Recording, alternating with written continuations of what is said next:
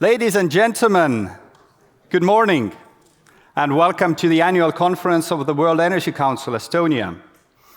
My name is Priit. I'm the Secretary General of the Estonian Committee. 2023 is a special year for us as it marks the 100th birthday of the World Energy Council, and we are super excited to have you all here with us to celebrate.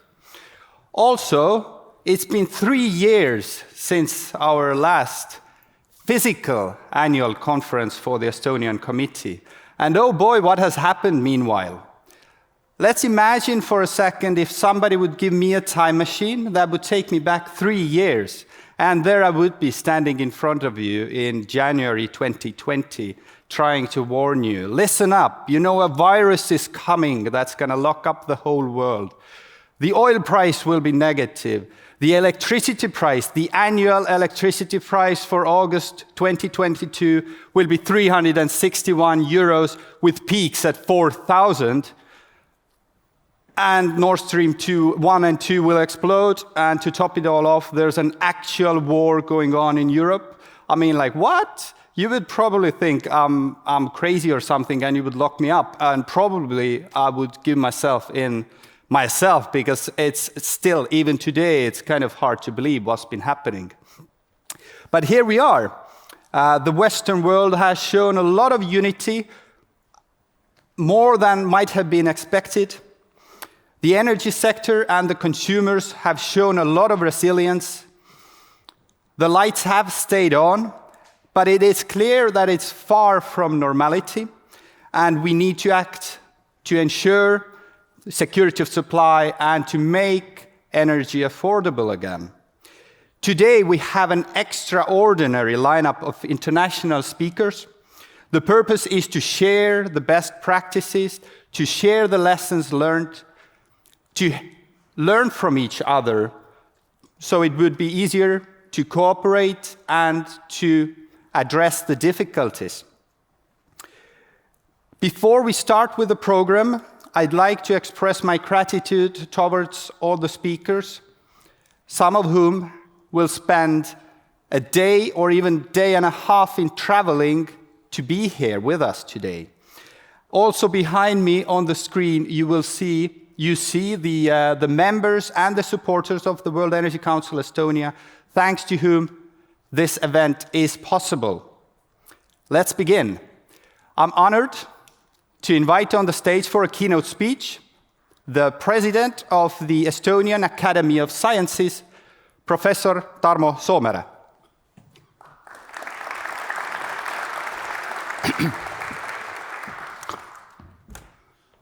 Honorable guests, ladies and gentlemen, as mentioned, it has been now 3 years from the previous annual physical meeting of the World Energy Council Estonia. But this doesn't mean that the disturbances that affected our lives, minds, and behavior and ruined also face-to-face meetings are gone now. Some call those disturbances crises, be it climate crisis, COVID pandemic, or Russian aggression in Ukraine that has massive ramifications, among other things, also on energy production, availability, security, and prices. They have already changed the world, and they are definitely not over. We have just learned how to live and how to cope with them. But the word crisis has different meanings. In medicine, it denotes also a turning point of the disease when a really important change takes place, indicating either recovery or death. Given the demonstrated ability of mankind to not only survive through tough times, but to recover from such times usually much stronger, I would interpret the crisis or the complexity of crisis, what we are facing today, as a turning point towards a future which hopefully is recovery. But this involves a message to people to become smarter, to arrange our life differently. Okay, many think that the Green Deal or green transition is like a magic wand which changes everything, like a dream medicine that does two things. First, cures everything what we have done wrong, and secondly, lets us to continue business as usual. And this perception does have a bit of truth in it. Namely, the ultimate source of the listed and all other similar crises in the future is basically simple. It's all of us, the human beings. The more generic reason is that nature of our planet is no more able to offer sufficient benefits to the mankind, be it comfortable environment, nice climate, or supply or the production of raw material, or food for our needs, or providing high quality and affordable energy supply, say, for example, Bitcoin mining, or removal and absorbing our waste. And remarkably, this happens under virtually unlimited energy inflow from sun. Okay, the diagnosis and cure in medicine can often be visualized based on anamnesis, or understanding what has happened in the past and what has brought us to the questions we are facing today. It might be really instructive to follow the attitude of mankind to the category of being sick. For millennia, only people had the real privilege of being sick. And much later, that privilege was expanded first to domestic animals and to our pets. And this was probably pretty much a projection of our own zone of convenience to those who supported this zone of convenience. Or perhaps because of being aware about many features of our fellow citizens. As Blaise Pascal wrote about 400 years ago, the more I see of mankind, the more I prefer my dog. A major shift to this attitude happened slightly more than 60 years ago when Rachel Carson depicted in her Silent Spring consequences of extreme pressure that has been exerted in agriculture to reach more lucrative harvest. And from this time, also nature could be sick. And this development was further expanded about 10 years later, in 1972, when the seminal book of The Limits of Growth was created by the Club of Rome. Remarkably, the Club of Rome was founded 4 years earlier, in 1968, at the Italian National Academy of Sciences, Accademia dei Lincei in Rome. The name of this academy comes from the perception of a lynx, which is a very big cat. In Italy, it's a symbol of alertness, observance, and being sharp-sighted. Okay, but from this time, the category of being sick was expanded to the entire Earth, even though it was still formulated in quite a limited version in terms of natural resources. The next step is a bit debatable in terms of it's debatable when and how exactly the concept of ecosystems entered this scene of being sick. Technically, it was coined as part of the Convention of Biological Diversity, which is one of the so-called Rio Conventions that derive from the 1992 Earth Summit. Okay, initially it happened as usual on the level of words or even buzzwords, but now it's pretty much clear that ecosystems could be sick as well. What does it mean being sick? We human beings usually feel when we are sick. And the first order indicator is the body temperature. And if we try to apply the same idea to the entire Earth, then if there were no greenhouse gases in the atmosphere, the average temperature of the Earth would be about minus 18 degrees Celsius. Currently, it is about plus 15. The difference is about 33 degrees. It's the age of Jesus, but it's also very close to our body temperature, 37. So an increase in this temperature of the Earth by 1 degree from the pre-industrial times is equivalent to a fever of 38 degrees of human body. So not many would feel perfect under this fever, and neither does the ecosystem of the Earth. Then it took more than 2 decades to recognize criteria that need to be met in order to, at least to be more or less sure that no part of the Earth ecosystem or no fraction of society is suffering from disproportional stress. And when I'm thinking about this 20 years timescale, and again, to my mind comes the quote of Blaise Pascal, who has written, "One half of the ills of life come because men are just unwilling to sit down quietly for 30 minutes to think through all the possible consequences of their acts." This kind of thinking was started in June 2012 at the United Nations Conference on Sustainable Development, so-called Rio+20. And then it took much more than 30 minutes. It took 3 years for the United Nations, together with 2 worldwide consortia of academies of sciences, to formulate the criteria of being healthy. And the result was 17 Sustainable Development Goals, adopted in 2015. And basically it was a universal call to action to end poverty, to protect the planet, and ensure that in the future people would enjoy peace and prosperity. And number 7 is very relevant today. It says affordable and clean energy.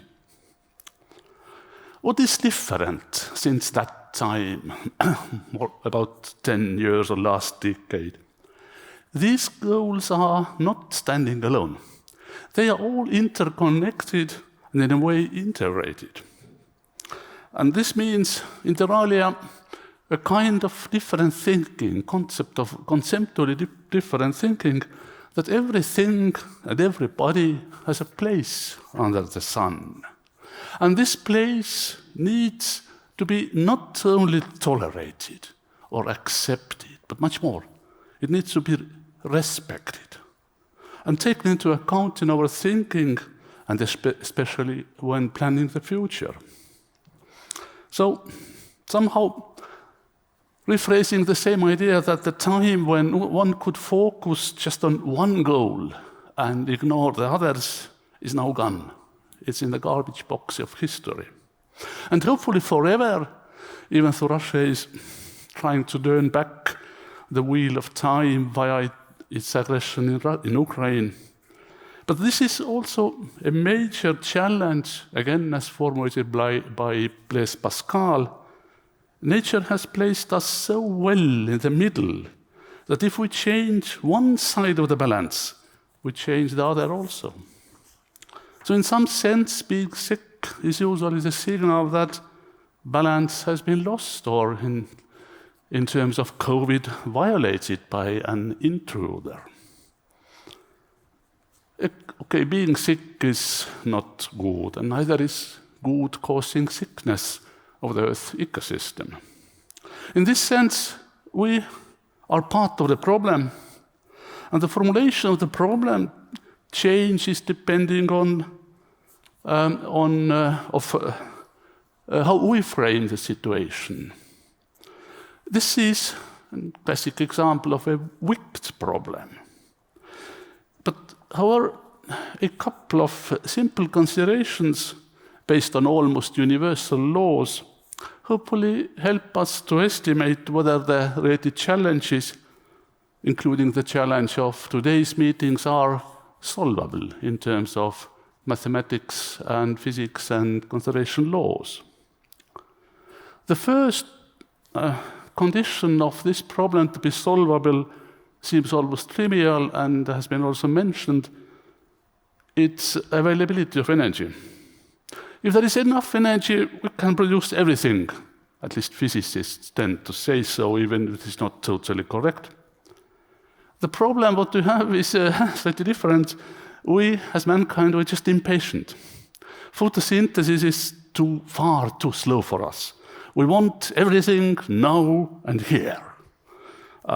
Okay, this wish definitely can be solved. We have enough flux of energy from the sun, but this solution could be costly. The other precondition is slightly more complicated.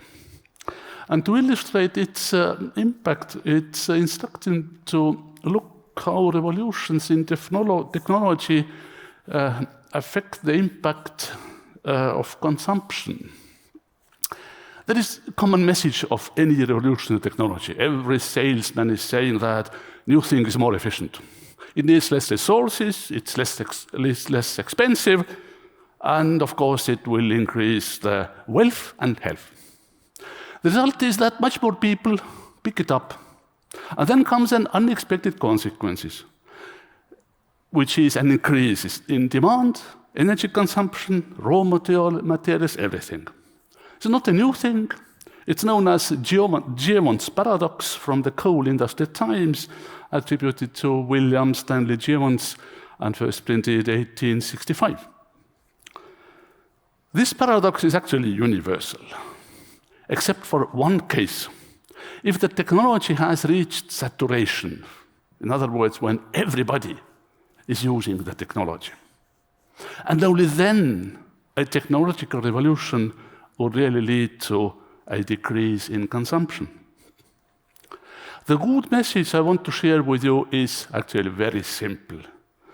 We have reached the situation of saturation very recently, during the last decade, perhaps even over the last 5 years, in some fields of technology, and this means that the Gievon's paradox is no more acting. For example, smartphones and be connected in terms of data exchange. This is already saturated. Every basically person on the earth has it. This is a fundamental turning point in history. One super universal law doesn't function anymore. Gievon's paradox doesn't work anymore. And now, any new and less resource-consuming technology in this field, in which we have saturated situation, has really potential of global reduction of consumption of energy and raw material.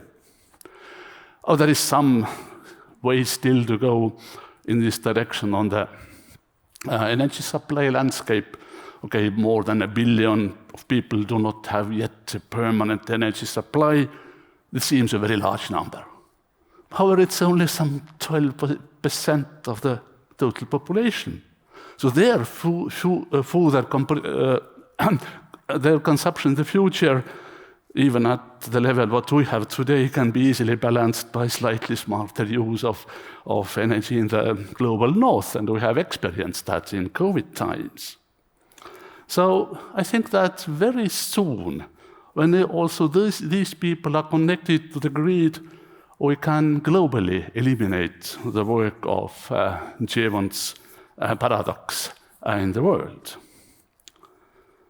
So, trying to finish up with some other newer classics, so much like the Clark's first law, but only half of it, when a distinguished but elderly scientist like me states that something is possible, he's almost certainly right.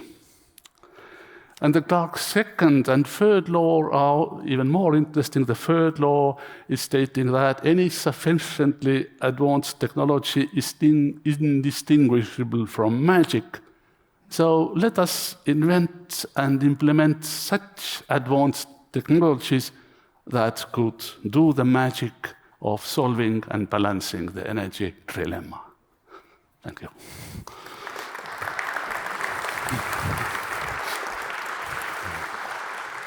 Thank you, Professor Tarmo Soomere, for the good news that the world is being saturated. Well, I'm glad to invite on the stage for the first presentation of the day the chair of the World Energy Council, Dr. Michael Howard, all the way from the United States. You have the floor. Thank you. Can I get the table? Oh, yes. Good morning and Happy New Year. I'm going to try that again. Good morning and Happy New Year. There we go. Let's see, I'm waiting on a table here so I can put my iPad on, but really appreciate being here. I had an opportunity a couple of days ago to have a tour of the city, and it's a beautiful, beautiful city. I appreciate, oh, there we go. Thank you very much. So I am, as he said, Mike Howard, and I'm the chair of the World Energy Council. I started as chair last October. Before that, I've been in the energy space for something like 43 years. I worked with an organization called EPRI. I don't know how many of you have heard of EPRI. It's a global organization focused on helping to accelerate the technologies related to cleaner energy and so on, headquartered in Palo Alto, California. I retired as the CEO about 2 years ago, right in the middle of COVID, which, by the way, if someone said that we would be in the position we are and we've gone through this so-called COVID transition, maybe, I would never have believed that it would take 3 years. And we're still not done with it. But I remember 3 years ago sitting there as the CEO of this almost a $500 million organization, and one of the board members said, you know, Mike, I think it's going to take us a year or so to get out of this. I'm thinking 3 weeks. There is no way I would have thought it would take 3 years. The wildest imagination, I would not have thought that. But here we are.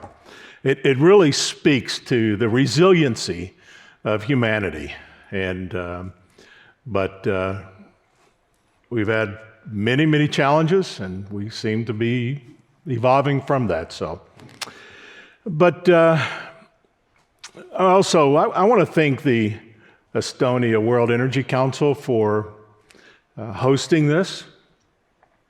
The World Energy Council is 100 years old.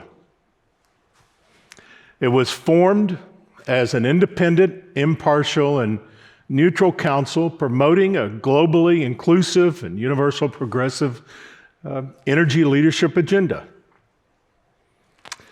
The World Energy Council takes a broad view of energy resources and helps to bring an awareness and understanding of how all forms of energy can be cleaner, more equitable, and affordable for everyone. We focus on understanding how energy technologies can benefit society and make it more valuable by ensuring it's more implementable and just for all humanity. When the World Energy Council thinks about energy, we like to think about in terms of people and planet, people's lives, people's economic well-being, people's future, the health and well-being of our planet. Unfortunately, access to energy has also been a catalyst for many conflicts. This is one of the reasons why the World Energy Council was formed 100 years ago, just right after World War I,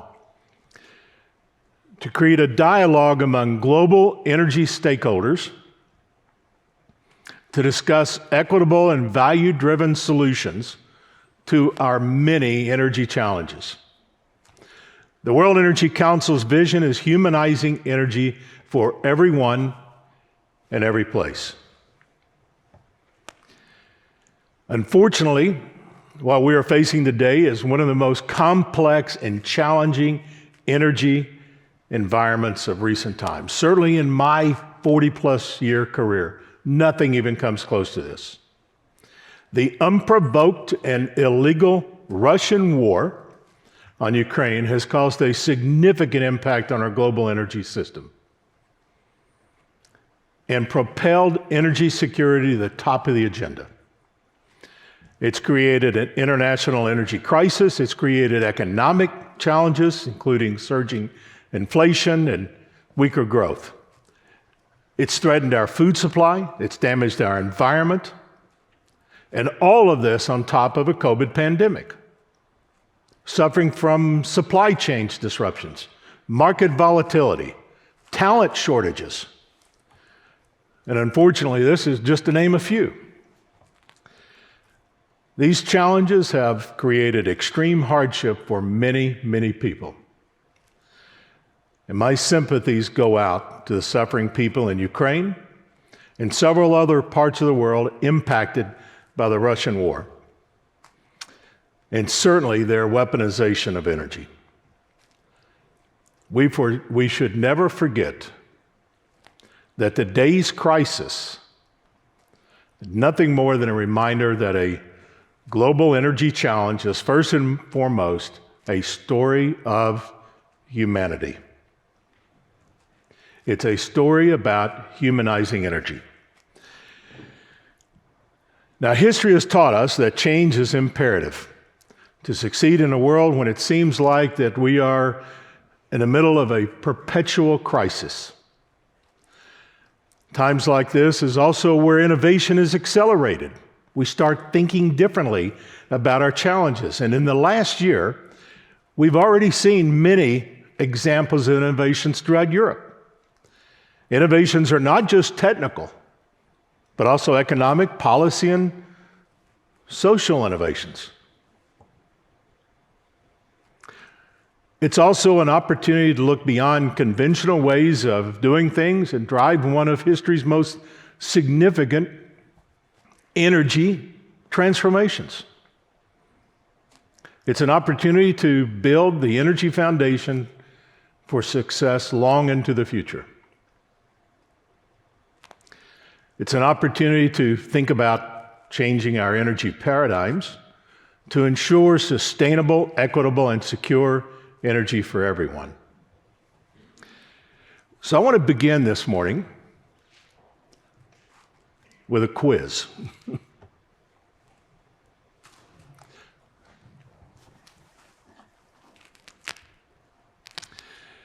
So anybody want to take a guess what those numbers are? Let's start with the top one.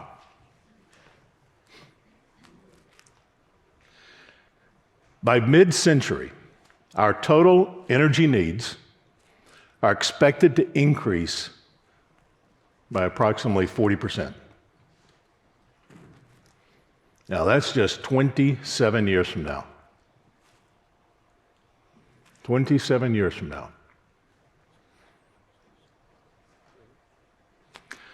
Globally, 17% of our energy is for electricity production. That's globally. What is it in developed countries? So if 17% globally is used for the production of electricity, our energy, what is it in developing countries? Developed countries, I'm sorry. Somewhere between 20 and 22%.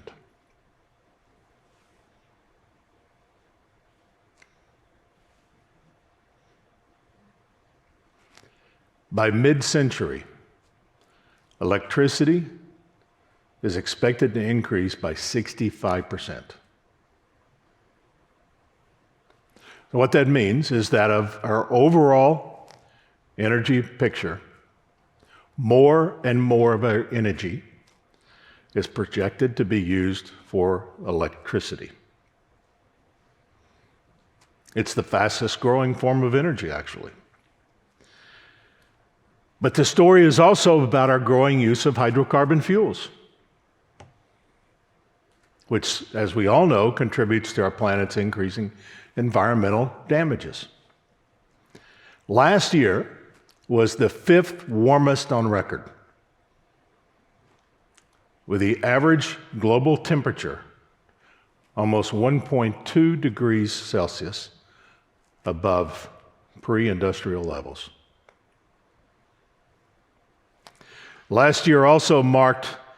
by 12 months of climate extremes, with Europe registering its hottest summer. Both the Arctic and Antarctic regions experienced all-time high temperatures during the year. Temperatures in Europe have risen by more than twice the global average over the past 30 years. Twice. Now, the increase is partially due to the continent's proximity to the Arctic, warming 4 times faster than the world average. At the rate we're going, many estimate that our planet will warm by 2 degrees C, not just 1.5, but 2, in the next 14 years. Unless we take drastic steps now. At 2 degrees C increase, this means the world will have emitted 36% more carbon dioxide than currently in the atmosphere today. 36% more. Our challenge does not only include an increase in energy demand and environmental sustainability, but also ensuring that all people have equitable and affordable access to clean energy. This combined challenge of increasing secure energy demand, providing cleaner energy resources, and ensuring equitable and affordable access to energy is our collective global energy challenge. At the World Energy Council, we like to describe our global energy challenge by using the energy trilemma. It also helps to illustrate some of the most significant technical and social factors that influence future energy scenarios. Here is the World Energy Trilemma.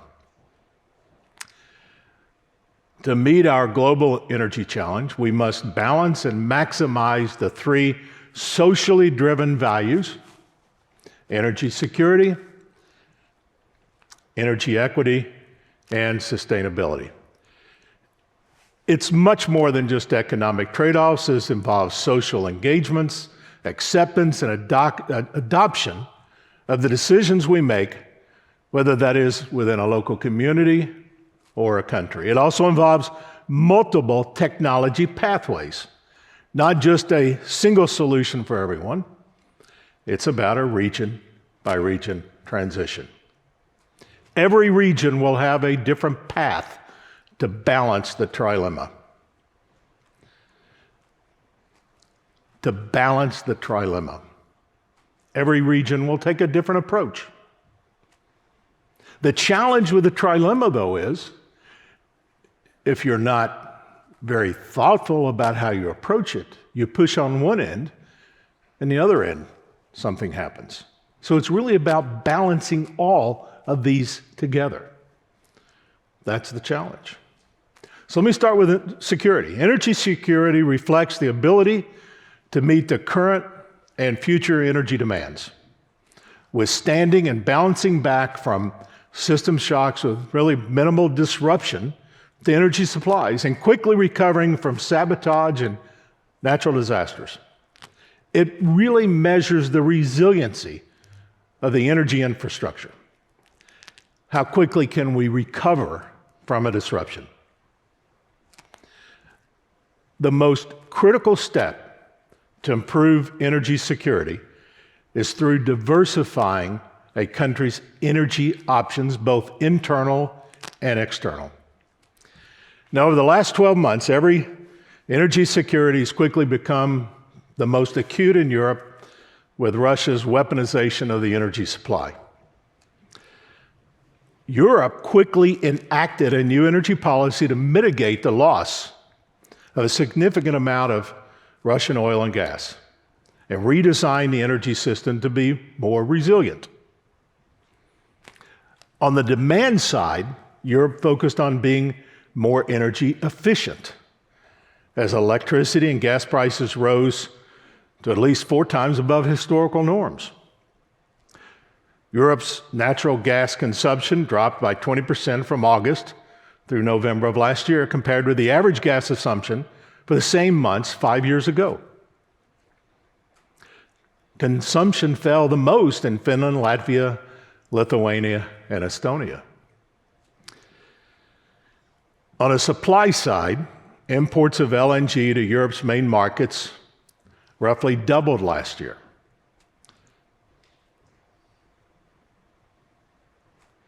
Germany was the biggest consumption of natural gas, importing from Russia. To help offset the Russian gas, Germany extended the life of its remaining nuclear plants and revived some coal plants.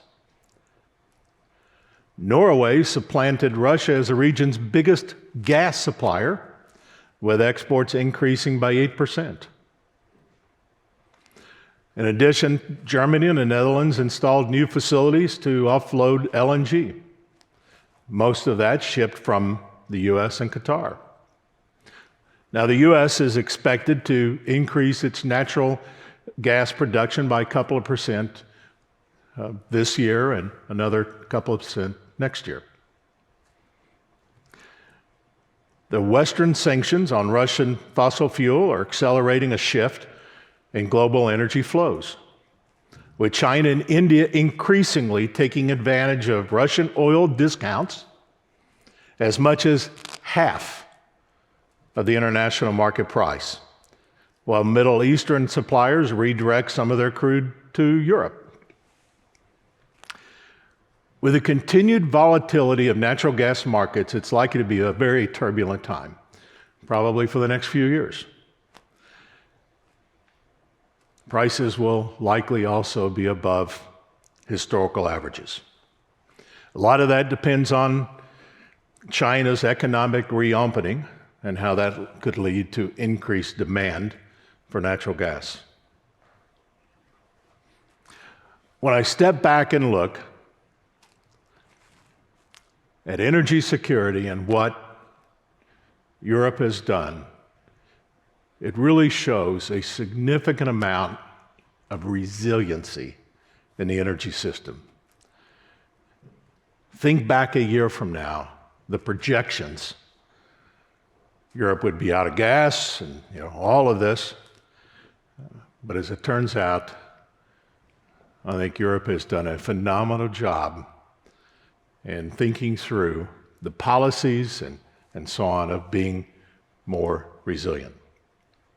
Now, sustainability focuses on the performance of a company's energy system to avoid environmental damages, mitigate climate change, reduce carbon dioxide emissions, and so on. In the last decade, the global average sustainability score has only slightly improved. It may even decrease as we look back on the results of 2022. This underscores the need to accelerate decarbonization, which is increasingly complicated by the ongoing affordability crisis, the energy disruption, and all associated climate change impacts. I expect that the global deployment of renewable energy resources will almost double in the next 5 years. Double in the next 5 years. Currently, clean energy resources include renewable energy plus nuclear power, which represents, globally, 17% of our total energy mix, with the balance being fossil fuels. Now, going forward, renewable energy will likely account for over 90% of global electricity capacity expansion, certainly over probably the next 5 years at least. European countries get about 22% of their total energy from renewables in 2020. Had planned to double that share to 40% by 2030, but in the wake of the war in Ukraine, the target was raised to 45%.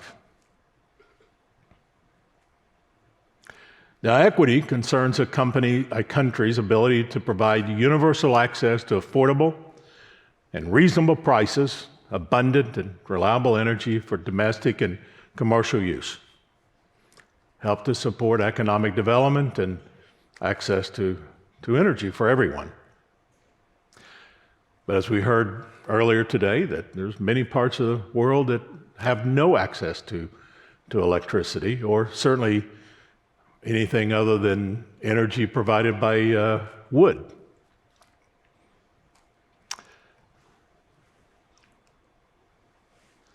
The IEA estimates that for the first time, since they've been keeping records something like 20 years now, the number of people without electricity is going up.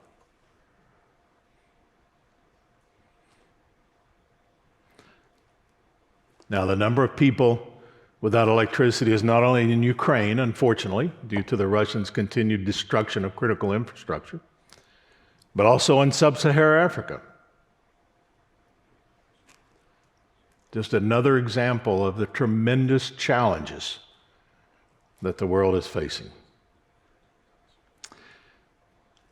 The World Energy Council compiles a tremendous amount of information, puts it together, and calculates the World Energy Trilemma Index.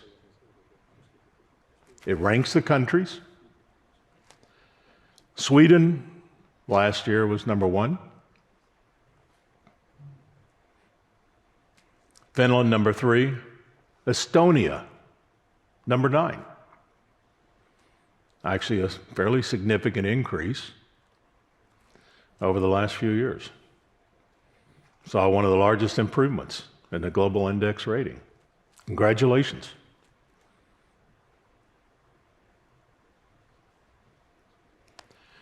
Long-term commitments and cooperation has enabled Estonia to steadily improve its energy security by diversifying its energy imports through interconnections with its neighboring companies.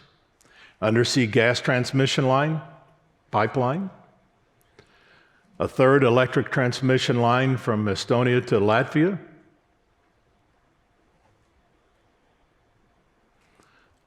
broader connections to your neighbors that share the same value as Estonia does is a clear path toward greater resiliency, security, diversity.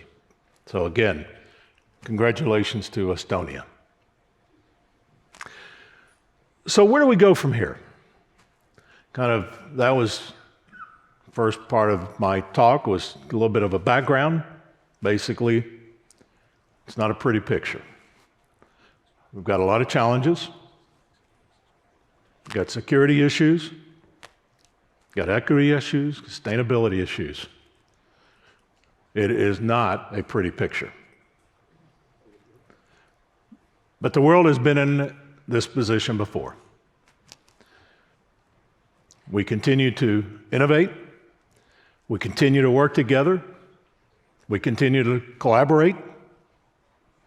Continue to develop a path forward for humanity.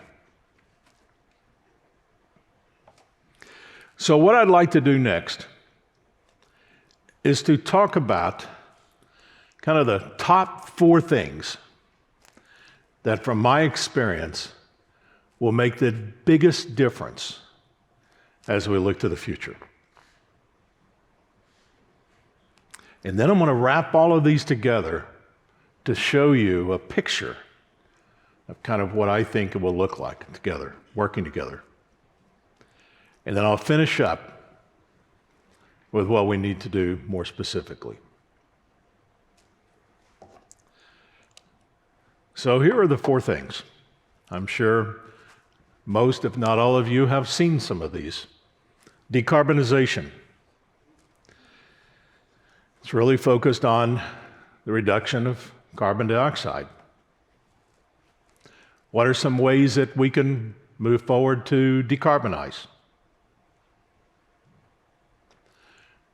The first step should always be focused on efficiency gains. So no matter what you do, first think about what we can do to be more efficient in our use of energy. Start with that first.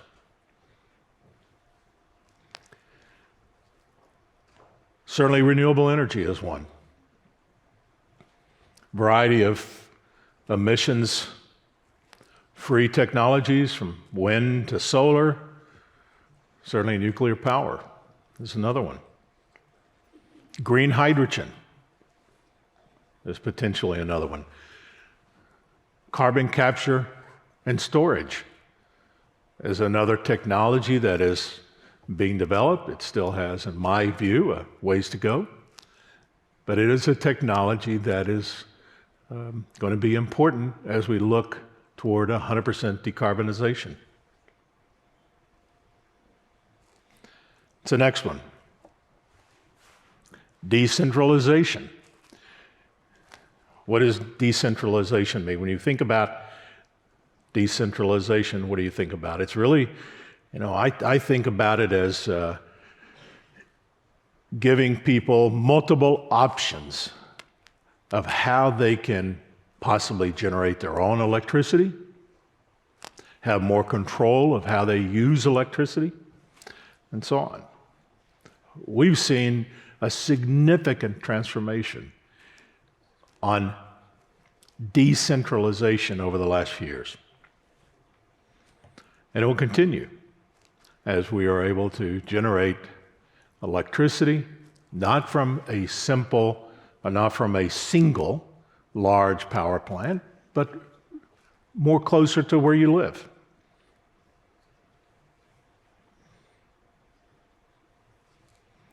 Energy storage plays a significant advantage and a very important technology when it comes to decentralization. Energy storage has made tremendous improvements over the last few years. You see that in the electric cars that we drive and so on. One of the statistics that I learned the other day is that the energy density in battery storage, electrochemical storage, is improving about 20% every 18 months. Now, what that means is that you can get more energy inside the same volume storage, 20% more about every 18 months. Digitization. Probably, of all of these, the one that has advanced the most, and we all take advantage of this one, is digitization. It's really been a step change. It helps to improve energy efficiency, process improvement, and interaction with customers, interaction with their use of energy across the board, from demand management to customers' interaction with energy. It has a significant change we've seen over the last many years. Diversification. Diversification is also risk mitigation. It's about diversifying our energy resources. It comes in many different ways. It's not just technology, it's also diversification of people. All of that together is critically important to ensure that we have more secured energy going forward.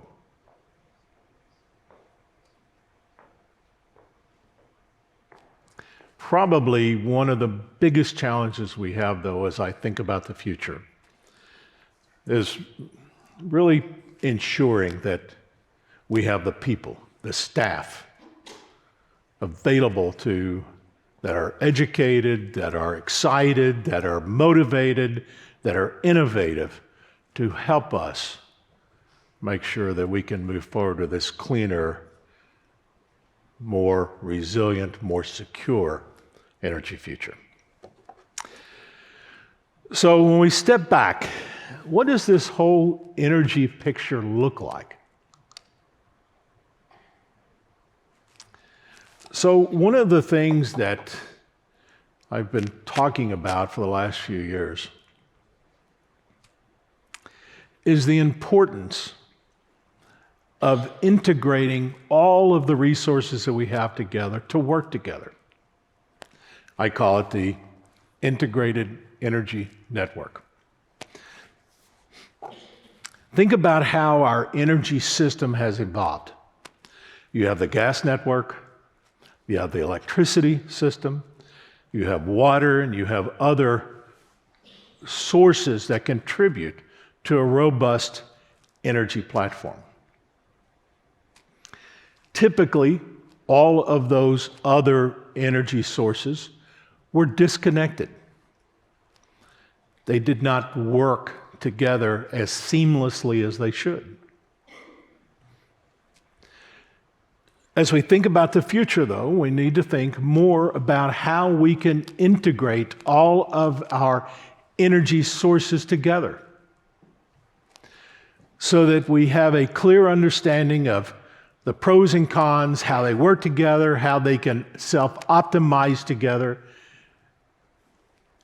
and deal with the flexibility that we have, certainly in terms of the increased use of renewable resources. No matter what you think about the future, we are going to have more renewable energy. I've said that already. Renewable energy is more variable. It requires a system that is more flexible. The only way to manage a system that is more variable, more flexible, and when you add on top of that more demand response, is a system that is much more integrated together, that is also supported by energy storage.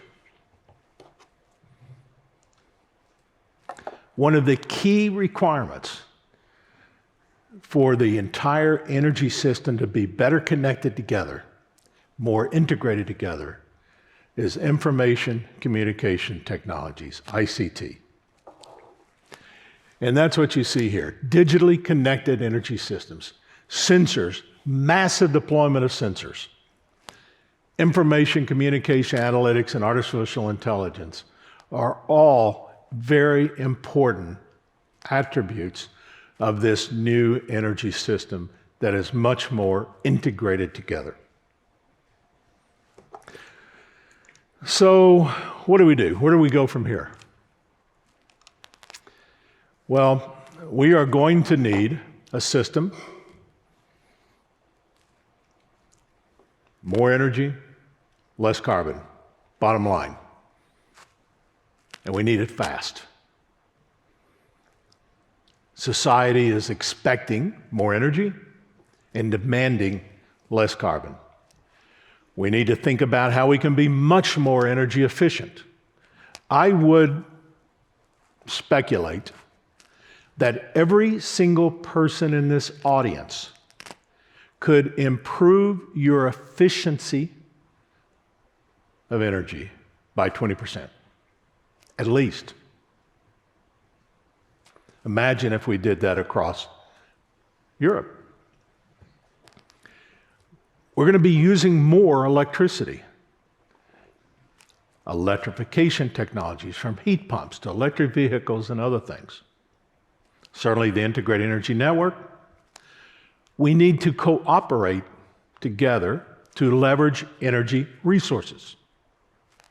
We're seeing that here in the Nordic and states.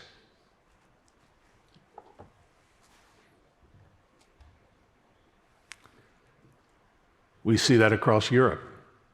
The more interconnection, the more integration of our energy resources, the more resilient and the more secure the system is.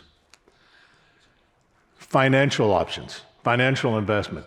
This transition is not going to be cheap. It's going to take a lot of capital deployed to ensure that we can meet this.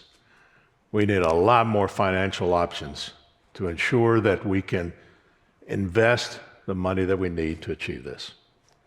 Requires transparency, leadership, and community engagement. No government can do it on itself.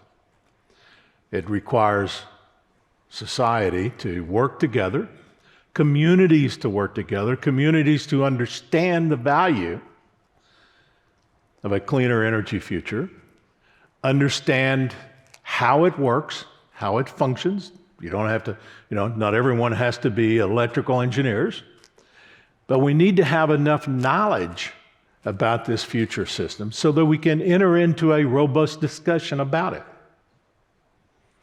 Community engagement is critically important. And then finally, innovative policies, legislation, and regulation. None of this can be done without thinking about new policies that will help advance a cleaner energy future.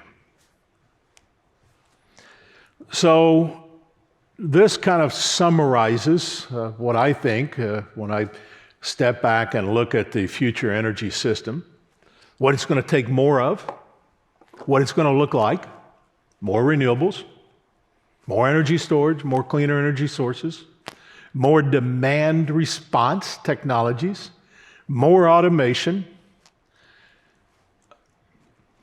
more understanding of our energy systems so that the energy system can learn from what we like, learn from our habits, and automatically adjust the system to our needs.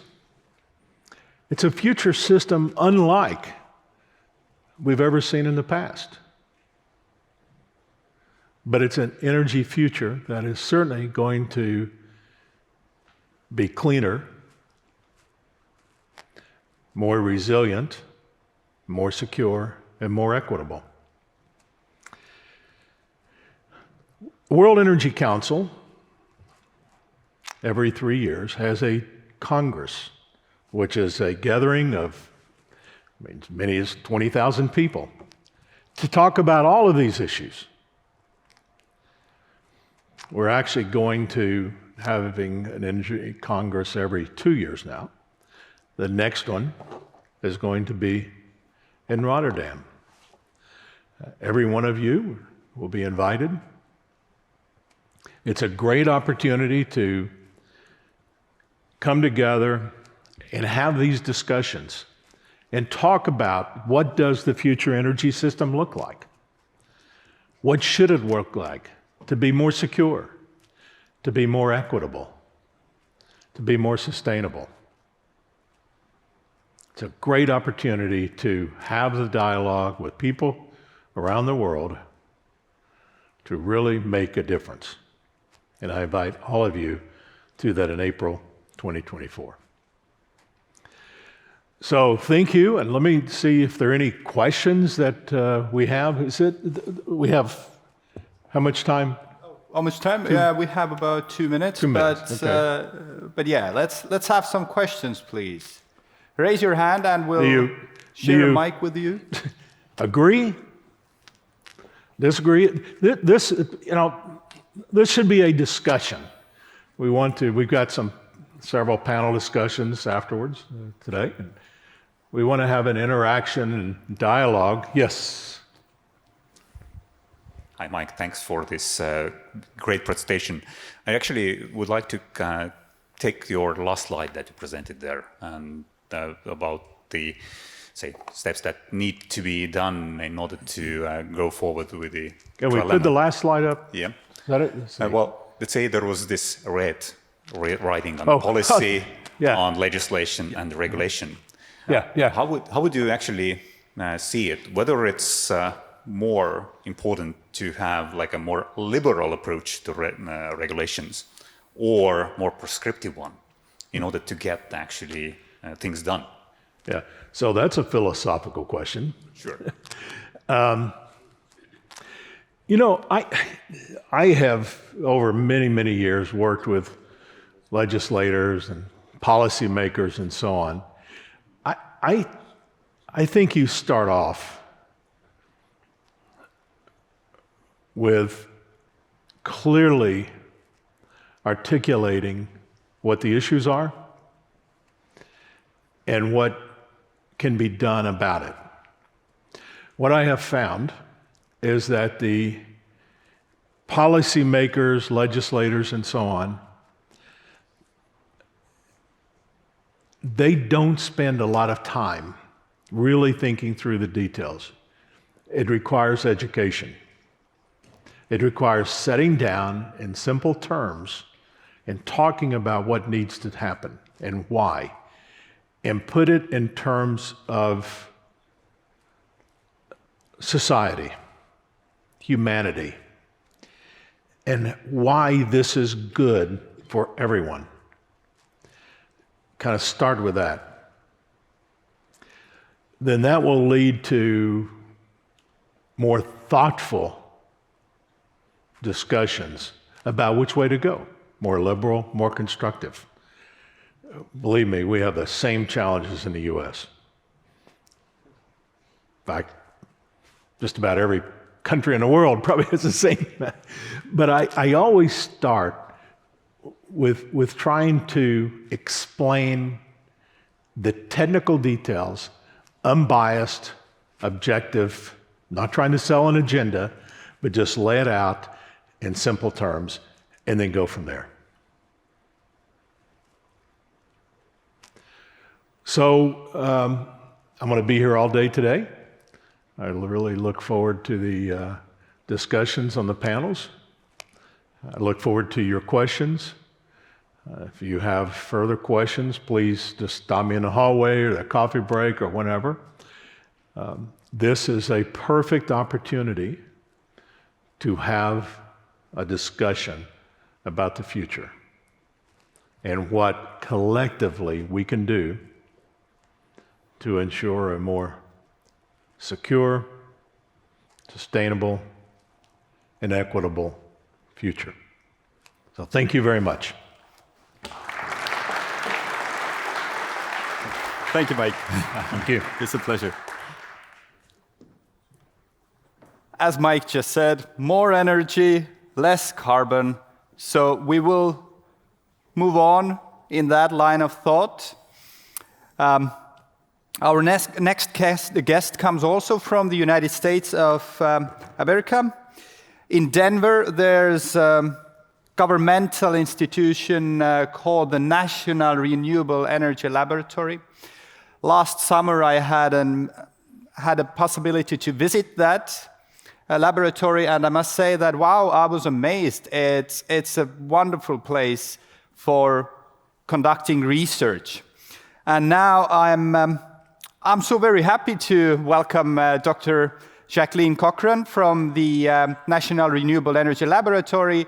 She's the director of Grid Planning and the Analysis Center. Jaquelin, you have the floor. Thank you. Thank you. Is this working? Sounds good. I am truly honored to be invited to this meeting, and thank you so much, and thank you, Priit, for all you've done. As Dr. Howard just described, our power systems are changing. Cities and countries around the world are adopting zero carbon goals, and technologies such as electric vehicles and demand response and rooftop solar could fundamentally alter our interactions with the grid. The impact of weather is greater. Power system planners have long been concerned about the weather, and of course with wind and solar, the impact of weather on the grid has become even more complex. But now power system planners must contend with how do we maintain reliability in the face of new extreme events like cold waves and heat waves that we've been seeing.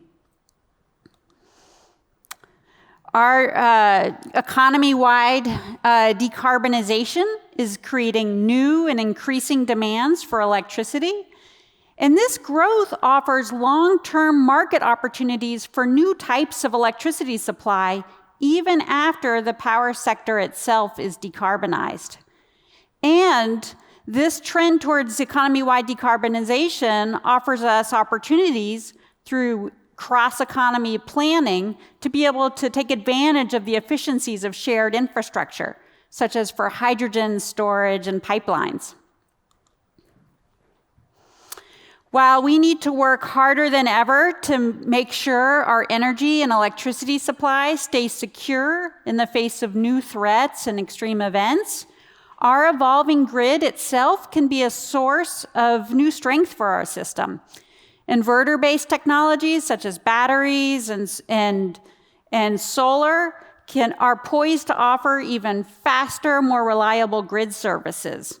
And diversity in types and locations of new supply on our grid, whether it's on our rooftops or in a microgrid or in larger interconnected grids, can deliver new sources of strength to our system. And as Dr. Howard described, as these new technologies can be integrated and operate together to deliver improved efficiencies and improved customer outcomes. And these technologies are changing expectations among customers. Rooftop solar, energy storage, smart thermostats, all of these allow the customer to have more ownership and control in local sources of energy. And industrial and commercial customers are responding to increased investor interest in ESG goals. We also need to make sure, as the Trilemma described, that as these changes occur, they remain equitable so that all types of communities, all communities can share in the benefits of a decarbonized and modern grid. At the National Renewable Energy Laboratory, NREL, our research helps decision makers, regulators, and power system planners and operators adapt to these changes. Our tools and our expertise is designed to help understand what are these coming challenges that we're experiencing and how can we seize opportunities to reduce costs and increase energy security. And always while keeping people at the center of the equation. At NREL, we have had more than a decade of visionary grid integration and renewable energy analyses, and I'm going to focus on the one in the lower right, LA 100. This is the Los Angeles 100% renewable energy study. And first, a little context. This is the Western US with the city of Los Angeles in the map inset, and this is the funny-shaped white space. That's the city of Los Angeles within the larger LA region. LA is served by a municipal utility. The utility is over 100 years old. It's our country's largest, and it serves more than 4 million residents. LADWP has fantastic transmission already on the system, which is great because that allows the utility to be able to capture the winds from the Northwest and the Rocky Mountains, where I live, as well as solar from the Southwest and nuclear energy from Arizona. And while LA is electrically connected to the rest of the West, it's not part of the market in California. It is designed, LADWP, in its day-to-day planning and operations, treats it more like an island so that it can ensure that at all times it can supply LA with electricity no matter what else is happening on the grid in the West. This is important for a study about 100% renewable electricity because what LADWP is trying to do is to maintain 100% renewable energy supply at all times of the year and stay prepared with renewable energy for when things go wrong. So as we're thinking about how places can decarbonize their power sector, LA 100 helps answer questions that you might have about how a city or a utility or a country could transition to 100% renewable electricity. So for example, as customers adopt electric vehicles and as our climate gets hotter, how might this change demand for electricity? And how does a utility supply this demand with renewable energy? And how much might customers self-supply their demand for electricity with their own distributed energy resources? How does a utility maintain reliability in the face of threats like wildfire risks? And then what does this mean for jobs, the economy, air quality, public health, and environmental justice. And of course, how much might all of this cost? The LA100 study uses scenarios to help answer these questions. Each scenario represents a type of pathway, a future energy system and a pathway to get there. The pathways, the scenarios all have the same goal, 100% renewable energy, but they vary in terms of how they get there. And the scenarios are not predictions, and they're not even specific choices for the city to make, I want scenario A, B, or C.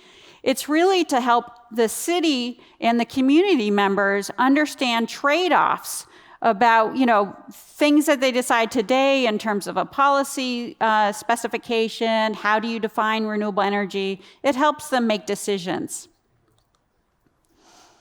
One of the ways the scenarios vary is in terms of on the customer side. How much might customers adopt electric vehicles or electrify their appliances, like for heating and cooking? How efficient are their purchases in terms of energy efficiency?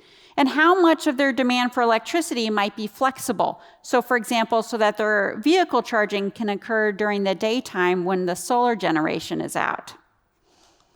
Our scenarios also vary on the supply side. How quickly do we meet the target? What does it mean to be renewable? How are we defining that? And how easy or not is it to build new infrastructure? So for example, on the upper left, SB 100, the distinguishing feature of this scenario is that it actually allows natural gas to stay on the system. And that can serve up to 10% of generation. A distinguishing feature of early and no biofuels on the upper right is that it achieves the target 10 years earlier in 2035, unlike 2045 with the rest. And the bottom two are focused on how easy or not is it to build transmission, and those don't allow nuclear generation. These represent, to some extent, the perspectives of the community members because they have different ideas of what should matter. And so using the scenarios can help us sort of think through, okay, if we don't allow nuclear, what does that mean? If we want to achieve the target 10 years earlier, what does that mean? This was a very elaborate modeling exercise in addition to very elaborate community engagement. Each box on this chart represents a different modeling and analysis team, starting in the upper left with a bottom-up residential and commercial building modeling to understand how demand might change at a very granular level over the course of now to 2045, all the way to the lower right on economy and jobs impacts. The reason why I'm sharing this chart is to help remind us and underscore how interrelated all these sectors are becoming and how this is complicating energy and electricity planning because of electrification. So let's look now at how all of these parts can fit together, all the different modeling teams. This is the city of Los Angeles, and we're going to look at demand for electricity on an August day in 2045. The height of each bar represents demand for electricity at a given time and place, and we can look at the different end uses. So here's just for electric vehicle charging. We know in 2045 there'll be a lot of cars on the road. When and where do they need to charge in order to meet their transportation needs? And then we can layer on top of this, okay, when does cooking occur? When do we need to turn on the air conditioning based on the temperature outside, and so forth? And we get a much clearer example of trends in the demand. We can then look at the customers at the rooftop of each of these premises and say, okay, based on the shading and orientation of the rooftop, how much solar might they be able to install and how much would be economic to install? And then what does this do to the distribution grid? Where do we need infrastructure improvements? How much of this demand might be flexible? And then, of course, how does the utility then supply all these different locations at these times with renewable energy? So that's a snapshot. Let's look at some of the larger trends annually that we get in these results. First, I'll start on the customer side, some of the trends we see in terms of demand and rooftop solar. Then I will turn to the supply side, the utility, how does it maintain balance? What is the investment needs? Then we'll look at some of the environmental and public health implications and conclude with some the jobs. So first, the demand for electricity. This is showing us peak demand starting on the left, 2015, 2020, all the way to 2045 on the right. And what we see, so this is the peak, whichever year it is the peak day. And what we see is that the residential and commercial building loads represented in the yellow and green colors, that peak contribution to peak demand stays pretty flat between now and 2045. So even though we are having a lot of electrification, we are offsetting that electrification in terms of peak demand with improvements to energy efficiency. Where we see the real contribution to peak demand growth is in the transportation sector, represented in blue. Another point to make on this slide is the timing of when we have peak demand. So in all of these cases, the peak demand is still going to occur on that hot summer day when people are really using their air conditioning. But the time of day varies. So today it's mid-afternoon, but in the future we see it depends strongly on where we assume electric vehicle chargers are going to be located. So in a scenario that assumes that we have a lot of workplace chargers, that would allow folks to charge their cars at work to meet some of their transportation needs, and that shifts the demand earlier in the afternoon to 2 p.m. Whereas this one scenario we have assumes almost only residential charging, that scenario sees a peak demand in 7 p.m. And that has real implications because 2 p.m. is easier to serve with solar generation, which in Southern California is a wonderful and lower cost resource. On the customer, like rooftop solar side, we see that it would be economic for almost all customers to serve some of their own, based on their electricity bills in terms of rate projections, projected cost decreases in rooftop solar, that it would be economic for them to adopt some rooftop solar. Now, we don't assume everybody will do that, but we still looked at cases where it goes from about 6% of single-family homes today to 22 to 38% of homes in the future. And this is really significant for the utilities planning because that's a lot of solar generation that comes on in the city midday, and it's important for them to plan for. So let's turn now to how does the utility serve all this with 100% renewables? And no matter which scenario, we found that wind and solar provided 69 to 87% of future electricity demand. That means for Los Angeles, almost all roads to 90% renewable electricity are wind and solar. They all look very similar. Where the pathways diverge is going from 90 to 100% renewable electricity. And this last 10% is what is needed to keep reliability during periods of very low wind and solar, extremely high demand, and unplanned events like transmission outages, or maybe even a weather event that we haven't experienced yet. So meeting the last 10%, here is a chart of what gets built. So this is capacity on the system today on the left, versus 2045 in the right 4. So this is not what's generated, but just what is built on the system. And each color represents a different fuel type of generation. So purples are natural gas, black is coal, pinks are different types of storage, yellows are different types of solar, blue is wind, and the bottom is reddish nuclear. So when we look today, we have a lot of natural gas and coal capacity on the system, but when we look in the future, it's no matter which scenario, it's mostly wind and solar and storage. That gets us farther, as I said, up to close to 90% renewable energy. And then in this, like where they differ is how are they serving those times of the year where it's really difficult to serve with just wind and solar and batteries. And so this SB100 scenario, in addition to having natural gas, this also assumes a market supply of renewable fuel is available, which today could be biofuels from dairy farms in California, but in the future could be anything renewable derived. So like hydrogen, green hydrogen, ammonia that's from hydrogen and so forth. That doesn't matter as much of which type of fuel, as long as we have like a combustion turbine or a fuel cell or something where we can store the fuel and then turn it on and stay on for several days. That's the distinguishing characteristic that we're looking for. In this scenario that doesn't allow biofuels, and that target is 10 years earlier, which is in fact what the city adopted after our study was completed. They need to build their own hydrogen infrastructure in order to get started today.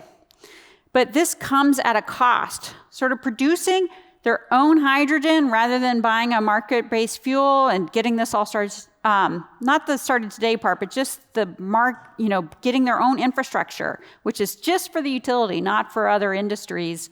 That adds 20% to cumulative costs. So that's that last 10%. How are we maintaining balance? We're going to start with a good day. This is a June day. It's sunny. This is a week of generation. So far I've been showing you what gets built. This is actually what is getting generated. How are we meeting demand at a given time with renewable supply? The city, of course, is on the left here, and the size of the circle and the colors, same colors as on the last slide, it represents what types of generation are connected to that node in the city. So we can see as we're starting off, we've got a lot of solar generation on the city.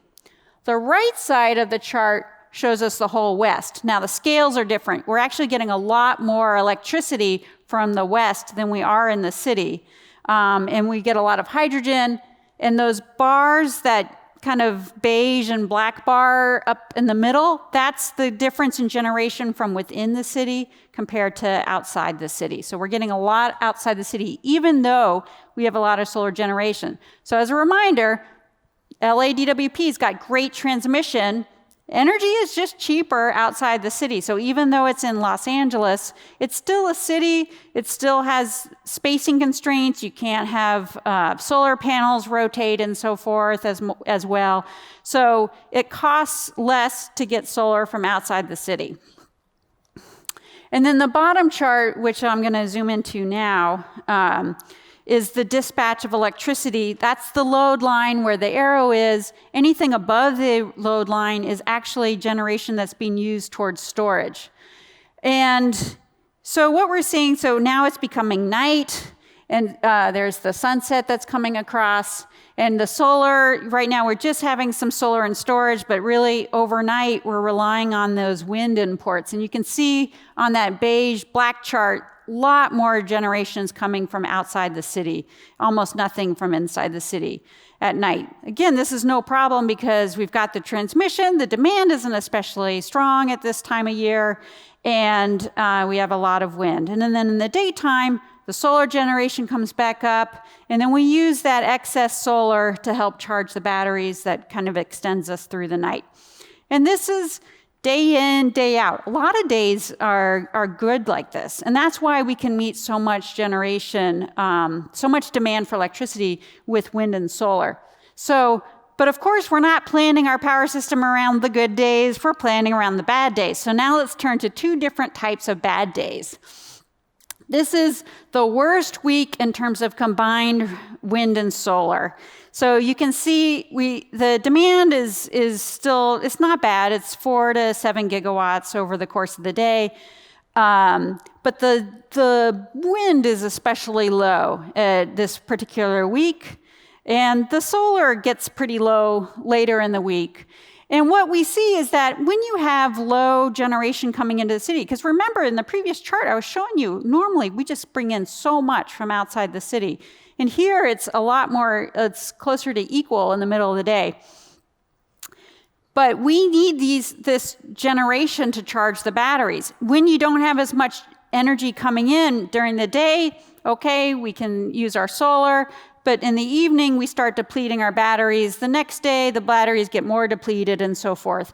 And that's why it's really hard for the utility to plan around 100% renewable electricity at all times, is because you're planning for that fifth day, right, of bad weather, and it's just getting lower and lower in your battery charge, and you need something else. And in this case, we're using the hydrogen. So you can see the big green circles, that's the hydrogen. I forgot to say this is the scenario without biofuels and hits the target early. But here, because the wind is low, we're putting on 2 hydrogen combustion turbines. These are located in the city where today LADWP has natural gas. They can convert these plants to more like peaker plants where you can turn them on and have your storage of hydrogen.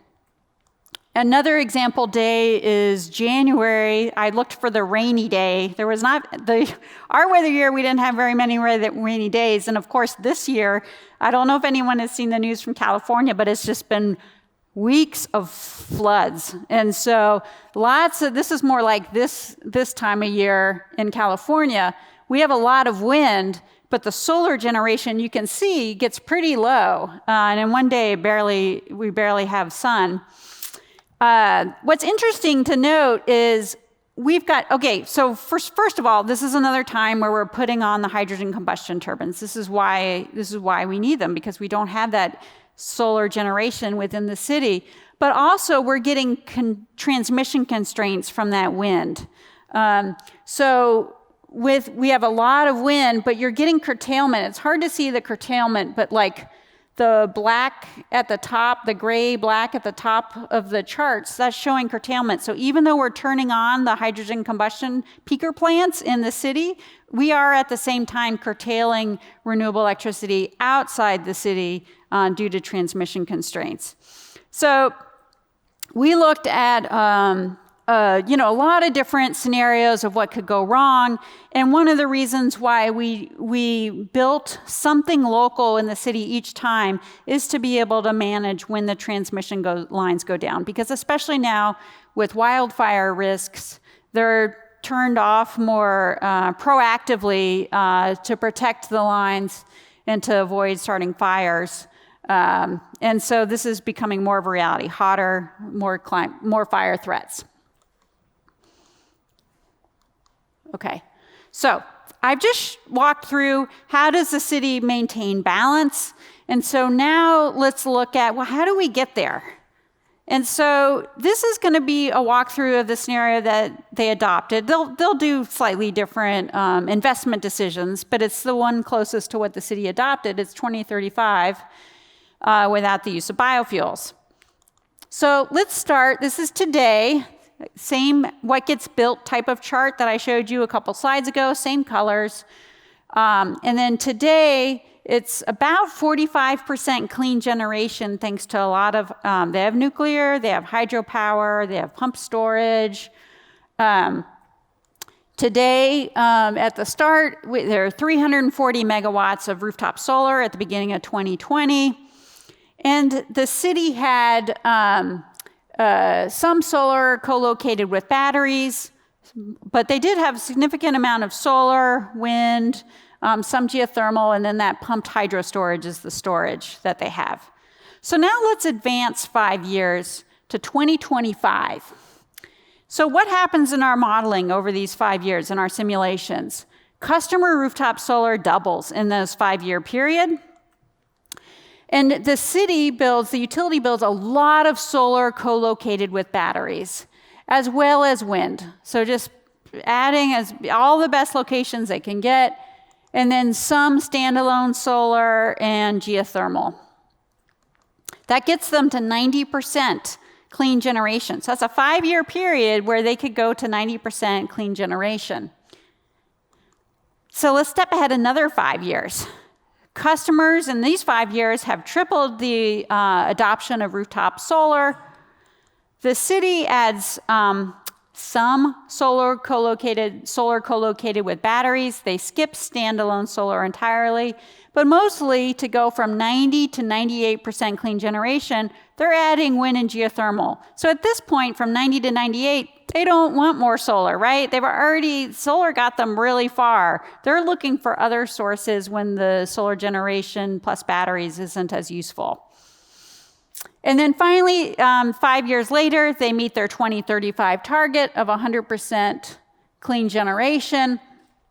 And the big difference with these 5 years is that they have retired their natural gas and they've developed hydrogen combustion turbines instead. So just going from 98 to 100%.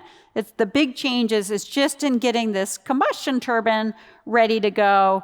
And that's to meet that last 2%, but also importantly to meet all the other things that might go wrong because they need to be ready for no matter what kind of contingency.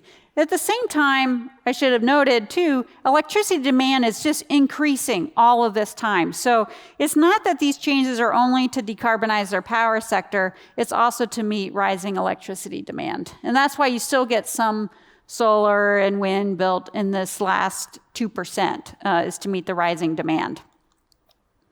So identifying alternative options for firm in basin, meaning in the city capacity, represents the largest opportunity to save costs. If you can avoid building those big combustion turbines in the city, the peaker plants, that could be, or reduce the cost of them, that helps save money.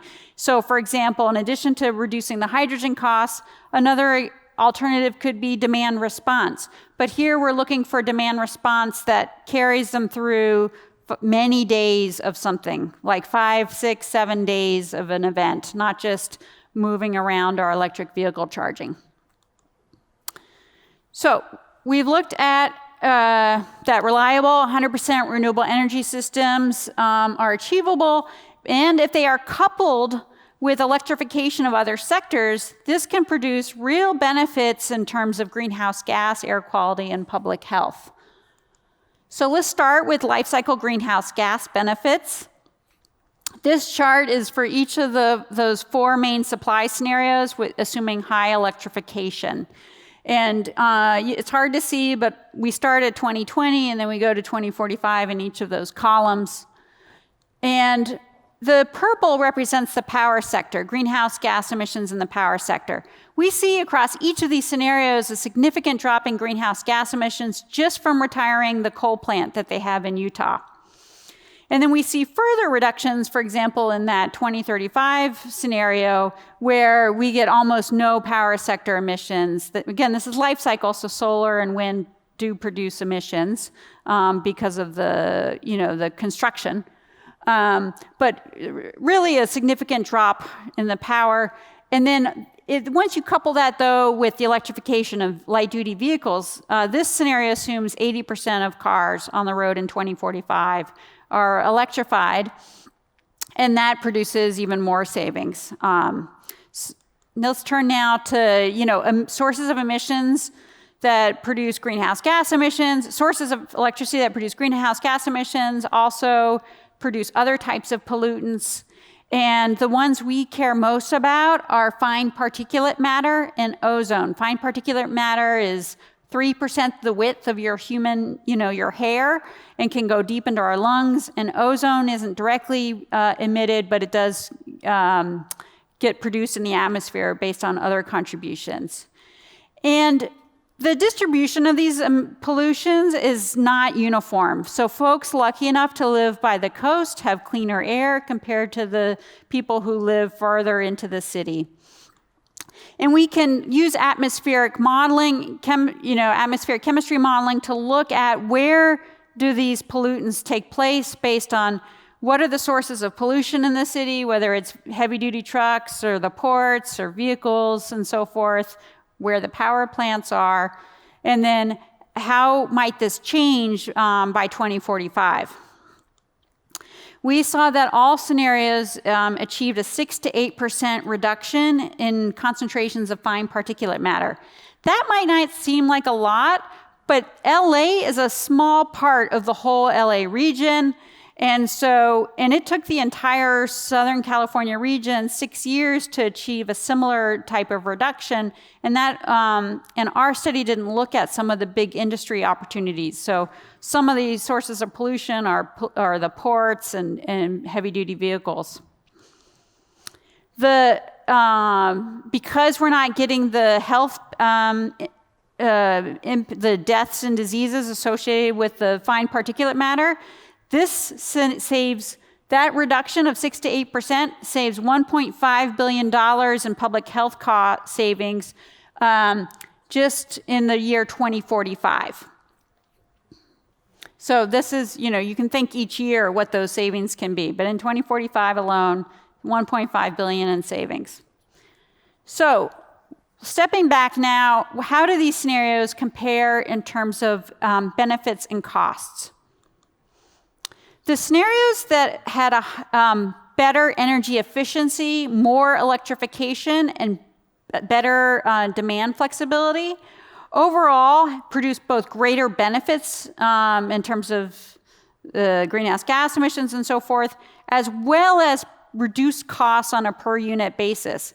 And the reduced costs, when the utility did its rate impact analysis of the study, when you have so much new kilowatt hour demand, that helps spread the cost of all this new supply over more kilowatt hours.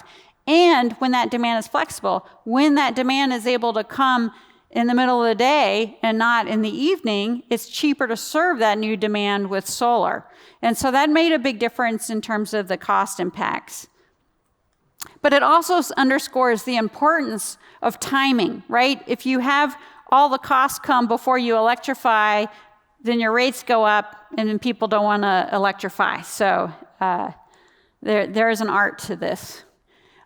We also looked at that scenario that achieved the target 10 years earlier compared to the others. That accelerating the target date increased both the costs and benefits of the transition. So as I described, the costs go up. You're buying solar, you have to buy your solar and wind today, tomorrow, the next day, when the costs are higher than they would be in 2040, for example.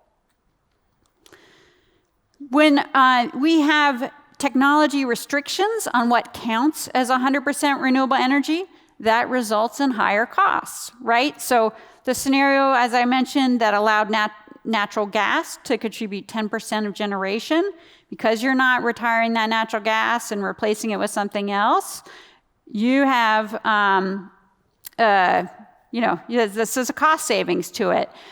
There are reasons why many in the community, and this kind of goes back to Dr. Howard's points about stakeholder engagement, many stakeholders do not trust the gas industry. In LA, there is a big gas leakage. And so it is really important to many people that even though there aren't that many health benefits from reducing natural gas, it's still really important for other reasons.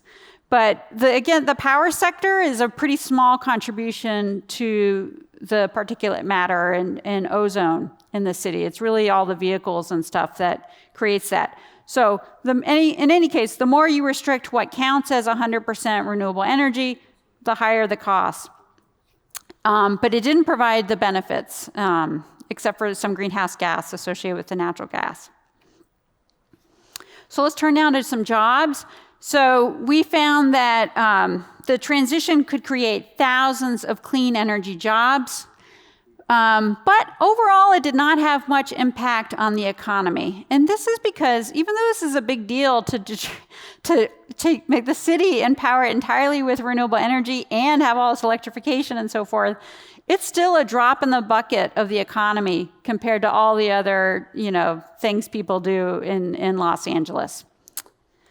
And then we also looked at some of the equity implications of, for example, where the air pollution benefits came, who benefited. We found a pretty widespread type of benefit, pretty widespread potential adoption of rooftop solar and so forth. But really to actually get equitable change in terms of participation in the community dialogues and in terms of the outcomes, it requires this to be integrated into the design of policies more deliberately. So in conclusion, LA can get started, and honestly, many cities could get started today with options, no regret options that significantly reduce greenhouse gas emissions in this decade. And for more results, we have a lot of material on our website, la100.org. So that's it. Sorry. Question?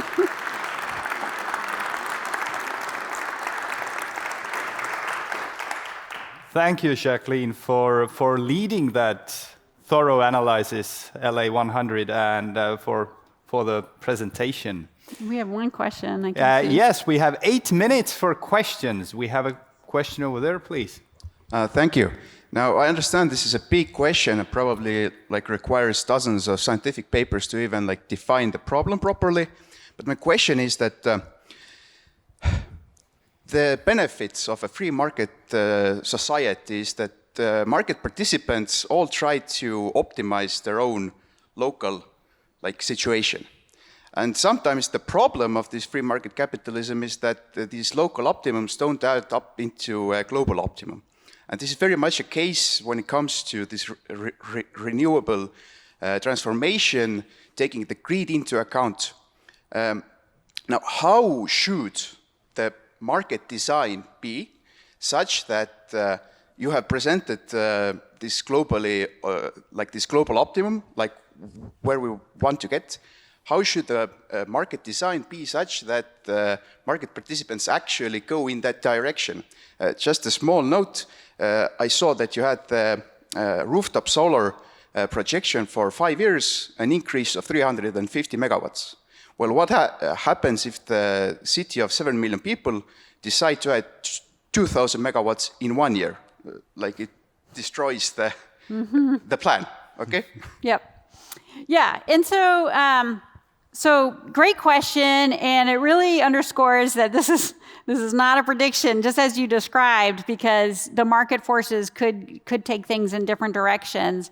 But what this allows the city to understand is, okay, if we have a lot of customer solar that unexpectedly comes on, that means they're not going to want to procure as much solar from out of the city. They may need to change. I mean, they'd have to redo the analysis to see what the optimums are. But I would say their big concerns include on the market, that sort of customer market side, how are people going to adopt all the electrification? Because that was so important to the rates, is they were like, what if they don't electrify, right? Then we're doing all this stuff and we're not able to share the rates, and we've already described what the rate impacts of these potentials are, but it's easy for LA to change their supply. That's just the one utility making decisions. It's much harder to incentivize all the customers around, all the residents in the cities to adopt some of these changes. And so they've got programs, utility programs. The city has targets and policies to support change. Where do you put the electric vehicle chargers in neighborhoods where people don't live in single family housing? So there's a lot they can do to kind of help create the right conditions for change, but it's still, this is just kind of giving them a sense of the possibility, and then they're going to have to work at it on the implementation. Thank you. Now, another question over there.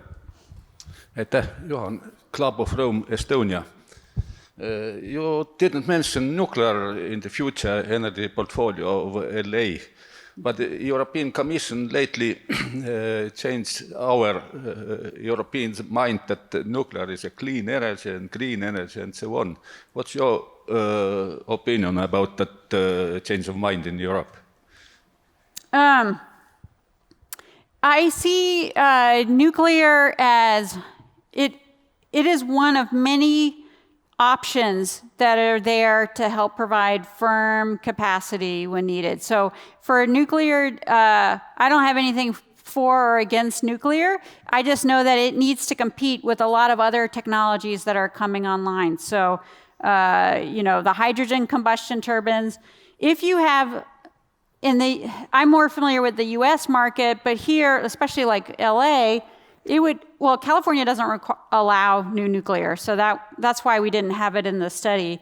But, you get, as I was saying, you can get so far with just wind and solar that there's not a lot of space for nuclear to have high capacity factors, except for the fact, and this is what I was trying to reference at the beginning of my talk, you've got all this long-term market opportunity for new technologies even after some place like LA gets to 100% renewable electricity. Because we're going to still have another decade or more of electrifying industry, transportation, and so forth. So even if something like nuclear is not competitive in the next 5 or 10, 15 years, there's still a possibility for it in the long term. Now, whether it will be competitive or not depends on supply chain, fuel supply chain security, all kinds of issues. And, it's going to be up against other technologies that will be coming online as well. Thank you. Do we have another question from the audience? Yes, please. Oh, thank you very much. I'm Raimond Kaljulaid from the Estonian Parliament. I wanted to ask you, the study was great, and I'd love to come to LA to personally, especially this time of year, to see that in person. But how does that, the results of the study, and how were they accepted by the political decision makers in California? Because here in Estonia we tend to have this problem that whatever the data says, there's still people that say, "Nah, just don't believe that," and I know better. So how's it like the reception? Thanks. Well, I would say so. We had a lot of community meetings throughout the study. They helped shape the scenarios. For example, when they once asked us a question like, "Oh, how are you accounting for climate change?" And we were like, "Well, we're just using the same weather." And they're like, "Oh my God, this is not," so we had to go back and add hotter climates to all our demand projections and so forth. They helped define the scenarios. They had a lot of arguments, right? There is not a single, common opinion. I would say in general, a lot of people wanted decarbonization, but they disagreed on, do we go to 90 or do we go to 100? Do we do this? We had some residents who met with me and were like, I don't want the clean energy transition to be at the expense of having this hydrogen combustion turbine in my neighborhood, because everybody else gets clean generation except me, and I get the NOx pollution. And so people have really strong feelings about this. We had so many community meetings that people were pretty familiar with the study by the time it finished. It also took us a while. And the mayor came out the next month or 2 weeks later and announced the target and cited the study as part of his 100% by 2035 plan. And the city council, which is the group who initiated the study, they also adopted this 100% target. So the utility is just going forward right now with all the hydrogen development and solar and wind and so forth. So this is definitely because we were doing this as part of the community, it helped that we just got results right away. Everybody's not going to agree. You had a lot of skeptics on rooftop solar and so forth, but that's okay. It was a good dialogue. Thank you. Well, I have a question myself as well. I know that the Lithuanian government has ordered a similar study from NREL and from you. We do cooperate a lot in the Baltic states, but at the same time, we do compete for foreign investments. So how worried should we be in Estonia? Well, I'm looking forward to the Lithuania 100, as it's called, at least as of now. And we'll see. I mean, obviously, they have different supply issues, but I'm hoping it will provide some findings that would be equally insightful for Estonia to adopt. Wonderful. Thank you. Could we get a round of applause for Jaquelin, please? Thank you.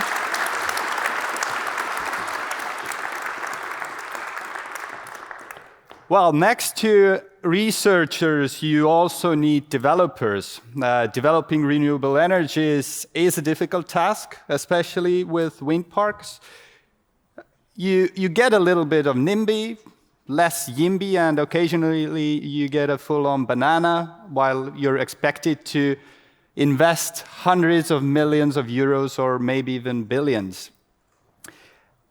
Long-term and capital-intensive investment. How do you make it work? Luckily, we have the vice president from Örsted with us today, who will share her best expertise. Alana, Kühne, please.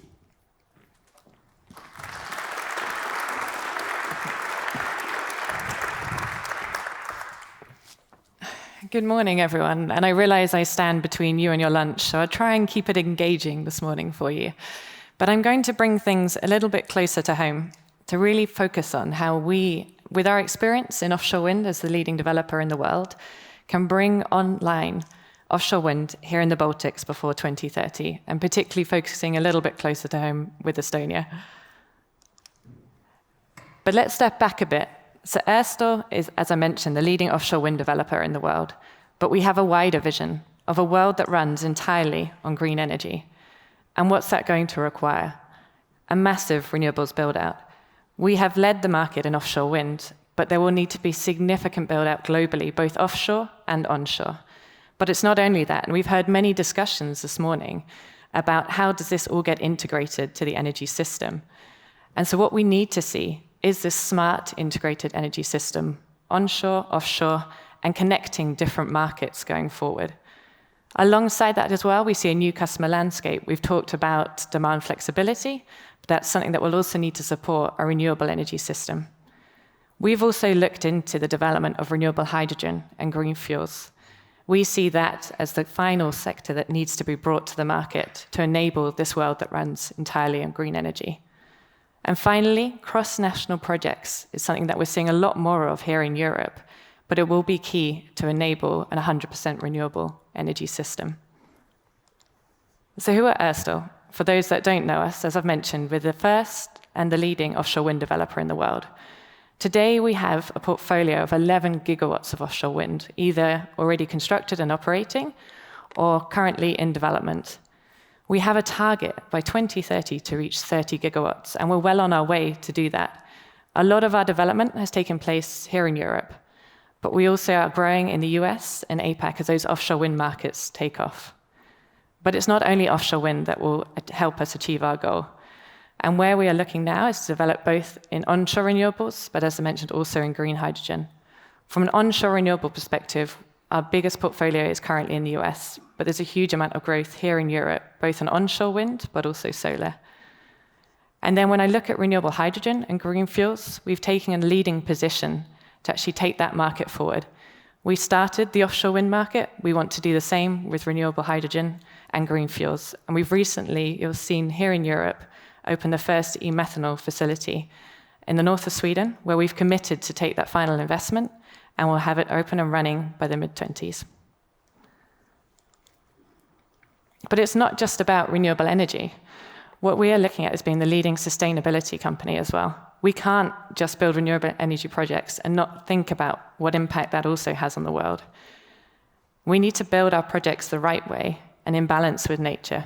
And that's why we've committed to having an industry-leading, net positive biodiversity ambition set by 2030, so that all our projects have a net positive impact on the biodiversity in the surroundings. Now, this is a big step, and it's something that's being discussed much more around the world today. When we build offshore wind, we need to think about that impact with nature. And we are doing leading work to make sure this is possible. And it's something we want to bring to every market that we now develop in. So let's look at offshore wind. We've been there since the start, and it's had a huge transformation over the past decade. The first few projects we built, we were looking at 0.5 to 1 megawatt turbines. Today, quite commonly, a lot of the projects in development are using 12 megawatt turbines. We also see 15 to 20 megawatt turbines being discussed and developed in other parts of the world, which I'm sure within 5 years' time I'll be standing on this stage talking about them currently being in projects that are being developed. That has led to significant improvements in the cost of offshore wind, alongside significant scale of the projects. And you hear I mentioned our first few projects, we were looking more at the size of a turbine today of 27 megawatts, to now today building gigawatt projects being the most commonly discussed type of scale that we see in offshore wind. There has been continuous innovation as well in terms of the cost reduction on the components themselves, shorter installation cycles, and lower operations and maintenance costs. That, alongside a competitive supply chain, has meant that the cost of offshore wind is now very competitive compared to other technologies. Even though the offshore wind, like many industries today, are challenged by macroeconomic factors, the levelized cost of electricity for offshore wind is fully competitive with fossil fuels, and in some markets today, very much beating the fossil fuel cost of running electricity. We need to continue focusing on this, and it is very dependent on each market that you work within as to what the levelized cost of electricity is. But as you can see, this means that offshore wind can now compete with other technologies, and we're not talking about it being more expensive than traditional sources of energy. It is the technology that we can focus on alongside onshore to develop a green energy system for the future without a huge cost to society. And that has been our key focus since starting and developing within offshore wind. And it's something that we want to continue doing with every country that starts and begins their development within offshore wind. So let's focus a little bit more on Estonia and the Baltic states. Now, Estonia has a bold ambition to reach 100% renewable energy by 2030. And we've looked into how this could be possible with the current plans today.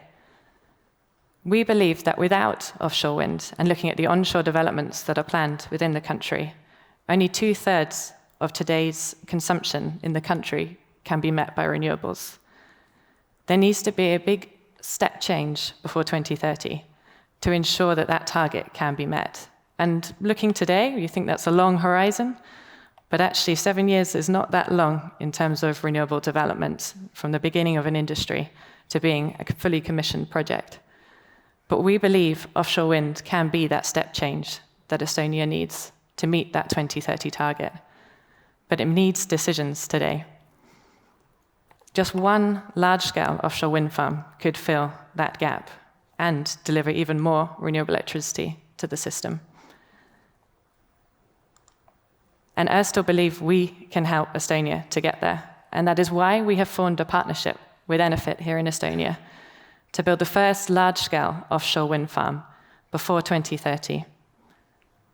Enefit, our partners, bring a leading experience in the market here, with the local knowledge, local presence, and a very good development background. Combined with Örsted's track record in offshore wind, we believe we are the right partners for Estonia to deliver this first large-scale offshore wind farm and deliver a green energy future for the country. So how do we believe this can be done? The wind farm we are talking about is Liivi Offshore Wind Farm. It is the most advanced offshore wind farm here in the Baltics and has the potential to deliver 1 gigawatt capacity to the system. It's located 16 kilometers from mainland and 10 kilometers from Kühne Island. Today, it has reached a very advanced stage in its environmental impact assessments. And with the help of the government here, which I will go through in a bit, we believe we can bring this wind farm online by 2030. But what does it take to deliver a large-scale offshore wind farm? When we look at an offshore wind farm, we can develop it in 2 ways. One is described as a full-scope offshore wind farm, and the other is what we call a limited scope. What I present here is a full-scope project. And what that means is that the developer is responsible for delivering the turbines, foundations, the offshore substation, and the array cables, and then the export cables all the way to shore onto the onshore substation. Another approach is that the developer is responsible for delivering the offshore turbines and connecting sometimes to the offshore substation, and then it is up to the TSO and the transmission grid operators to deliver that power to shore. Both approaches you will see across Europe, but what we can consider when you're starting an offshore wind industry, it's very helpful for people with experience, such as ourselves, to develop that offshore grid in the first place to speed up the process, and then hand over and transfer and work with the local transmissions operators to actually deliver the final system in the future. Now, Enefit have done a great job in taking this project through its first stages, some of the most challenging development phases, and they've brought the project to a stage where now we're in the detailed environmental impact assessment. But to take it to the next step, we have to do detailed planning, development stages, funding of the projects, and then also the actual construction to realize by 2030. Now, I mentioned installation cycles of offshore wind have actually been reduced over the last few years, and you can look at cycles of 3 to 4 years to complete a full offshore wind farm construction, and even shorter in some markets if everything is ready to go forward. However, it's the stages before that can take time, and it's the understanding of how to work as coexistence within the marine space, the development of the transmission grid, and the connection points onshore to make sure this wind farm can commission by 2030. Now, we believe we can do this with Enefit, but we can't do it alone, and I'll take you through the reasons why. For us to make sure by 2030 that we can have an operating wind farm, there are a number of areas that are outside our own control to make it possible to take the right investment decisions now to ensure we have enough time to 2030 to have our operating wind farm. And that's why I stand here today to also speak to the Estonian government and the regulators to ensure we have the right principles in place to make this possible. Offshore wind targets around Europe have gone up significantly because of the energy crisis that we now stand in today. And with that means there's a huge amount of pressure on the supply chain, both within Europe but globally. Today we operate with a global supply chain in offshore wind. And without having commitments put into that supply chain and locked in early, it will be challenging for different countries to meet their targets by 2030.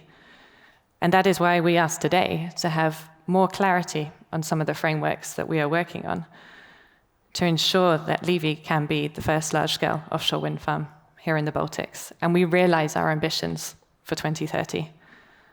If I take 3 key areas that we're looking for, one is on-site specificity, a clear framework for site identification, but more importantly, clarity and shortening of timescales for the maritime spatial planning. Now, some of this has been achieved for Liivi, but there are elements to do with the transmission to shore that we need to ensure can be accepted and confirmed against the other uses of that maritime space. And those processes need to be shortened to ensure we can get there before 2030. The other area is the scope of the project. I mentioned the full scope and limited scope. We need confirmation of what is the right approach for here in Estonia for the first few offshore wind farms to get off the ground. There also needs to be a very clear process for how the onshore grid will be developed and the right connection point identified and prioritized for the different projects that want to connect. And this is something we see across many markets in Europe that needs to have that planned overall country approach to making sure that offshore wind, onshore wind, different technologies are put into those long-term plans for the grid. Otherwise, you have the projects being developed, but the grid not ready to connect and take on board the new renewable energy. The final one, and a very key one for securing investment in offshore wind, is revenue stabilization. This drives the scale of projects that can be achieved, but also ensures that when you introduce the renewable energy to the system, you can minimize the cost to consumers and really make 100% renewable energy a possibility. So if I dive into that one a bit further, what do we mean by revenue stabilization? You'll hear many things discussed in different markets, and there's many different models you can look at. And we have worked with quite a few across Europe, US, and also in APAC today. But the one that we've found to be the most successful and in a market like Estonia is the two-way contract for difference. This is about stabilizing revenue, not about looking at additional support, but really stabilizing the revenue for investors across the long term. And we see that the government can play a significant role in that in a market like Estonia.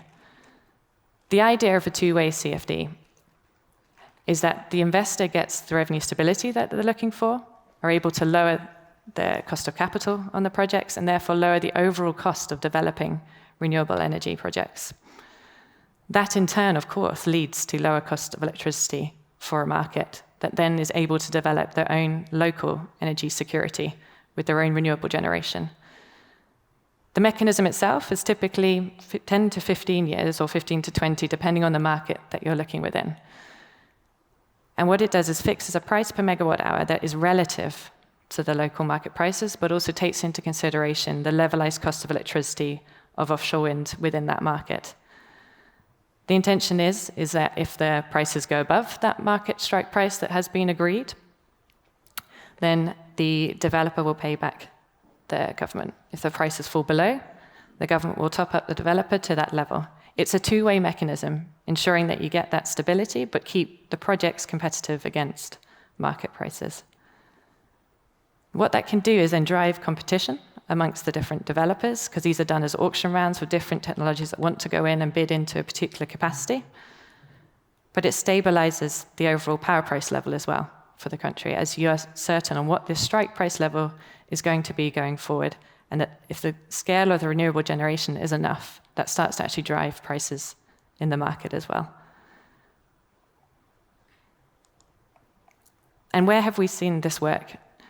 So across Europe, it is a mechanism that is quite commonly used, but what it really has done is drive some of the most successful offshore wind markets in Europe. By providing this stability to the market and long-term stability, it has attracted investors to markets like the UK and Denmark, where you'll see some of the biggest offshore wind portfolios exist today and are continuing to be developed and attracting investment going forward. By running these type of auctions over time, and you can see on both charts, both in the UK and Denmark, this has really driven down the cost of offshore wind. And if it's not clear, it's just the black line shows the price level of the different auctions that have taken place over the last 10 years. Now, what this means is that market prices and the CFD prices you will see in these markets are very competitive. Taking the UK, for example, we were at £37 per megawatt hour in the last round, and that delivered 7 gigawatts of offshore wind and other renewable technologies into the market. We anticipate that this will continue in the market and reach a standardized level of where the levelized cost of electricity actually is for offshore wind. In Denmark, it's even driven to the point of requiring zero subsidy over time, given it being the most experienced and long-term offshore wind market. Both of these mechanisms we expect to continue in the markets because what it does is provide that long-term stability. But if I step to something you will have seen, and I'm sure many of you have questions about in Europe today, we have seen some countries move towards merchant bids. And what I mean by merchant means zero subsidy mechanism, and that the power is just sold straight into the market. Now, there are some key reasons why the markets that have been able to do this have achieved it. And I want to highlight those today to show the difference between these markets and where Estonia is today in terms of its offshore wind development. The markets that first moved into this are Germany and the Netherlands. And we ourselves were actually participants and have one of the leading projects in Germany that is done at a merchant basis. But the reason is twofold. You have a technical side to these projects as to why they could move forward. I'll highlight some of those. So one is the high wind speeds. Now, the projects in Germany that were able to go forward at merchant had significantly higher wind speeds than we see in most of Europe. Just 1 meter per second addition in wind speed can make a difference of 15% on the levelized cost of electricity. So you can see the impact that just wind speed has on the overall cost of electricity for an offshore wind farm. There are simple soil conditions in all of these projects, so that means the development cost is cheaper going forward with the foundations. Negligible icing costs, but also the scale of the wind farms that are able to be built, using synergies from existing projects that were already within those markets where the supply chain has been developed locally. And that has driven a significant ability to consider a merchant bid in those markets. But the second part of it is actually to do with the market itself. So the market, both within Germany and the Netherlands and Denmark going forward, has very high power prices that were triggering a good balance across the levelized cost of electricity. And this was before the energy crisis we're looking at today. So keep that in mind. We weren't talking £300 per megawatt hour or 300 euros per megawatt hour. We were very much more back at the 50 to 40 euros per megawatt hour. The other big difference is that they are deep industrial markets. There is a huge demand for corporate power purchase agreements in those markets, meaning that we, as one of the leaders in corporate power purchase agreements for offshore wind, could secure pretty much a gigawatt of offshore wind 20-year agreements at a fixed price, providing that certainty to the project. So we were able to create the same effect on the capital costs and therefore deliver the projects. And that is key to note when considering these type of merchant markets in Europe. And that is why you don't see every market moving towards that. And for example, the UK being a very experienced offshore wind market with high wind speeds, because of the market depth industrial-wise, the government have taken the decision to instead back the projects, provide that certainty, and that has driven and been able to mean that they can minimize cost to consumers going forward. So where does that bring us to? We believe that if the right framework is in place and the right collaboration can take place within the Baltics, and particularly here in Estonia, across the different market participants, then Estonia will realize its first large-scale offshore wind farm by 2030. And what that will do is mean that renewable electricity and renewable energy can meet Estonia's and the Baltic states' local own needs. But it also provides a foundation for future export opportunities. And with that, we believe that offshore wind is the green future for Estonia and the Baltics. And together, let's create a world that runs entirely on green energy.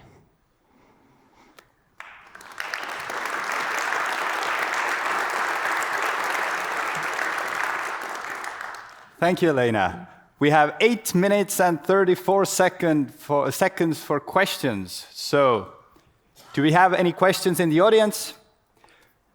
While you're thinking about it, I have one of my own. How do you feel about making those large investments so close to the Russian border? That is not something that worries us at this stage. We have, as you're seeing, many investments already into the Polish market and have invested heavily. Where we see a good offshore wind market, we will invest, and if the right principles in place, we'll work with the local partners and local country and stakeholders to make that happen. Okay, well, it's a relief for us, I'd say. Yes, we have a question over there. Yeah, thank you. Rein Vaks from the Ministry of Economic Affairs and Communications. Thank you for the presentation, utmost interesting indeed.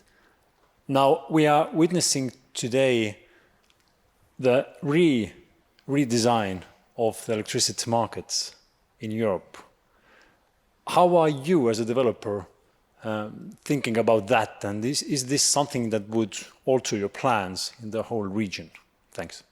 And when you say region, you mean Europe? I mean the European Union, indeed. Yeah. So we work very closely with the European Union and with a number of the countries across Europe. What we do is we have a number of opportunities across the different markets. We are constantly working locally, but also with the more central European Union to make sure that the right principles are in place to support offshore wind. As you mentioned, with electricity market reforms and elements within that, of course, can provide challenges to us as a developer going forward. And so we make sure that the principles that are going to be put in place can still support offshore wind and that we bring our expertise to that as close as we can. For us, I believe that there are still many opportunities within Europe to develop large-scale offshore wind projects, and we want to do that in collaboration with the different countries and states working together. What we do see more of is more hybrid and integrated projects between different nations, and that's something where we want to play quite a leading role as well, to make sure that when there is potentially a very good renewable source in one market, that can also provide green energy into the other to provide greater stability across the whole of Europe and reducing overall cost to consumers across Europe as a whole, rather than just focusing on individual markets. And I think that's a big challenge going forward because we still see many states doing a lot of their own policies and own implementations of some of the wider EU policies. And so bringing some of that together as developers, as countries, we want to make sure we can do that to create this type of hybrid integrated network across Europe. Do you have any more questions? Yes, from here. Hello, I'm Leno Uskala, Luminar Bank. Michael Howard spoke a lot about integration between different market participants. And the only thing I could saw about integration was the price cap or fixed price. What else do you think should be done? When you say... In terms of cooperation, integration. With the transmission system itself. You're not an island. Yes, of course. So in terms of integration with the actual system, a lot is actually careful planning with the transmission operators to make sure that the overall network can handle the new renewable generation coming on board.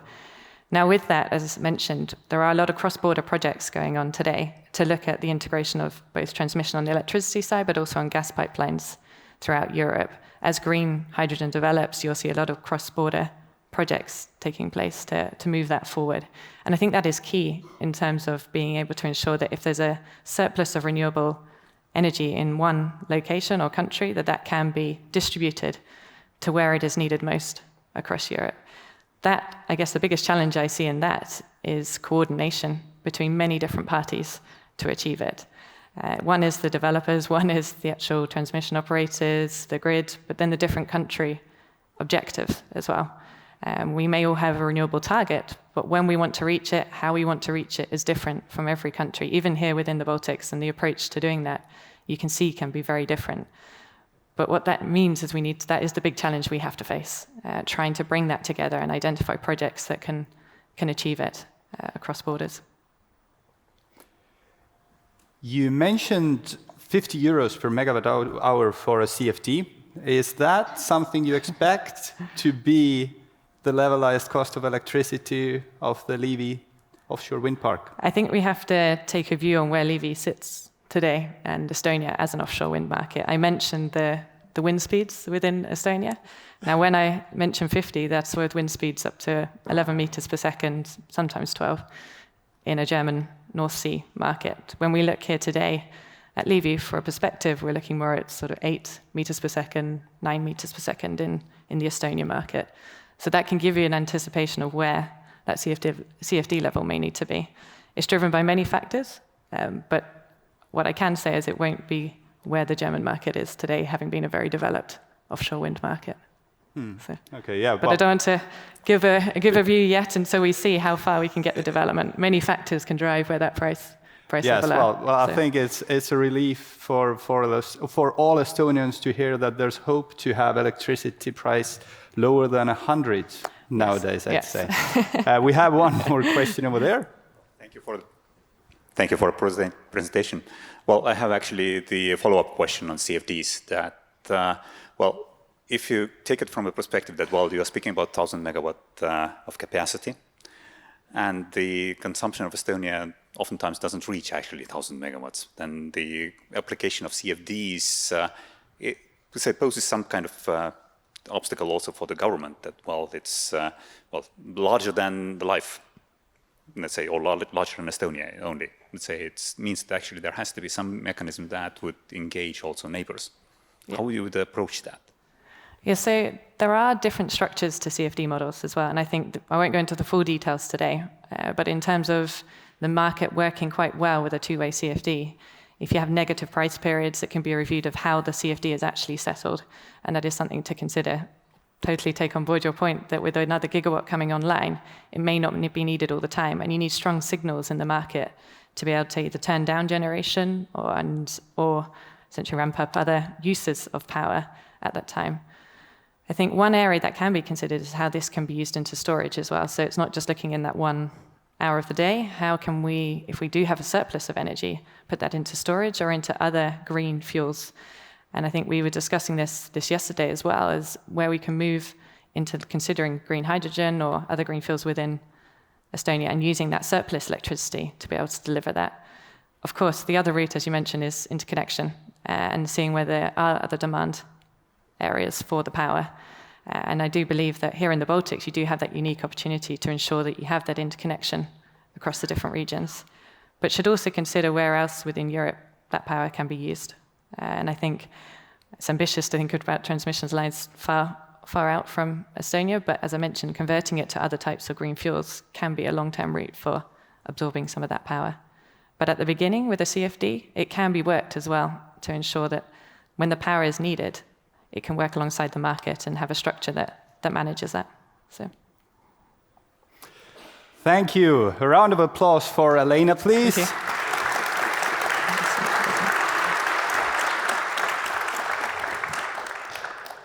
Now we're going to have lunch.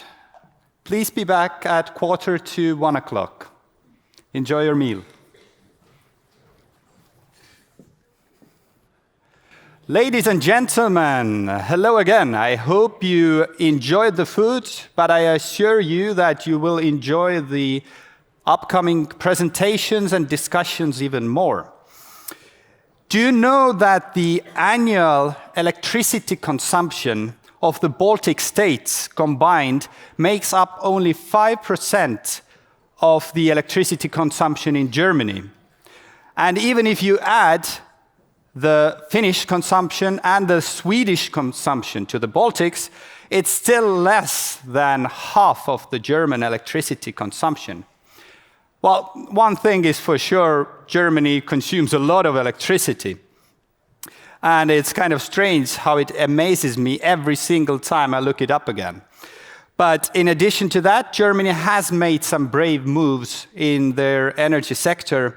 And from my personal experience, I can say that they've always been very willing to share their experience and the lessons learned.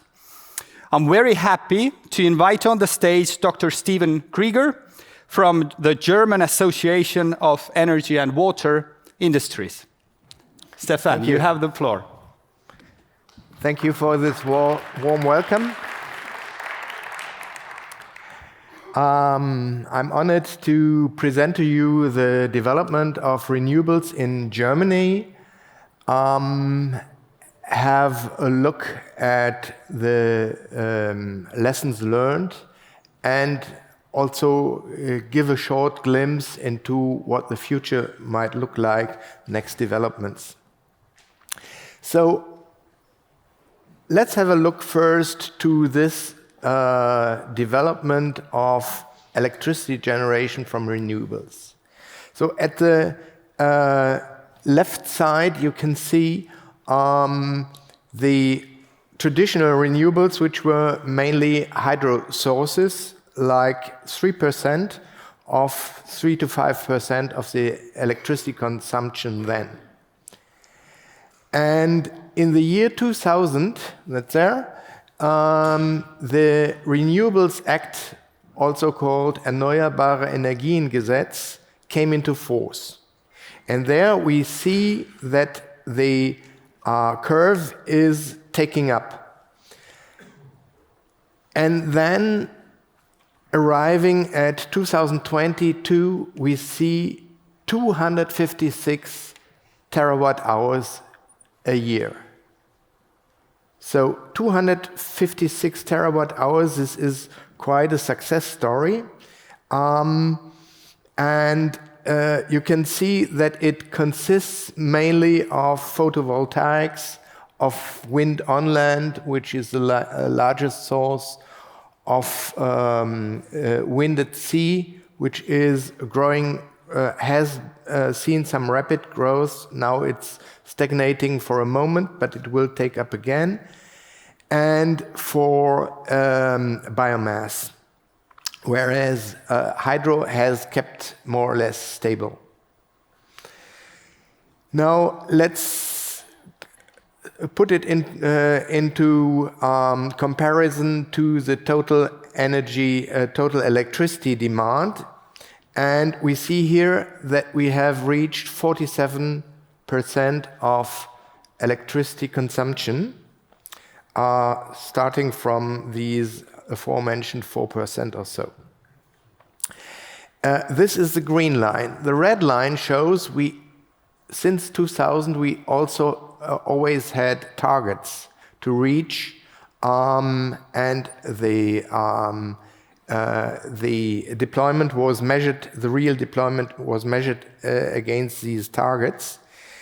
And you can see that the red and the green line almost matched at all times. Sometimes there was the reality was a bit faster, and sometimes lagging behind, but just barely. But you can also see here that in the year of 2018, the red curve is getting steeper, and this is to say that we set a new target, and the new target is a minimum of 80% by 2013. So this is really demanding. And we will have a look how things are going on. But first, renewables deployment is not done on its own sake, but to reach to lower greenhouse gas emissions. And you can see more or less that the greenhouse gas emissions for the electricity sector went down simultaneously. Once again, we have a very tough target for 2030 for the sector, and the target is 77% reduction compared to 1990. So, what does it make in terms of total electricity consumption? As I just said, renewables is 47%. Of course, the rest is non-renewable origin, including a small portion of nuclear still. And the largest portion goes to wind on sea with 18%, whereas it is followed by photovoltaics of 11% and biomass by 9%. This seems to be much, but we still have to bear in mind that we want to decarbonize the whole economy. And the whole economy is much more than electricity, and so it is no wonder that mineral oil is still good for more than a third of primary energy consumption in Germany. And it is followed by natural gas, and renewables only come at the third position with 17%. So there's quite a way to go. But first, when we recall the tremendous success, when you have in mind this curve until 250 something terawatt hours, what made it possible? The Renewable Act was enacted in the year of 2000. It had a predecessor which already brought some progress, but still not this amazing uptake. And it has been amended almost on a biannual basis, sometimes even on an annual basis. So one important success factor is not shoot and forget, but amend according to the learning you are just witnessing.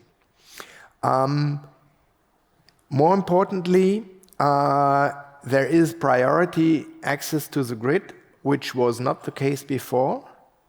And grids have to be enhanced if need be, and of course with such a tremendous growth, need has been many times, more or less continuously, and will be for a longer period.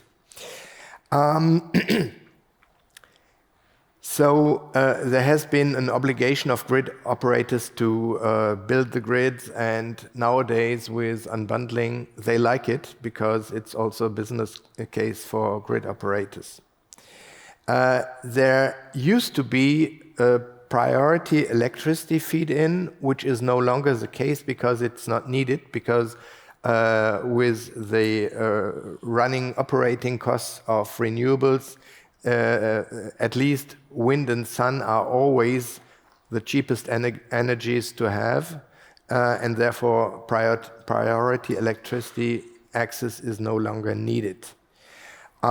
This was also a lesson learned. And then, very importantly, remuneration. So we started with classical feed-in tariff, and this was given on a 20 years basis. And this system has been reformed many times. In 2011, a new law was debated and finally enacted in 2012, which switched to a feed-in premium, because the idea was to give more market orientation and to force companies to optimize their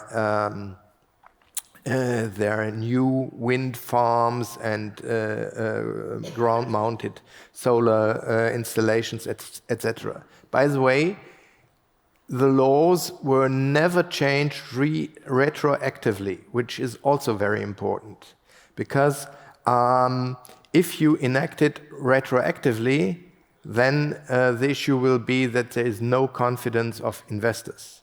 So everything was which changed for new investments. And 2014, first time auctions were tested with solar installations, ground-mounted solar installations, and in 2017, for all major renewables, the system of tenders was mandatory. And auctions therefore determine the outcome.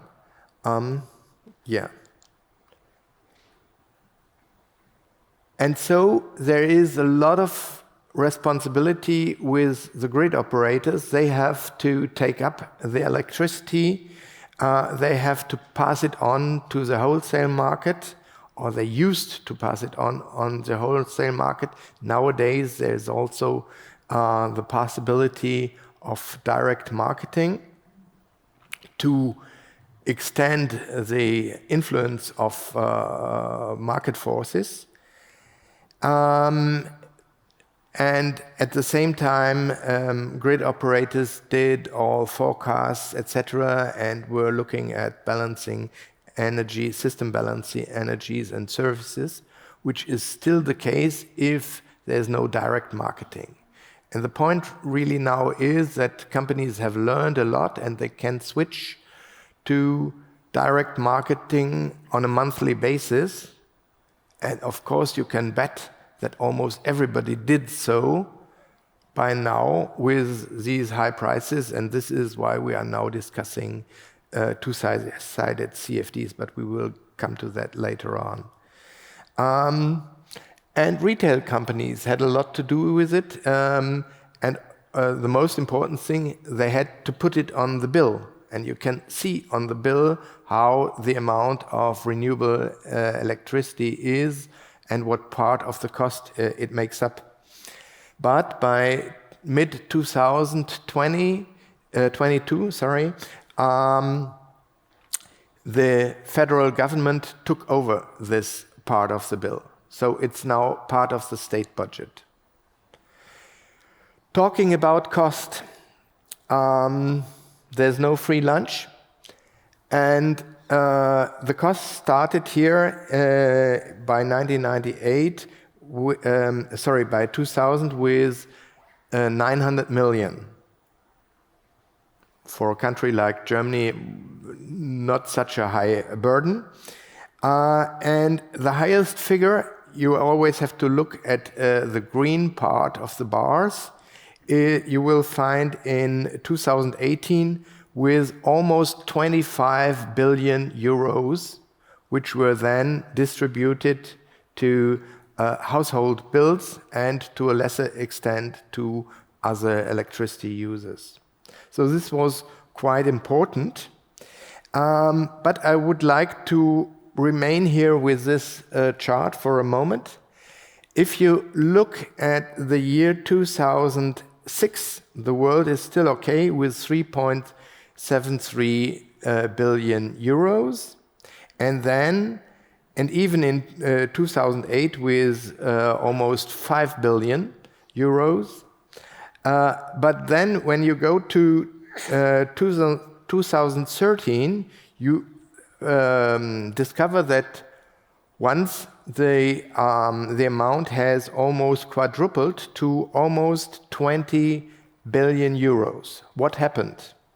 So we had a solar boom. Solar panel prices went down as a stone in water, but the law did not adapt fast enough to it. And the problem here is that you carry on the burden for 20 years. So this is one lesson you should take on board. You have to react fast if you see such developments. And of course, there were hefty gains with these solar panels installed. And you couldn't hold it because there were reforms in 2011 and then 2012. But very often, people had already successfully applied for a contract, and then the contract had to be fulfilled, and you see the full reality only in the year 2013, with a certain delay. And talking about household customers, once again, it's the green part of the bars. The orange part is electricity cost, and you can see in the year 2014, electricity costs, which is not the grid is the blue part, is almost equal to the surcharge of for renewables. But this is due to the phenomenon I just described. But you can then see, and also you can see here, that the amount of subsidies is stagnating and even going slightly back. This is because there are learning effects bringing for direct marketing, and secondly also for tenders, because these tenders bring better results.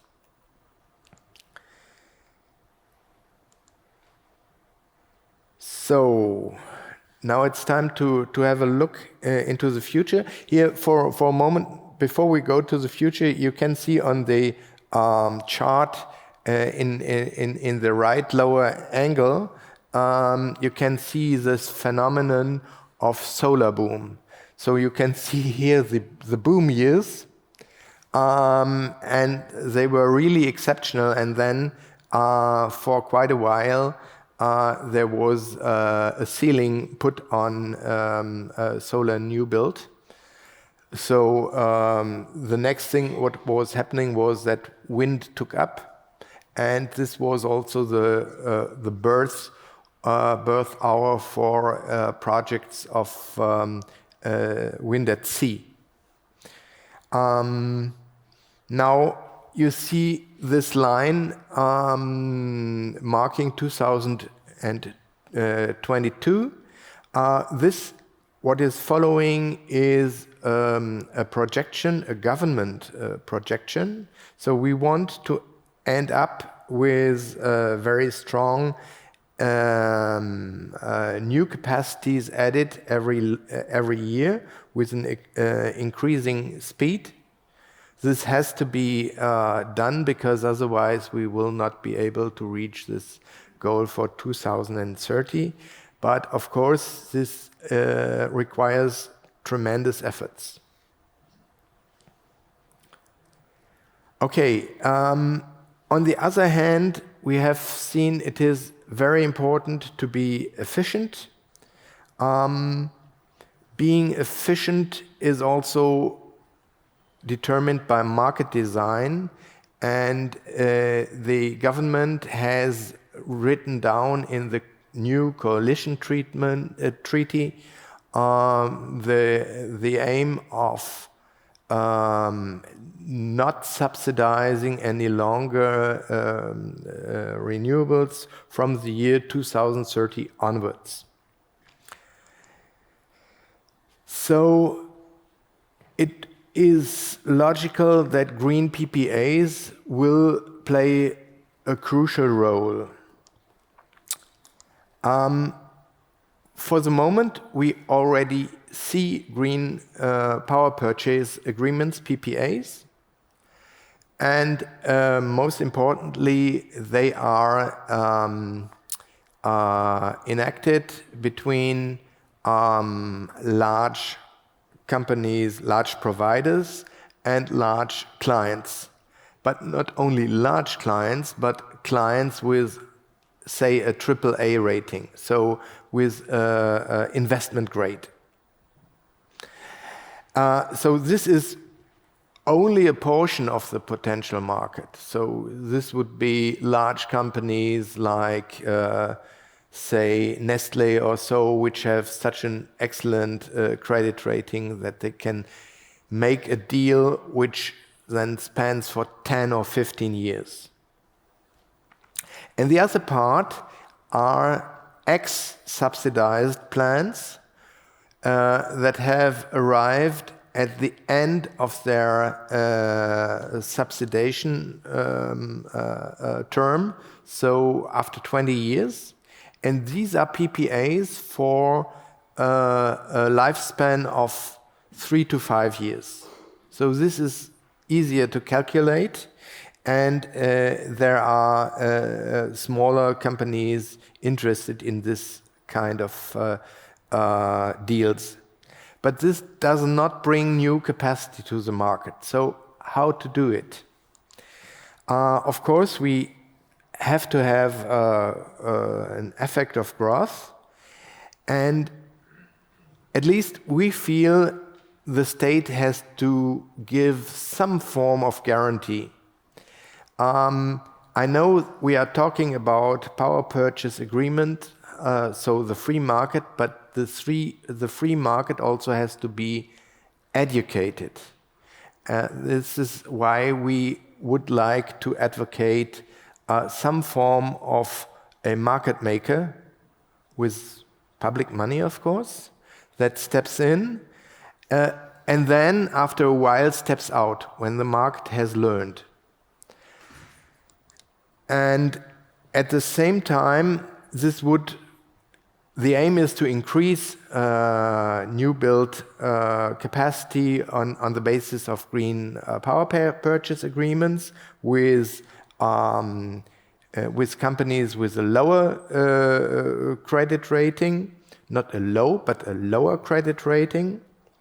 At the same time, we would have to restore market confidence, because right now there have been so many government interventions, you all know them, that of course there is some hesitation in the market to go into such long-term arrangements.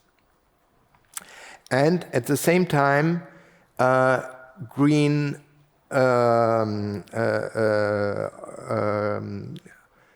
origins, guarantees of origins have to play an important role and are playing an important role. So far, the market value has considerably risen. Now it's like very often like €6 or so per megawatt hour, so this is quite substantial. But the truth, the whole story is this will not do the trick alone. The point really is that this will reach a certain, get a certain market share, but it will not allow to go the whole way to perhaps to 80% with the renewable system funding as we have it. But even after 2030, there has to be some kind, at least to our conviction, there has to be some form of state aid. Why is it so? I mean, then renewables will have been a market reality for 30 years, but there is the effect of cannibalization, which means that we have quite a number of hours with an increasing tendency where the electricity price is 0 or below 0, so you don't earn money. The negative thing is you don't know when this happens, and it is more difficult then to gain the necessary capital from banks, etc., to build new installations. And this is where the discussion right now is standing in Germany. We will see in February the opening of a platform of our government, of our Ministry of Economics and Climate Protection on market design. And we have the same discussion in the European arena. And also there are different possibilities are studied, like, as we heard, two-sided CFDs. And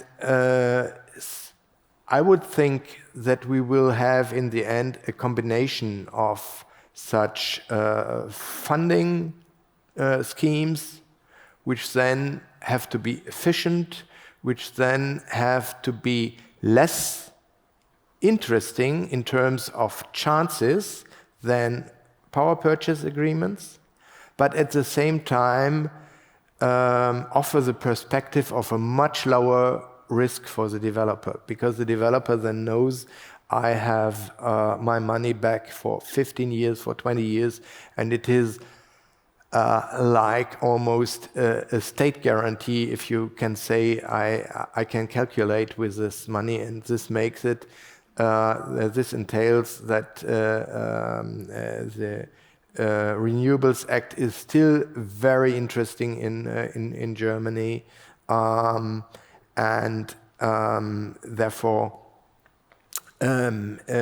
power purchase agreements so far have just a limited scope. And weighing these possibilities, it has to be that power purchase agreements are always more prone to chances to an upward tendency compared to two-sided CFDs. So this would be my my bet. Okay, so far, I guess there are quite a number of questions. Thank you, Stephan. Let's open the floor for questions. Raise your hand, please, if you have a question. I will start with my question. If you could change one thing, what would it be? Energy related, obviously, and in Germany. Energy related. I would introduce a scheme which sees the state in the form of a lender of last resort, if you wish, taking up the risk, the counterparty risk, which then makes PPAs more attractive and then draw back in, say, 10 years' time or so. Mm-hmm. Okay, because I hadn't seen that chart before with the PV boom and how it has affected the energy price. But that wouldn't be one of them. You wouldn't change that as such. Yes, sure. But it has been done. So I meant actually if you could change something from the past as well. From the past, of course. No. It would be the PV boom because this was unnecessary to put such a high burden on customers' bills. Okay. Do you have a question from the audience? If no questions, please. Raise your hand so that they can see you. Thank you. Thank you for your presentation. I'm Javad Kapoor from SEA Tallinn. I want to go back to the title of your presentation about the lessons learned we can learn from the past. So when it comes to Germany's electricity market, what happened in 2010s was in the cost of phasing out nuclear, we increased renewable and also somehow even the coal, or at least we stabilized that. So with the invasion of Russia to Ukraine, the energy security concerns have been again raised up, and there have been the thought to return some of the nuclear power plant, or at least to postpone their phase out. So if you want to take a lesson from what happened in 2010, how can we manage the situation in order to avoid this to happen? I mean, backing again nuclear and then putting more effort in the renewable energy sources, developing, so to guarantee security of supply without increasing or undoing what have been already done. A very tricky and political question.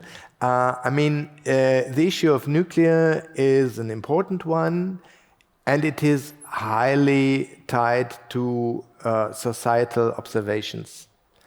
And I have witnessed what was going on in Germany in the aftermath of Fukushima, and the feeling was almost unanimously, let's pull out, which happened.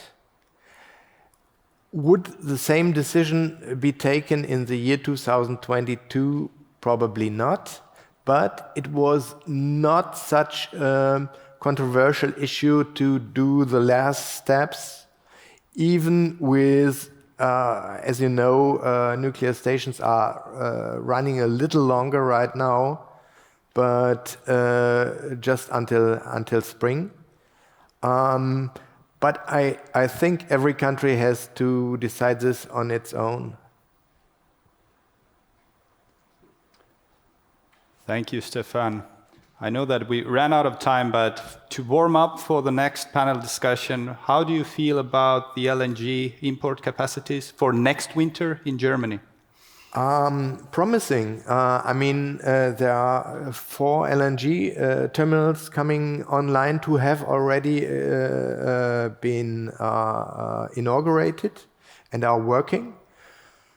So this makes a contribution, but at the same time, we know LNG is just one factor, and I think pipeline gas is more important, and I could show you a graph where Norway more or less has taken the position of Russia right now, and we are very grateful to the people of Norway and to the involved companies. Still, everything is, we know it, very fragile, and therefore LNG is important. Thank you, Stephan. A round of applause, please.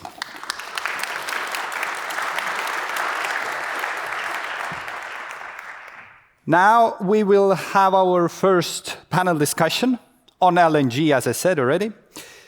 Is it possible to substitute the Russian pipeline gas with LNG? Let's find out what our panelists think about it. May I ask the panelists to join me at the stage? We have the moderator, the chair of the World Energy Council, Dr. Michael Howard. We have Martin Ćakste, the CEO of Latvenergo. We have Marti Hääl, the president of Alexela, and we have Margus Kaasik, the CEO of Eesti Gaas. So choose a seat. Thank you. Have a go. All right. Well, thank you, and appreciate our panelists here. So I'm going to build on the last speaker and the one term that he said that I thought was the most interesting, promising. And I think that's exactly right. You know, as I was thinking back and getting ready for this meeting, I was kind of reflecting on this time last year when the Russians started squeezing the LNG, squeezing the natural gas flow from Russia. And I think the lesson here is something that is, we've known for a long time. When your back is against the wall, like Europe was, you do amazing things. And I think what Europe has done over the last 12 months in responding to this crisis has been incredible. And so, starting with that, I want to thank our panelists and ask our panelists to just kind of introduce yourself, talk a little bit about what your company does, and then some remarks on LNG. And then we'll ask some questions and have a dialogue. So make sure as we're going through this, think about your questions. I've got some, but we really want to hear from the audience as well. Thank you. Yeah, thank you, Mike, and good day, everybody. Alexela does so many things, so I could spend the whole panel on this, but in terms of this topic of LNG, we started to learn, or our learning curve started 2009 with import terminal in Estonia, in Paldiski, the developing of that, and 2015 also terminal in Finland, in Hamina. And with the Paldiski infrastructure, we were also quite fast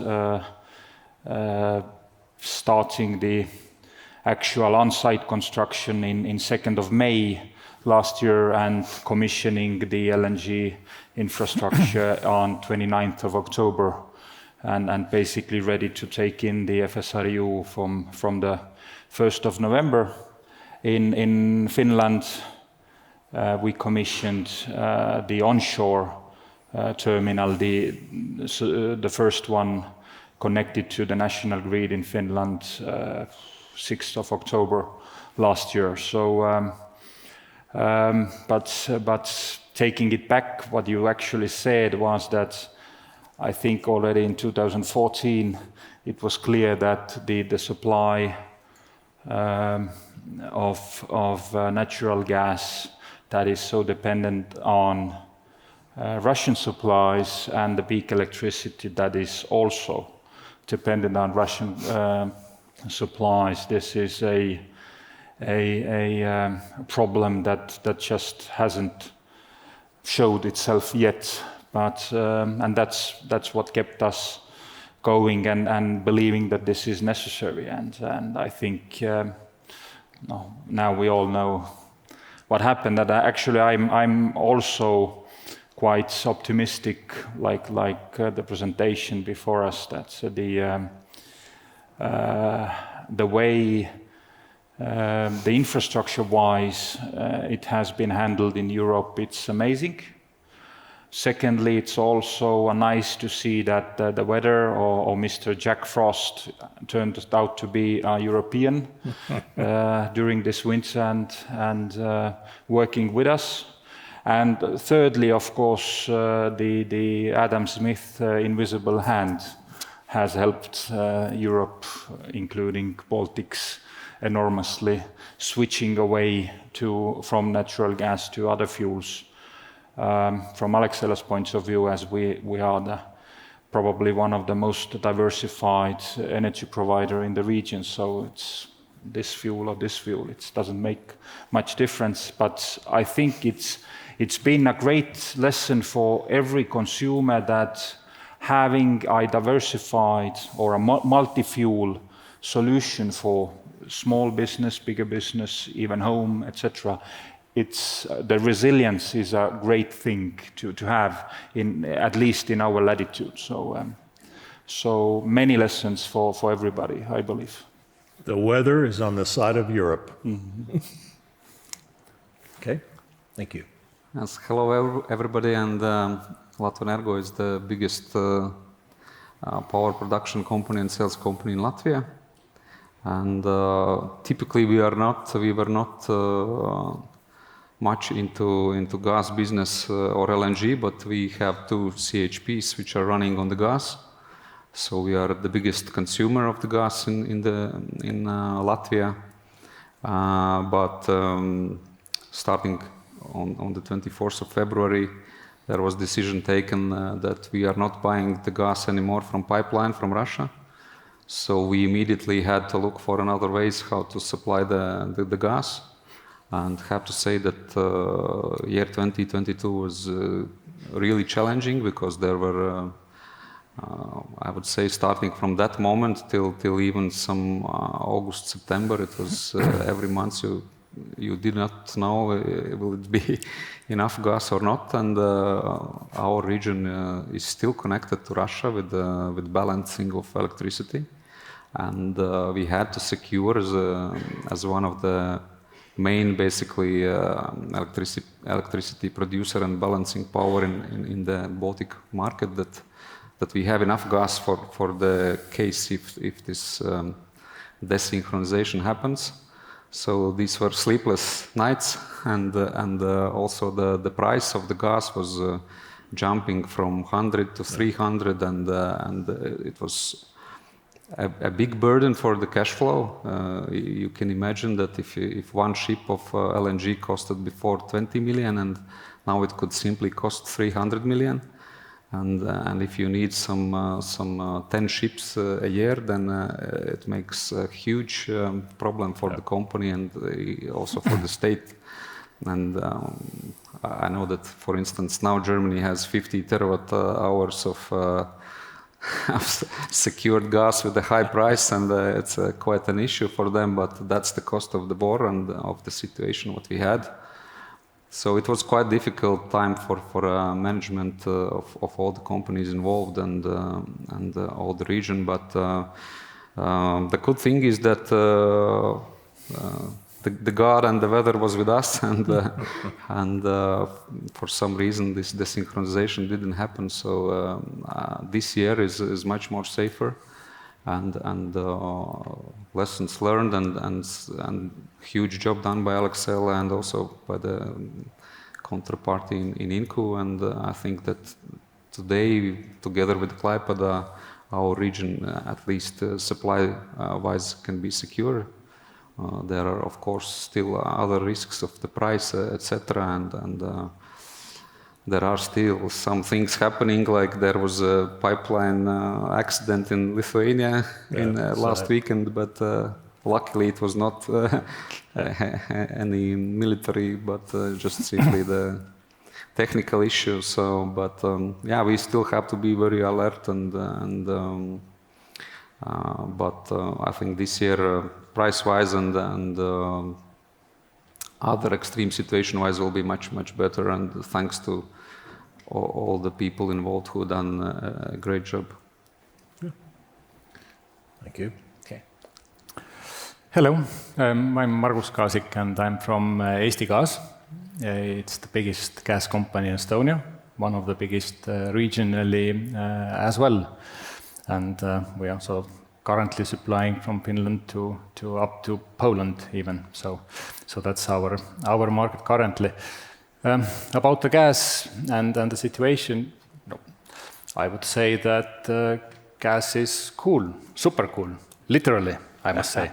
Yeah. So that is something that has happened Already we had a headline in this panel that can the Russian gas be substituted by LNG? Yet, well, it has been done, at least in this region. It has been fully done and already some months ago. So if I look at sort of the current region and our case, then fortunately for us, we have worked with some smaller volumes of LNG for some years, and that made the switch easier. Otherwise, I think it would have been somewhat more difficult. But we managed to do the switch quite well. So from April onwards, basically, we are supplied fully by LNG, and well, at least currently there is nothing else seen. And I think the industry in general, both here in the Baltics and also in wider Europe, I think is surprised how well it all managed to do. I remember some last spring in one of the gas conferences in Amsterdam, where most of the traders still talked about phasing out Russian gas in 5 years horizon or something like that. It will take time and time and time, and it can't be done sooner. But basically, it has been done on European level as well. Yes, there are some minor flows that are still coming in from Russia, but they, I would say, don't matter. Right. They don't matter anymore. So it's the thing is done, and I think the resilience is something that has surprised everybody positively, and I think it testifies how sort of resilient and reliable gas is as a fuel, so that even that kind of shock that the system went through is actually something that we can manage. Yeah. So Europe is getting natural gas from Norway, so that's very positive, and will continue to do so. Getting more LNG from the US, and probably even more from Qatar. In the US, we are finding new gas fields, and really the emphasis is to export as much as possible. We're building more terminals. It's going to take a couple of more years or even a little longer to get more export terminals up and running. Freeport is going to be up and running here pretty soon. So I think you're going to see continued supply coming from the US. Now, one of the questions I have, are you seeing, the supply is there. The demand, I think, is still outstripping the supply, especially when you look at China, potentially, when they're coming back. Are you seeing more focus on long-term contracts, or still interested in the spot market to get gas? What are you seeing there? Because if I'm in the U.S., I think I would be interested in taking the route of sign up for long-term contracts. At least I've got some assurity. It's good that you pointed out, and I think that's one of the biggest challenges, because what has happened in 22 in this region and in Europe, it's mainly spot pricing dominated reaction. And if I calculate,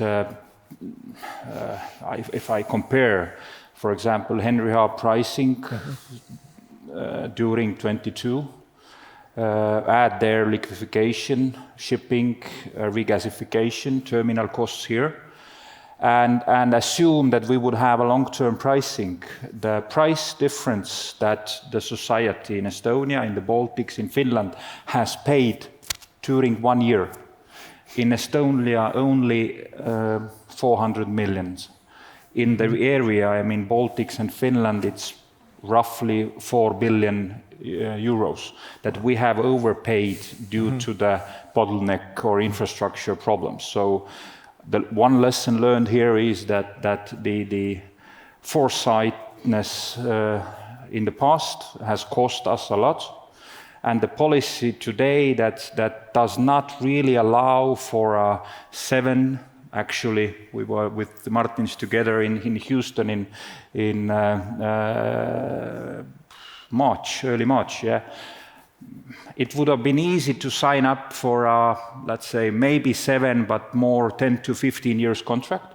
But if you look at the EU gas-related policy or taxonomy, probably not the CEO of a state-owned company cannot even take the risk. Not talking about private business, and that is actually costing so much extra for all the consumers, all the society. So if I could sort of send a message to the policymaker, make up your mind. If natural gas is to be here as a bridge fuel for the renewable, then it should be made possible to make a 15-year long-term contracts, and the economy, the society, the households win billions in Europe, but also talking about this region, would have been won already in 22 or in 23. If it stays the policy like now, we will pay a high price. And I think we have gained pretty much the balancing point of the spot pricing, because this 60 euros per megawatt hour, I would say, is pretty safely the price of without the infrastructure bottlenecks that the LNG would be. So yeah, that's maybe my comment. It's not possible. It's not too easy to have a long term here because of the state intervention is so strong. Yeah. But personally, I would probably go 2/3 long-term contracts and maybe a third spot, just kind of balance it out. You know, any other thoughts on that? There's another aspect on that. The question is about the Russian gas. So if we go for LNG and if we invest 10, 20 years investments into infrastructure, which is needed on both sides, USA, Europe, etc., then we have to be sure that at some point Russian gas is not coming here with some extra discounts to cover for losses. And to my opinion, Europe has to be strong and decide that Russian gas should be taxed. Well, 30, 40%, whatever. But it cannot be that after some 5 years, after all the investments are done, that there comes some cheap gas.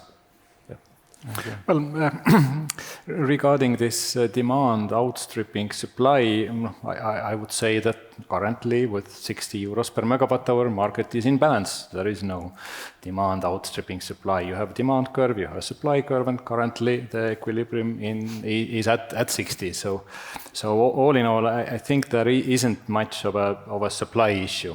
Of course, if demand increases, then it might increase the price. But overall, we do see the supply also increasing over time. So the question, of course, is that whether you want to contract long term or short term. But with long term contracting, no, I must agree with all the previous speakers that this long term policy uncertainty, or in some sense even certainty, is actually that prohibits to do some 20-year transactions. 20 years from now is 2042. By that time, maybe Europe is not allowed to use gas anymore. You never know. Right. So how can you contract that? It's quite difficult. But overall, on the gas side, I am fairly optimistic in a way that of course we see what the general direction is towards electrification, towards renewable energy.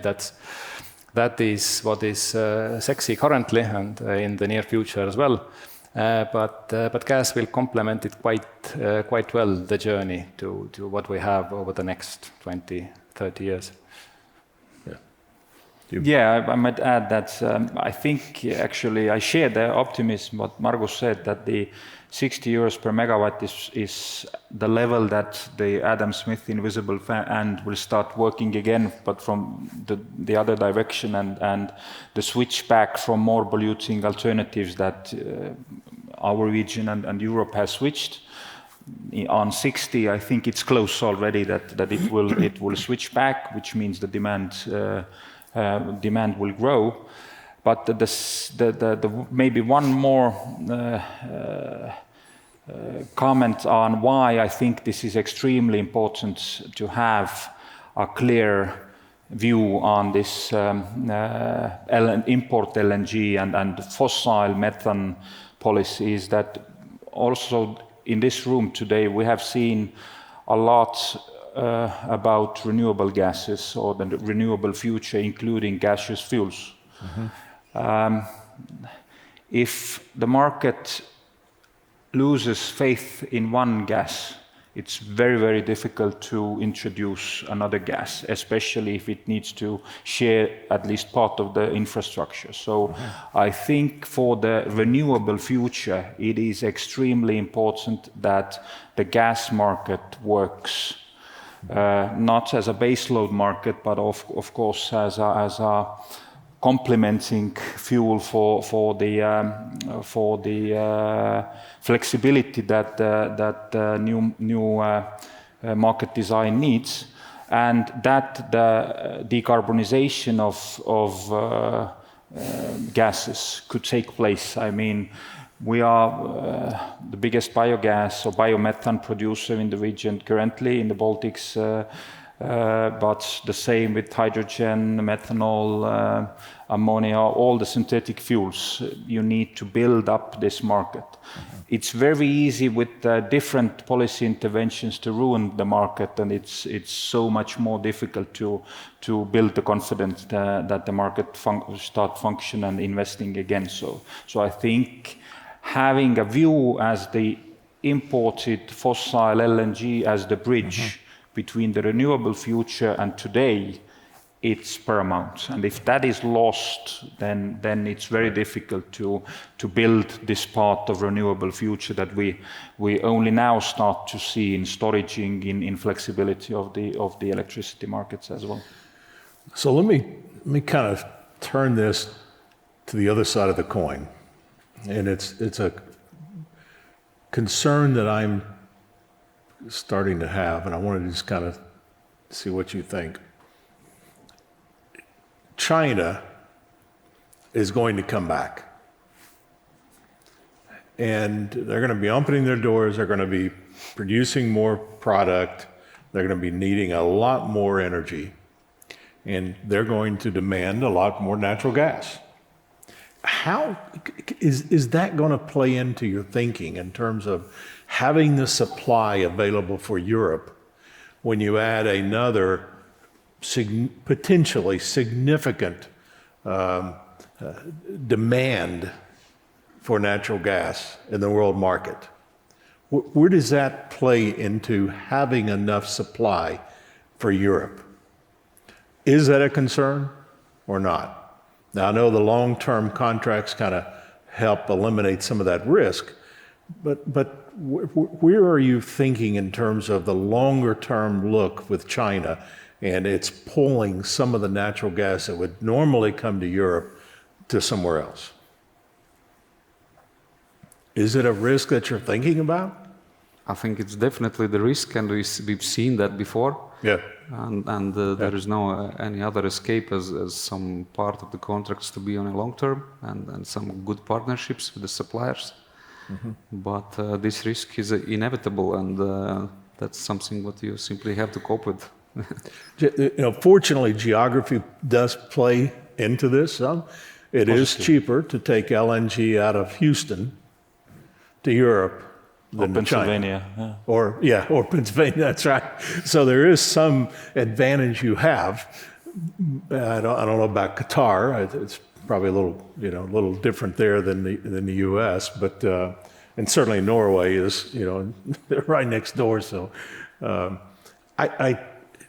maybe it's not as big of a concern as I'm thinking, but I think it's something to keep an eye on and start thinking. That's one of the reasons why I think I would err toward more longer-term contracts, just to help eliminate some of that risk. So how about from the audience? Questions from the audience? Yes, sir.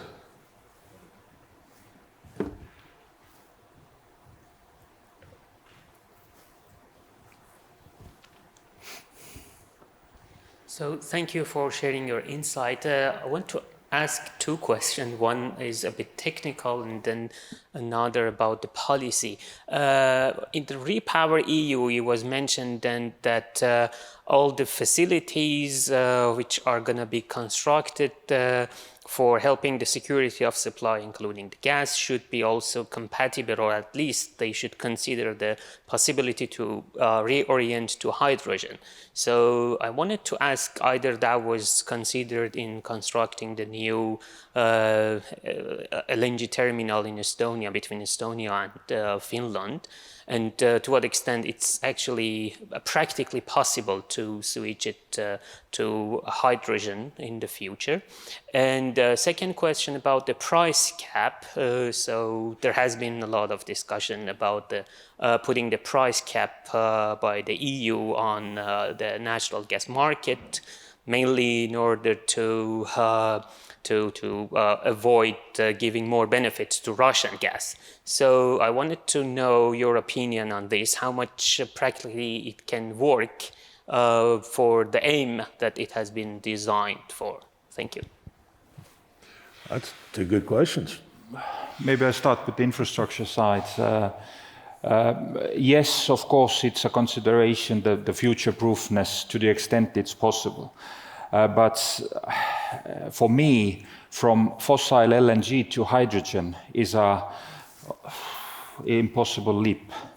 But from fossil LNG to power-to-X and renewable gases, it's a very realistic leap. So the consideration was not considering that the same infrastructure, okay, a lot of the same infrastructure can be used for logistics of hydrogen as well, but in terms of process plant, the process plant is future-proof for all renewable gases, but not hydrogen, because the molecule side is, we all know the story. Yeah. If we talk about the gas supply also, because Latvia is a little bit different from Estonia, we have around 400,000 customers of gas at homes, heating the homes and cooking. And you cannot use the same infrastructure for the hydrogen. It's not possible because hydrogen is much smaller molecule and also it interacts with the metal and spoils it. So basically you can consider that when you build something new today. Then you can make it hybrid for both gases, but the old infrastructure is basically not usable, and there is also issues in the production. You cannot switch one gas to another because there are different way how it burns and all the other stuff. So it's as Marti said, it's there should be some incentives coming from the government, etc., to at the beginning to subsidize the usage of the biomass or the hydrogen, because it will not this transition will not be happening as such, because it's commercially today not valid. But what was the second question? Was the price cap? Maybe Margus can you can do it, and we can add if we have something to. Well, technically, yeah, I fully agree. But on the price cap, I think. Luckily, we are currently far away from the price cap, which was 180 euros, if I remember correctly. In general, I am pretty cautious when in great haste and times of distress, someone wants to change the market rules and of course do it with all the best intentions, but does it all come out the best way? You never know. So I think in general we have seen the market work. Of course it produced huge prices, but in the end the result that it brought with demand destruction is exactly what was needed. But I think this 180 euros to some extent works, and maybe it works because no one quite knows what happens when prices should go above 180. Traders don't know what happens there because some exchanges can't trade, but bilateral trades are allowed and so on. And what then happens if some price agency says that real price is now 250 and somebody else says no, it's 180. So it probably is a huge mess, and nobody wants to get into that mess, and maybe that a bit discourages trigger-happy traders to go over that border. So that I think may be some kind of a psychological barrier that exists, and that maybe is something that is even enough. Yeah, that's a diplomatic way of saying that. I was going to. Anytime it has been tried before and it has never worked. Right. Let's put it this way. Anytime someone talks to me about price caps, I start getting a little bit nervous. But 180, that's hopefully we'll never get there. Again, that's right. So we'll see. For the record, I do not trade in LNG, so just other questions? Yeah. I would like to ask about the time frame. How long do you see that the LNG is used? Because we are talking about green transition and wind energy, solar energy, and also some politicians are talking about more oil shale. So how long future do you see for LNG in Baltics? Thank you, Kasper, for that very simple question. I knew that was going to come up sooner or later. Putting the politicians aside, because I don't dare to go to that territory, I always make mistakes there. So I think pretty much as I said, that the fossil import LNG is for sure a bridge solution and should start to phase out due to the change in nature how it will be used, starting with instead of base load where is possible, using other alternatives, mainly renewables, etc., etc. But you still need that flexibility, and there is a limit how much of local power to X type of synthetic or renewable gases Europe, including Estonia and Baltics, can produce.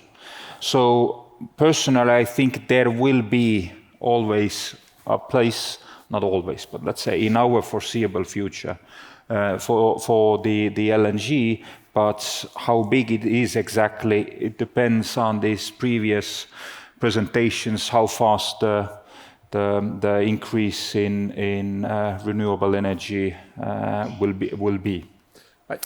I think for a good while it is going to be a bridge fuel, there's no doubt.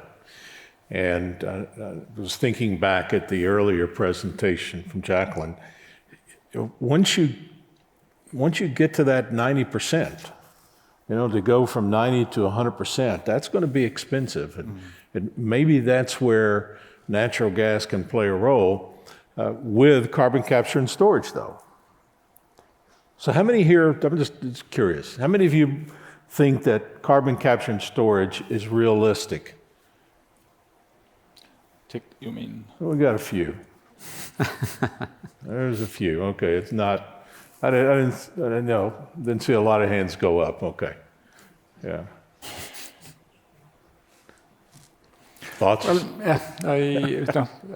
about the sort of the time horizon for gas. I can't really tell exactly how many years there are left, but I'm quite certain that it's about twice as long as it is for oil shale. So yeah, that's definitely longer time. I know we're going to need it next year, at least. Any other? Yeah, the same for us. If you build so much renewable energy, which is fluctuating based on the weather, then somebody should balance it out. And there is no hydrogen in place yet, and I think not in next 10 years. Yeah. And also the SMRs or other types are not as fast as maybe we would like to. So at least 10, 15 years, that's guaranteed, and then maybe for this extra 10%, what you said, even longer. So, and I do agree with you about the infrastructure on natural gas and hydrogen. You really can use one. There is discussion around co-blending, but even with co-blending, you're only going to go up to maybe 20% hydrogen at the most. Exactly. So it's a different infrastructure, and that's, I mean, you have pros and cons on all the energy sources. So, okay, another question. In the back. Yes, Thomas Armalavičius, I'm from my International Center for Defense and Security here in Tallinn. I'm of course come from the community which always sees threats and enemies around. So I was rather intrigued by the remark by a Latvian speaker that at some point Russia may come back in terms of gas. And that reminded me of a conversation a few months back with one very senior Latvian security policymaker who said that we will start buying Russian gas again because we don't want Russia to collapse. You know, they need revenues, they need to stay as a state, so we will probably, we will let them in back. And that your point was that it will probably undermine a lot of those investments we've made now into additional infrastructure, resilience, and so on. What kind of a confluence of circumstances would you see, for Russia to be able to come back into energy markets of Europe with this natural gas? And what is the sentiment in the energy community? The political community now says, no way, except of those few dissenting voices, we are completely cutting that relationship. Even in the business community, in Germany, the trust has been lost. Russia is using natural gas as a weapon, geopolitical weapon. But what is the sentiment here in the business community? If there's an opportunity, will we go back to that relationship with Russia again? I may start. I completely agree with what Martin said, and if maybe some of you recall that in early spring, the only thing we asked from Estonian government in setting up privately funded LNG terminal was a guarantee of that political risk that the Russian gas wouldn't come back. First thought, Thomas, it has never left. There are no sanctions European level against Russian gas, and it's constantly flowing towards Europe. Yes, there are regional political decisions made on that, and in the broader view of the aggression we are still witnessing in Ukraine, I think it's a good thing. But for our business community, it's a political risk like any other.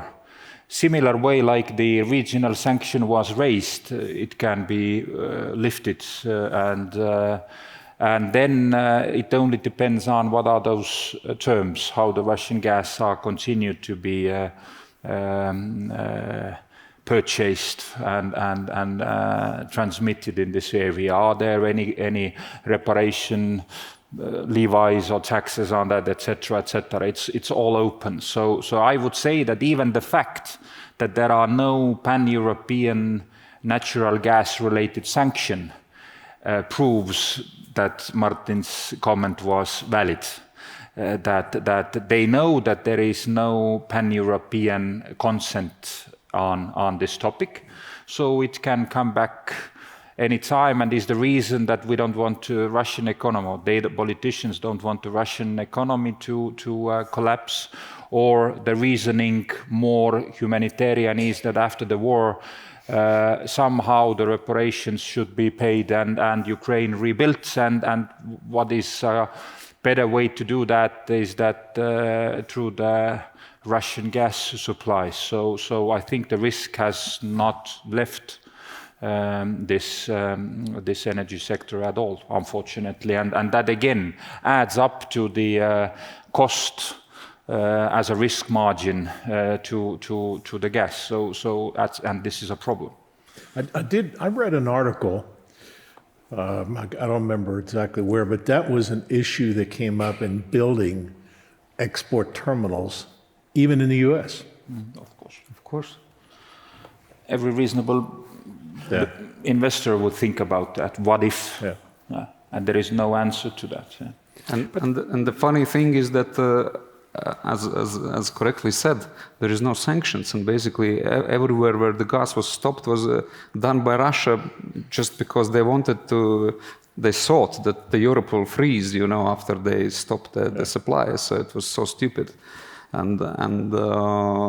But this risk is very important, and I think that good taxation is the solution, and politicians have to work on that because it's clear that there is China market, USA market, European market, and at some point Germany again will come up and say, "Come on, we have to compete," and they will be tempted to look towards Eastern cheap energy. Yeah. Well, I think in the end it is a political question, fully political question, because I think from industry point of view, what we need to make sure of is that that it is not sort of a security of supply question or how can we manage question with or without Russian gas, so that we can manage without it, and in the end then political bodies decide whether they want to allow Russian gas in the market or not. But I think our job is to make sure that it's not needed. But if someone then, for whatever reason, decides that no, it's now okay, then it will be okay. Right. So. And it's also a security question. So a lot of tails to this one. So we have about 3 minutes left. Want to have just a kind of a closing thought on each of you, just kind of what you've heard, what you're thinking. So you want to give it a shot? Just kind of take a minute. I can give the first shot and others can carry on from that. But what I would like to say that definitely LNG has been the one that has saved the day here in Europe. Yeah, we can say that the weather was fine and all that, but in the end, losing sort of 40% of the supply to such a huge region as Europe, it is not a small deal. It's a big deal.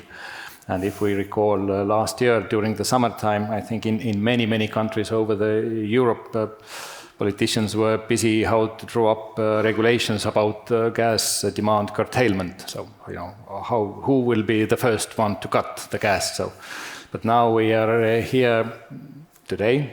No gas has been cut. The supply is good, and prices also have gone down to more or less tolerable level. And I think it's quite a lot because of LNG, and I think even coming back to the last question about Russia, if the region has enough import terminals, if the LNG capacity globally is enough, then in the end we don't care much about the Russian gas because we can manage it, and then there is no sort of a bargaining power also on their side. I think it's crazy situation that such big country as Germany didn't have any terminal at all. 100% dependent on one supplier. It's even logistically crazy, but but we know how many politicians were corrupted, and we are not. Baltic region was not empty from that, and also Latvia was 100% dependent on the pipeline. And it's very good that we have had this terminal in Klaipėda, which is named Independence, and so it was quite timely named correctly, and it played the game, and of course, as I said, it's great that Estonians and Finnish part also made these terminals. So it's a great job, and that gives a lot of belief in that we can sustain this. Aggression and this basically pure war in Europe. And which comes to Latvenergo, we are not going to buy any Russian gas, even if it comes for $1. And as long as it's war and as long as it's this situation, we are keeping strong and we will find a way. We will pay double price or triple whatever, but independence and it's important. These values are more important than money. Yeah. Yeah, and I think the one lesson learned should be that the diversification, not only in terms of same fuel, but also in between different energy carriers is paramount, and the mixed portfolio is always better than a monofuel one. And maybe the second thoughts coming from the heart is that somehow during the last year and the state's interventions, not only in the region and in Estonia, but also in Europe, somehow reminded me the famous words of President Ronald Reagan in 1994 press conference, saying that the 9 most terrifying words in English language are, "I'm from the government and I'm here to help." Well, with that, I appreciate the panelists. Thank you very, very much. I think it's been an excellent discussion on LNG, and we even threw in a few other things there. So let's give a round of applause to our panelists. Thank you very, very much.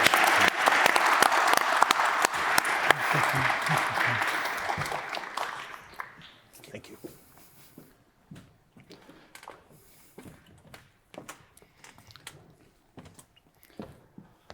Wonderful.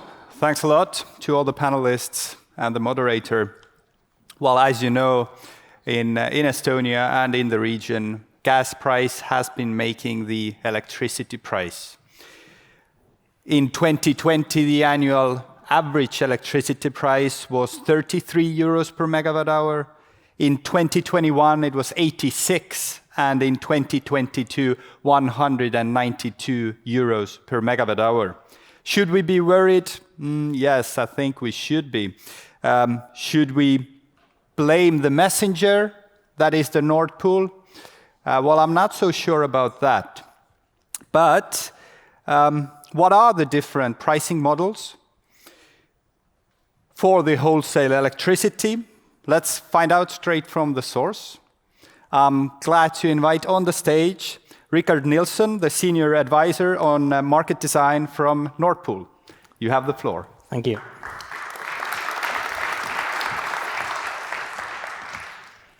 Well, first of all, it's a pleasure to be here. It's the first time at this conference. I've been to a lot of different types of conferences. Typically, I am more at, if I'm international sessions, it's more about exchanges and others. So we have it's called APEX. It's an association of energy exchanges. So some of the American friends there might have been there or others.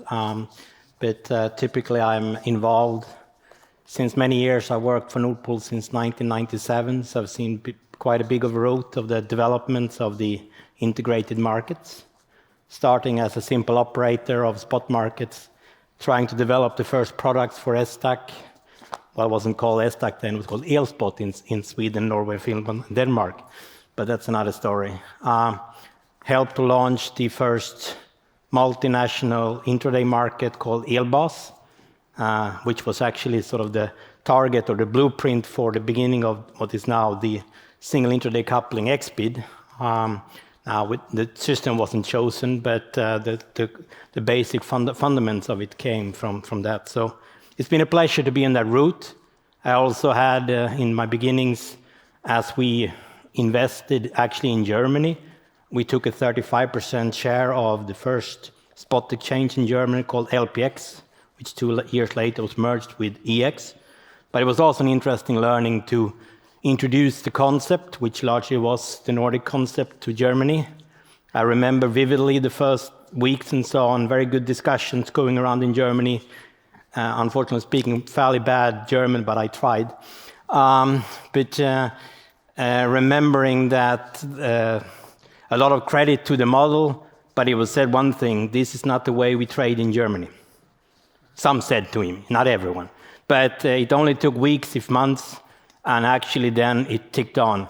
And one of the things that was so interesting to to visit the start of such a spot market, because I wasn't quite at the start of the Nordic, but was that didn't take much time for the market that traded heavily in Germany on OTC bilateral, very strong push and very much, very liquid trading in the early goings. But what happened? We got messages at something around 11:45. We closed at 12. The intraday or the continuous market, the bilateral OTC sort of stopped. Not much happened until we published around 12, 15, 20.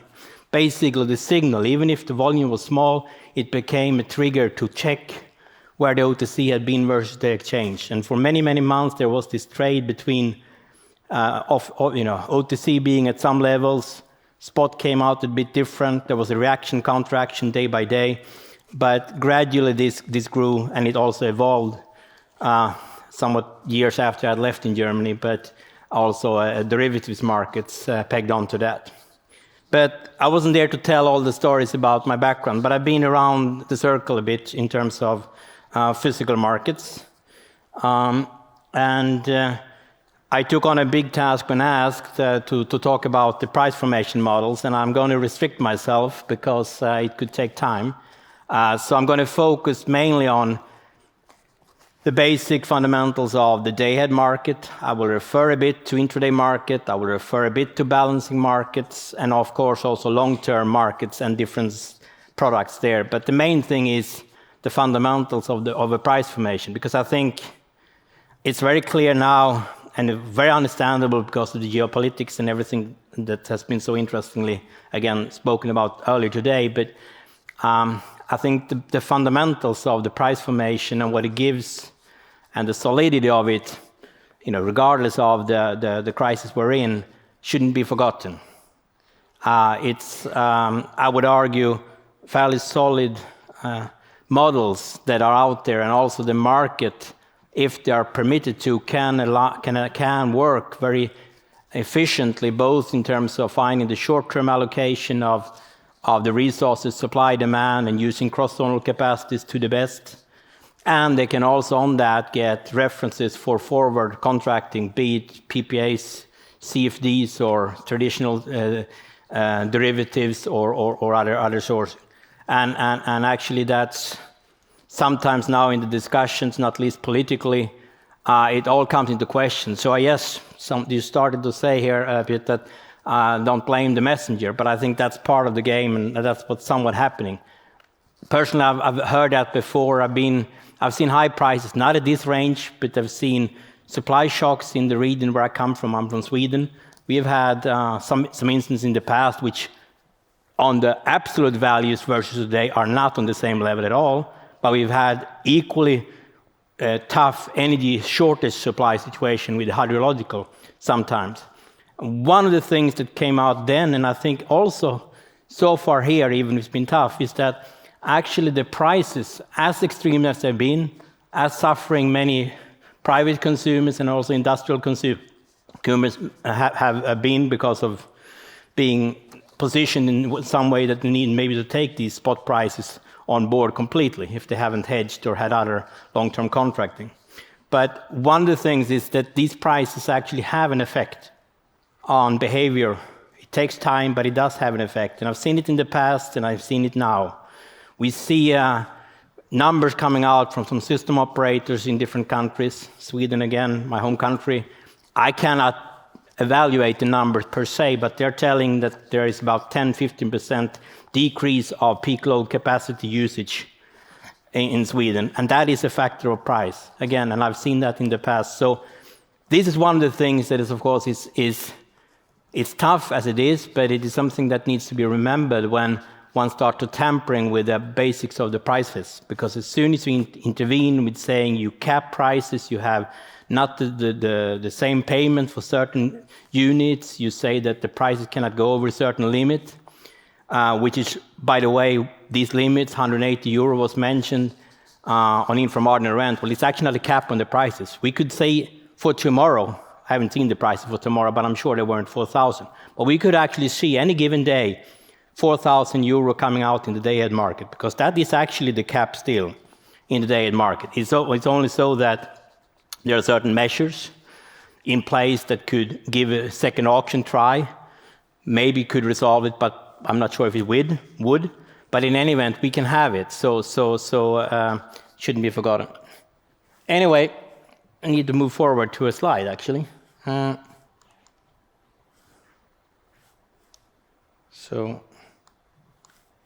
Yeah, this is quite a lot. But I wanted to say something, and I can basically say the day-ahead markets as uniform. It's based on uniform pricing, and I'm now apologize to other people from other continents and so on. I'm just referring to the European models, but the one that we developed as a pan-EU-wide market, it is based on an implicit auction, meaning it combines energy on bidding zone level with capacity cross-border in an efficient algorithmic optimization of the totality. I had hoped that I would see it on the screen as well, but and it's based on the principle of uniform prices, so that all supply and demand in any given bidding zone receive the same price, so the buyers pay at a certain price and sellers pay at the same price. So that is also, of course, uniform price is also marginal price is called. And it's based on the equilibrium between what is being sold on the one hand and imported, and on the other hand, bought and exported, each of the zones. And since a few years back, this is actually now an EU 27 set up, plus Norway. We also used to have UK in it, but you know what happened there. Single intraday coupling is traded after day-ahead has been closed, so it starts in the afternoon, on the European scale around 3 o'clock in the afternoon. And it trades, of course, based on having seen the day-ahead prices and having to anticipate imbalanced prices coming hour by hour, 15 minutes by 15 minutes in the next day or hours. But there, the main trading now is bid-ask spreads, so it's a screen trading based on matching of orders based on price and stacking of time. But it's the same. It's still an implicit, but it's implicit continuous, so it doesn't price capacity per se as of today, but it does work with someone trading from Estonia can trade with other Estonian counterparties or with any other party in Europe, as long as there is a capacity route to get to, for example, Spain, Portugal, or northern Norway. So then there is pay as bid.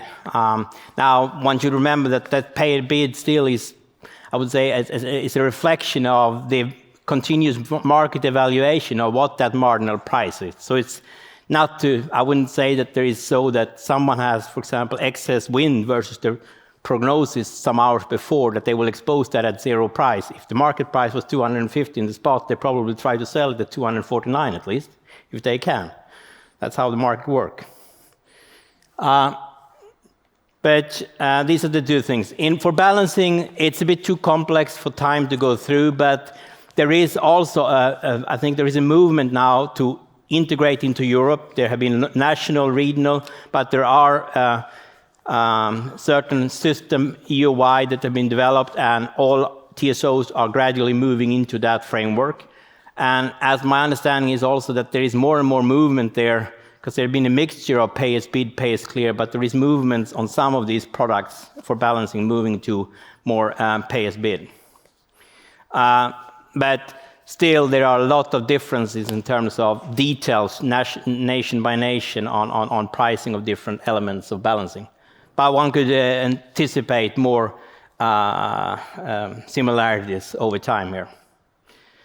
Future markets, of course, it consists of at least 3 parts. It's the derivatives markets, traditional, they've been set up with spot market prices, local, national or regional prices as underlying references. They have been strong in some countries, regions in the past, like Germany, for example. The Nordic used to be quite strong, and a few other countries have examples of it. But what we witnessed, of course, the last year, also in Germany, is that there has been a weakening of the overall liquidity. Naturally, that's not strange. When prices have tripled or quadrupled, in terms of that. Then, of course, the capital you need to bring in, the collaterals you need to work with, and the risks and the movements on the day. I mean, I remember, and some of you might remember, in late autumn last year, we could see a spread on a yearly contract. They were moving on one day above 100 euro.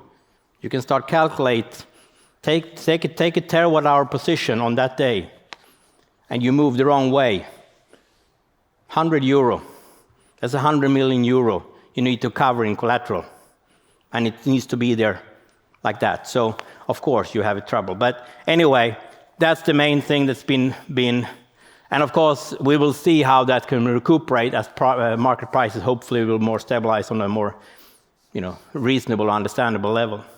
But of course, it's been mentioned there is also varying growth in that sense of PPAs. There is a lot of discussions on CFDs for new and existing renewables. And I think conceptually, there's still a bit of a debate to be had whether that's good or bad, in terms of depending on what side of the equation you are. But there's definitely one thing. And we shouldn't, of course, forget that derivatives has been the traditional way for many countries, regions to hedge your basis risks, your area risks, etc. But there also been in parallel transmission rights, and I had thought that those would evaporate from the European system over time, but it seems like they are somewhat coming back again in some places where they weren't before. So anyway, it's a key thing that there are many, but all of those are primarily done via continuous trading, or some of them are doing by auction. But I would also argue that they still are ends up being largely as pay as bid, but the activities of it you can really relate to that the evaluation in the market is all the time in terms of what the marginal value of what is being bought and sold is.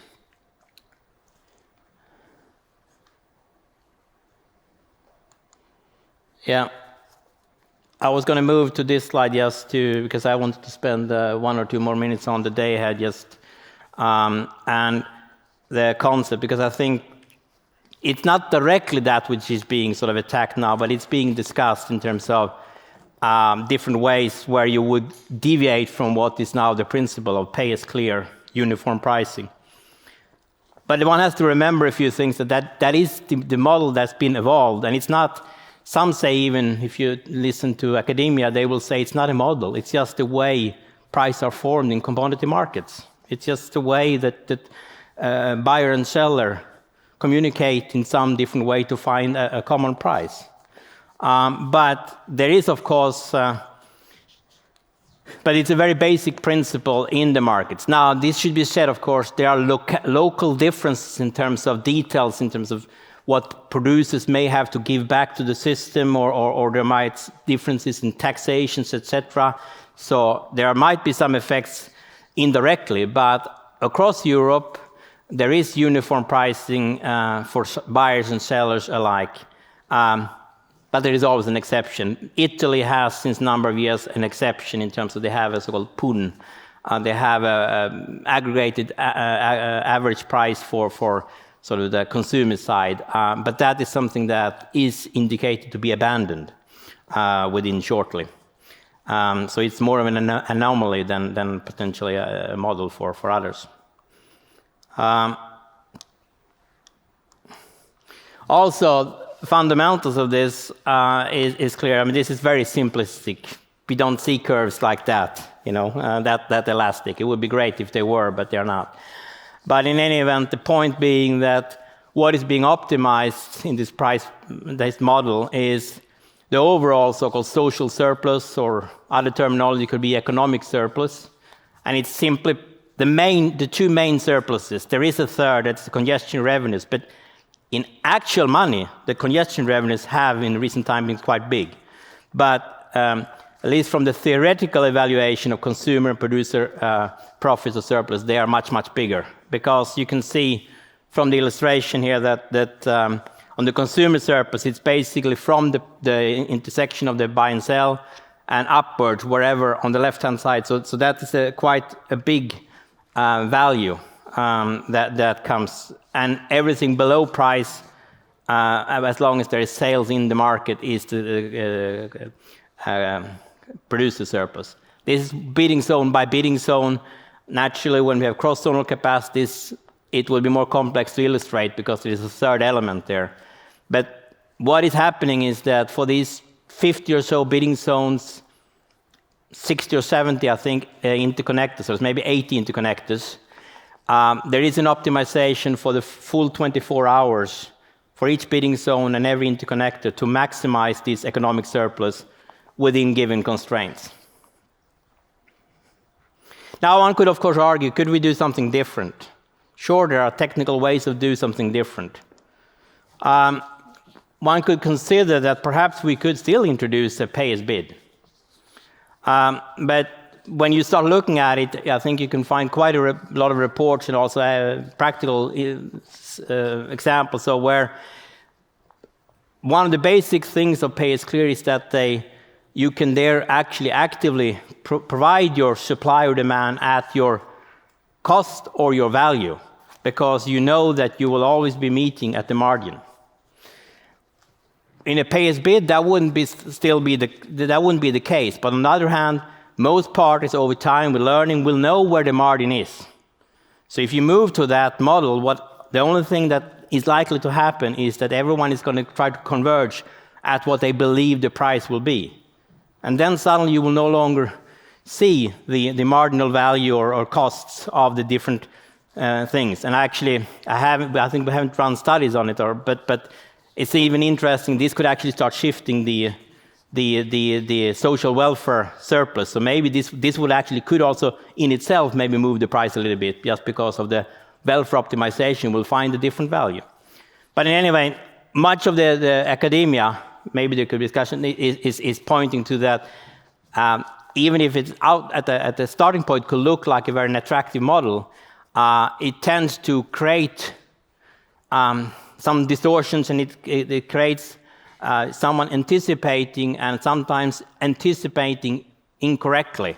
So maybe the units that should be activated based on their costs maybe will overrun their projection of the price, and so they will try to sell at a price that nobody wants to pay, or not the equilibrium at least. So they will not sell, versus others will go lower. So you will have a skewed or a strange merit order activation in the system.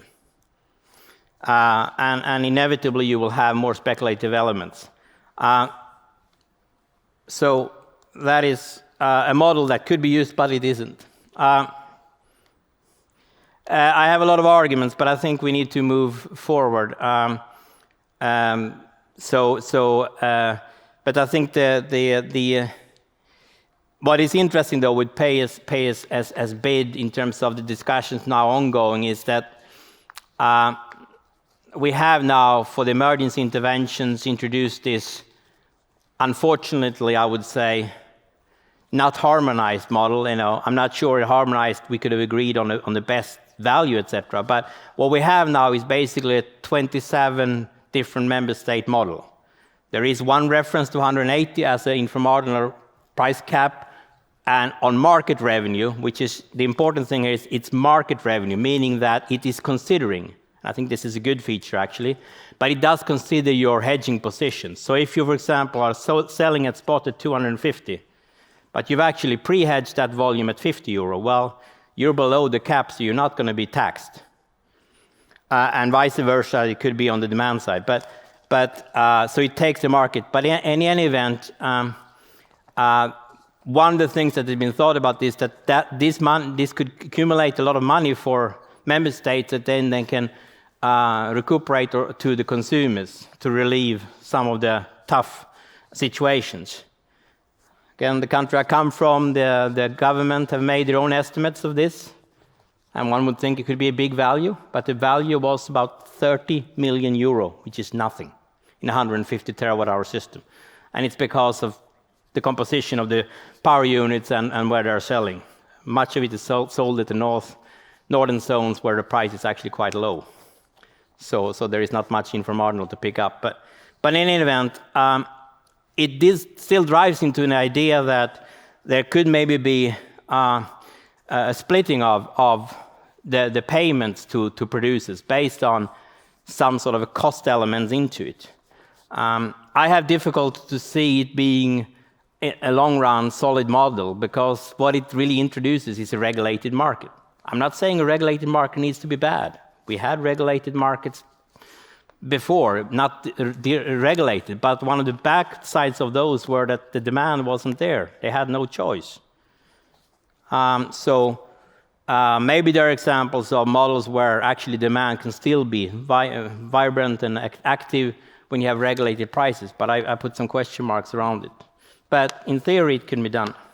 Maybe in some places it is done. I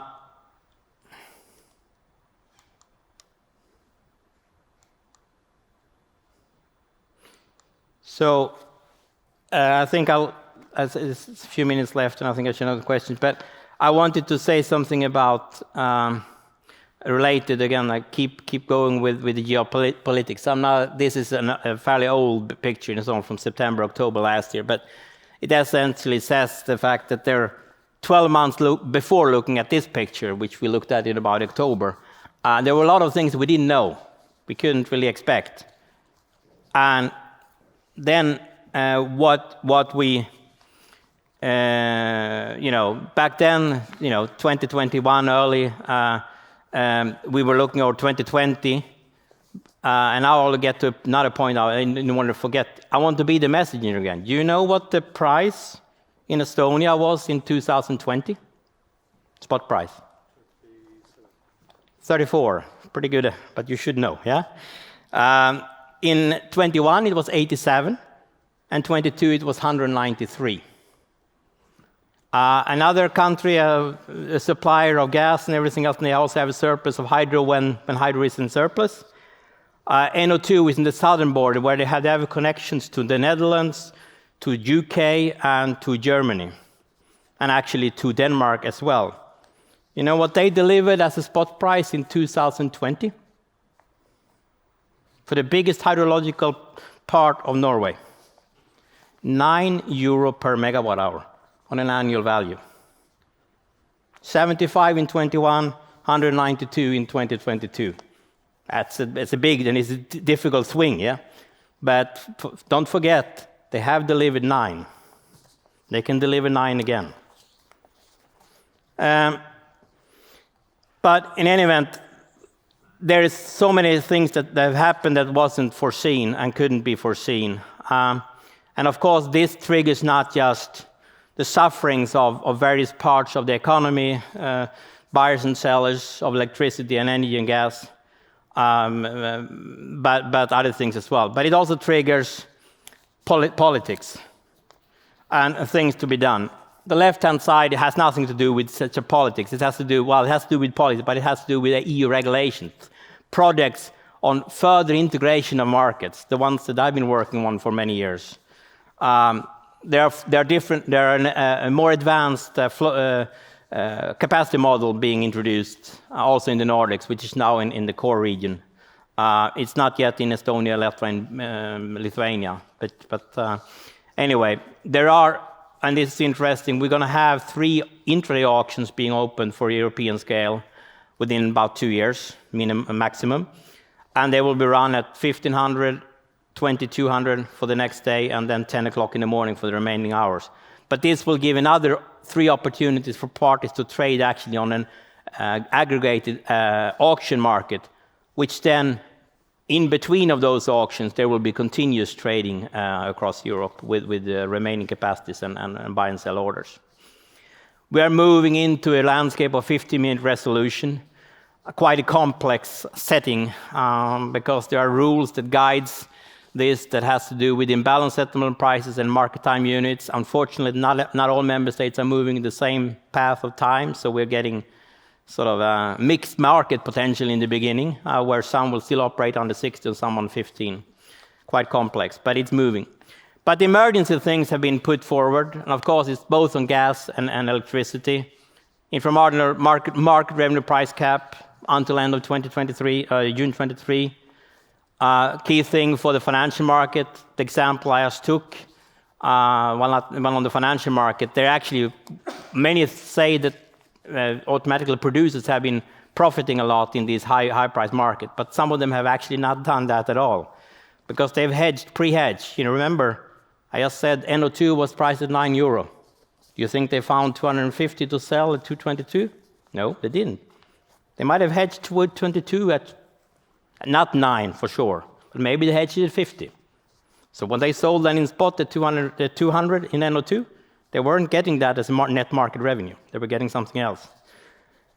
But anyway, that's being reduced. But what happened then is actually this was a crisis. Germany did an action, Sweden did it, Finland other, because there were so many suppliers and on both sides of the coin that were having such big collateral calls that they were facing, I don't know if they were facing bankruptcy, but it was tough. And so the state had to go in with the central banks to support short-term loans, etc. There is big debates, and still the finalities are still not there. But they are moving on with gas caps, supply price caps, and certain market correction mechanism, and they had intraday volatility management mechanisms. These last points are quite contentious in the market because they put in a lot of restrictions that can cause troubles both in the OTC market but also in the exchange markets. I know colleagues of mine that work more on financial exchanges have some troubles with this because suddenly some of these measures are of the type that trading on the exchange will be limited on a range, whereas the market outside can move outside of it. So if you have traders inside that actually need to get out of position, the market is trading above what you're allowed, how are you going to clear them? So anyway, quite a big interventions. And I know that I need to finish. What is interesting now is through this all, this may have happened anyway, but the thing is, what is looking forward is also we are waiting still a month in delay. Hopefully it's coming any day, but the Commission is coming forward with a proposal to market redesign that's going to be consulted on. Interesting, we'll see how much will be remaining as before they're thinking more long-term to support decarbonization and the whole EU Fit for 55, etc. agenda, and how much will be influenced by the short-term interventions.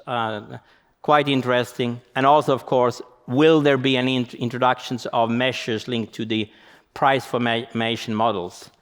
My hope is that there will be no such substantive, but I am not too optimistic. I think there could be coming some because there are indications that several member states are quite keen on trying to push something more ingenious in terms of restricting supply-demand, free price formation.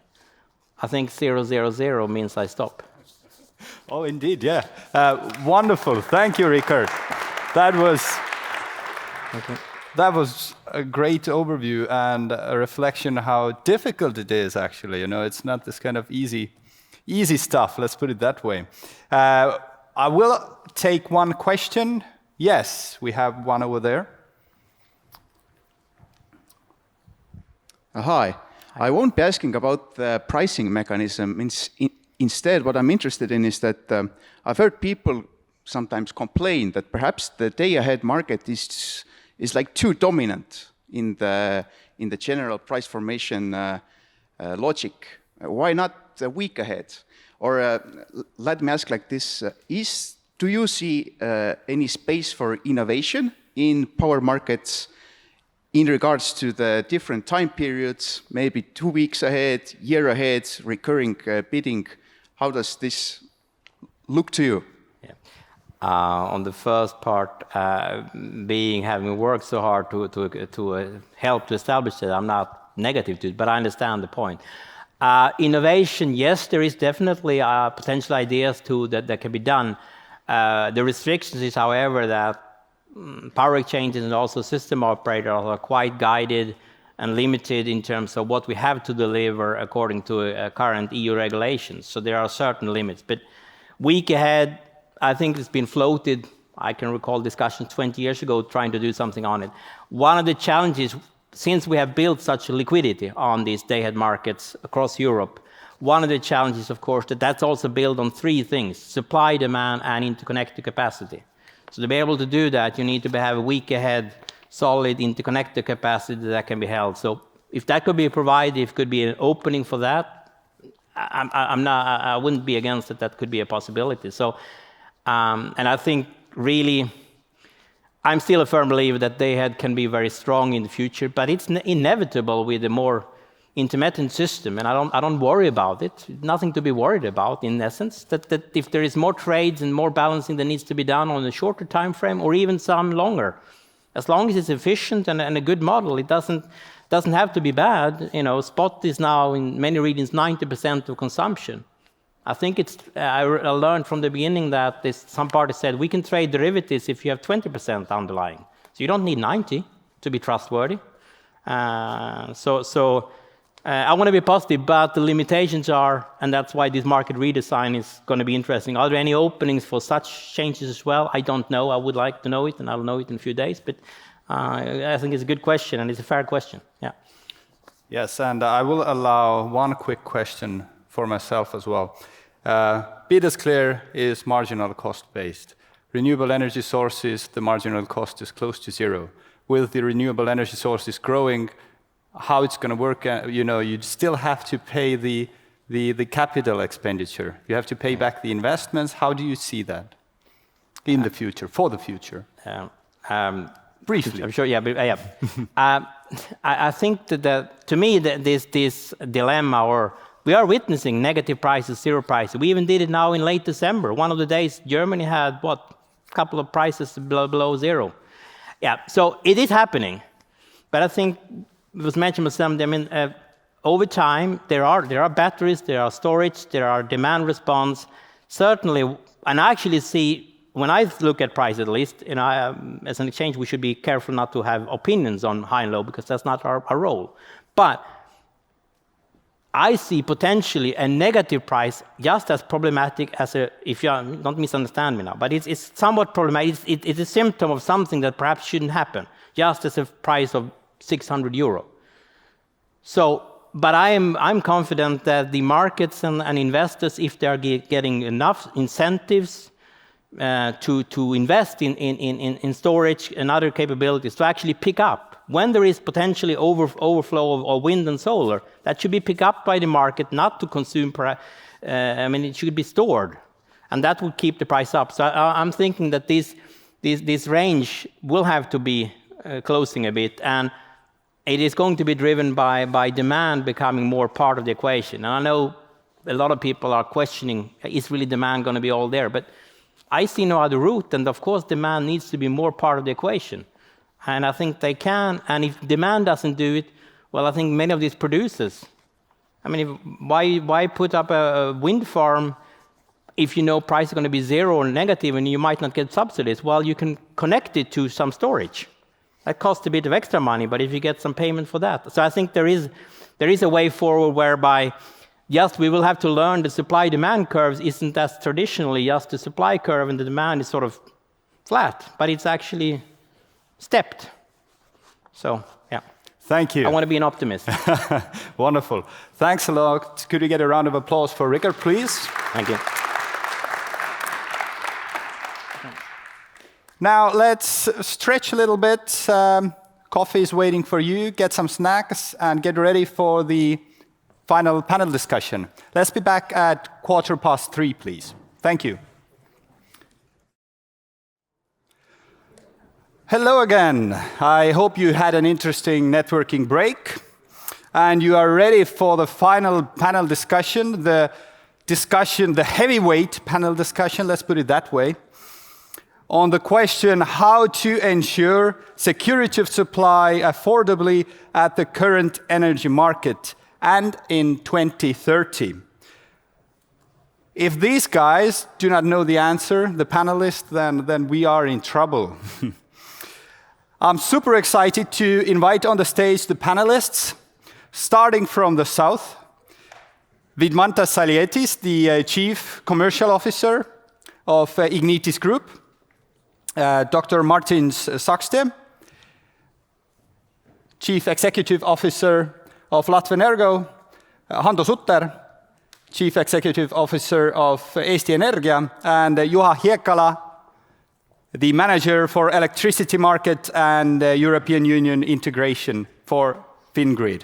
And the moderator, Dr. Michael Howard, the chair of the World Energy Council. Okay, well, thank you very much. And you gave us a tall order. Yes, Boy, I did. We've got a lot to accomplish here in the next 88 minutes, and certainly appreciate our panelists being here. So, security, supply, affordability, and markets with a reach to 2030. Oh boy, thank you for that one. So, fortunately, we've got an all-star panel, and I appreciate the panelists being here. And so we're going to start off with a really great discussion. And so what I'd like to do is have the panelists just take a couple of minutes and kind of tell us a little bit about what you do and your thoughts around this topic. So, you want to go first? Should I start? Okay. Yeah. So first of all, my name is Vidmantas Salietis. I'm representing a company called Ignitis Group. We're the largest integrated power utility in Lithuania, and also we're the largest energy company in the Baltic states. So I think I have four main points on the security of supply topic. So first of all, in my opinion, the current energy crisis has shown that if we want to feel safe, we should invest in those means of energy production which are not dependent on third countries. This means that both for the Baltic states and also for Europe as well, the key to security of supply is obviously the renewable power generation. So that's one thing.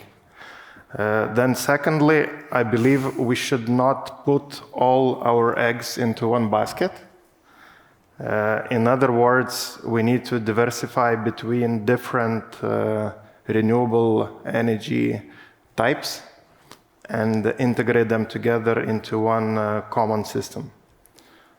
In my opinion, only by combining the onshore wind, offshore wind, solar, hydro on the generation side with certain batteries as well as hydrogen and e-fuels on the balancing side, we can achieve decent results.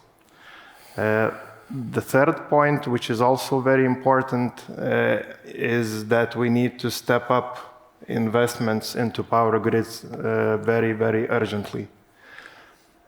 Even today, the main bottleneck for the development of renewable power generation is not insufficient land. It's not lengthy permitting procedures. It's the grid. So that's why, even with time, this problem will get even worse. And that's why we need to obviously rethink and do it quite rapidly our current investment program into power networks. Good. And finally, I would say that we must not forget the markets, and we also have to invest into market efficiency and competitiveness. Just a quick example, today the spot markets in Europe, they work quite well. But the forward markets, the long-term markets, generally they're very underdeveloped, they're illiquid, and they don't promote the development of renewable power generation capacities. And I think that if Europe wants to change that, it must also act very, very urgently on this problem as well. Good. We're going to come back to markets here in a few minutes, but I think part of what I heard is we need more diversity. I agree with that. We need more integration, integrated energy network. Certainly agree with that. And absolutely, something we haven't talked a lot about today is the modernization of the grid. There is a tremendous amount of upgrades and modernization of the grid to be more flexible. So that's all those very, very good points. Okay, would you like to go next? Yes, I think we all together, Ignitis, Latvenergo and Enefit, are going to invest billions in these markets in renewables, and the reason is that currently Baltic states are in the deficit, energy deficit. Lithuania is importing around 70%, we are importing around 30%, and Estonia has to shale oil replacement in the future. So there is a big job to be done, and then of course all these discussions before about politicians who want to regulate the markets and to solve the issues with the short-term solutions. This is a very big risk for all of our companies, because we all are let's say having the money for investments from the free market, and if you start to regulate the free market, then it's very, very difficult to get the money for these renewable projects. So I think politicians should be very wise when they think about solving short-term issues, because this crisis can be overpassed only investing in renewables and covering this deficit what we have. But this will take around 5 to 7 years of big investment and big job to be done, and that will be for that we need a normal market situation to be able to finance that. Today Latvenergo is having 1/3 of energy produced by hydro, and 1/3 is CHPs. And the big development this year, last year 22, was that we had to connect to the grid more than 11,000 private users of sun generation. So it's as said, there is going on also investment into the grid to have this available. And I think these are very interesting and challenging times, but we have to be very fast and clear that this renewable energy will not come without normal politician support also. Good. Okay. Yeah, hello. I'm glad to see that late afternoon people are still here in the audience, and we have broadcast running, so that great interest to the topics. What Enefit is doing, we are, I can say, the most dynamic energy company in the region. We are today, through our arm, Enefit Green, are working through Finland, Estonia, Latvia, Lithuania to Poland with several onshore wind parks. We have a cooperation project on offshore with Örsted, as this was presented earlier today. And as we say that we are not selling power or gas, but we are offering energy services to our customers. And we want to be really the friendly energy experts to our customers, and this has been extremely good value proposition, as our customer count has been massively increasing over the last year. And it has been also in a combination providing us a good basis, and again it was discussed earlier today, to build and invest on the new long-term contracts. We have been selling up to now around 150,000 PPA contracts in extent of 17 terawatt hours in average length of 7 years. So this has been giving us a quite good certainty to invest more into new renewable capacities. And we have said it out already that we want to grow 4 times from current capacities by 25. And today already we are the biggest wind generator in the region. So this is kind of cooperation, and we don't have a certainty over the future, and our customers, they don't have the certainty. If we match it together, it works out pretty well. Coming back to the question, what we currently can do and what is the situation 2030, then this is a good question by the structure, because we can't mix those two things. If we think what is the problem today, the today problem is the war, very clearly. And the war against Europe started actually before it started physically in Ukraine. It was energy war. And we should be very blind if we didn't mention this. This started much earlier than the war itself in Ukraine, and Russia has been preparing it for the decades and has been utilizing it very efficiently against Europe. So how they could do it, very clear. It is gas, as 40% of the gas for the Europe was coming from Russia. If they cut it at one certain moment and you have no alternatives, then what the market will do, if the consumption is much higher than offering, prices through the sky. And this is what we have seen. And to say then the market didn't work is wrong, because market was giving exactly the right signal, what was happening. There was a sudden cut of the supply of the gas, and market gave a very right signal. Price went very high. So the power was a consequence. Yeah, we have enough generation capacities in the region, in the Europe, but all the big generation capacities are gas-fired. If we add a CO2 price, which was also pretty high at this point, then again, we saw extremely high power prices, but this is a consequence of the sudden cut of the gas supplies. So this is what was happening, let's say, a year ago.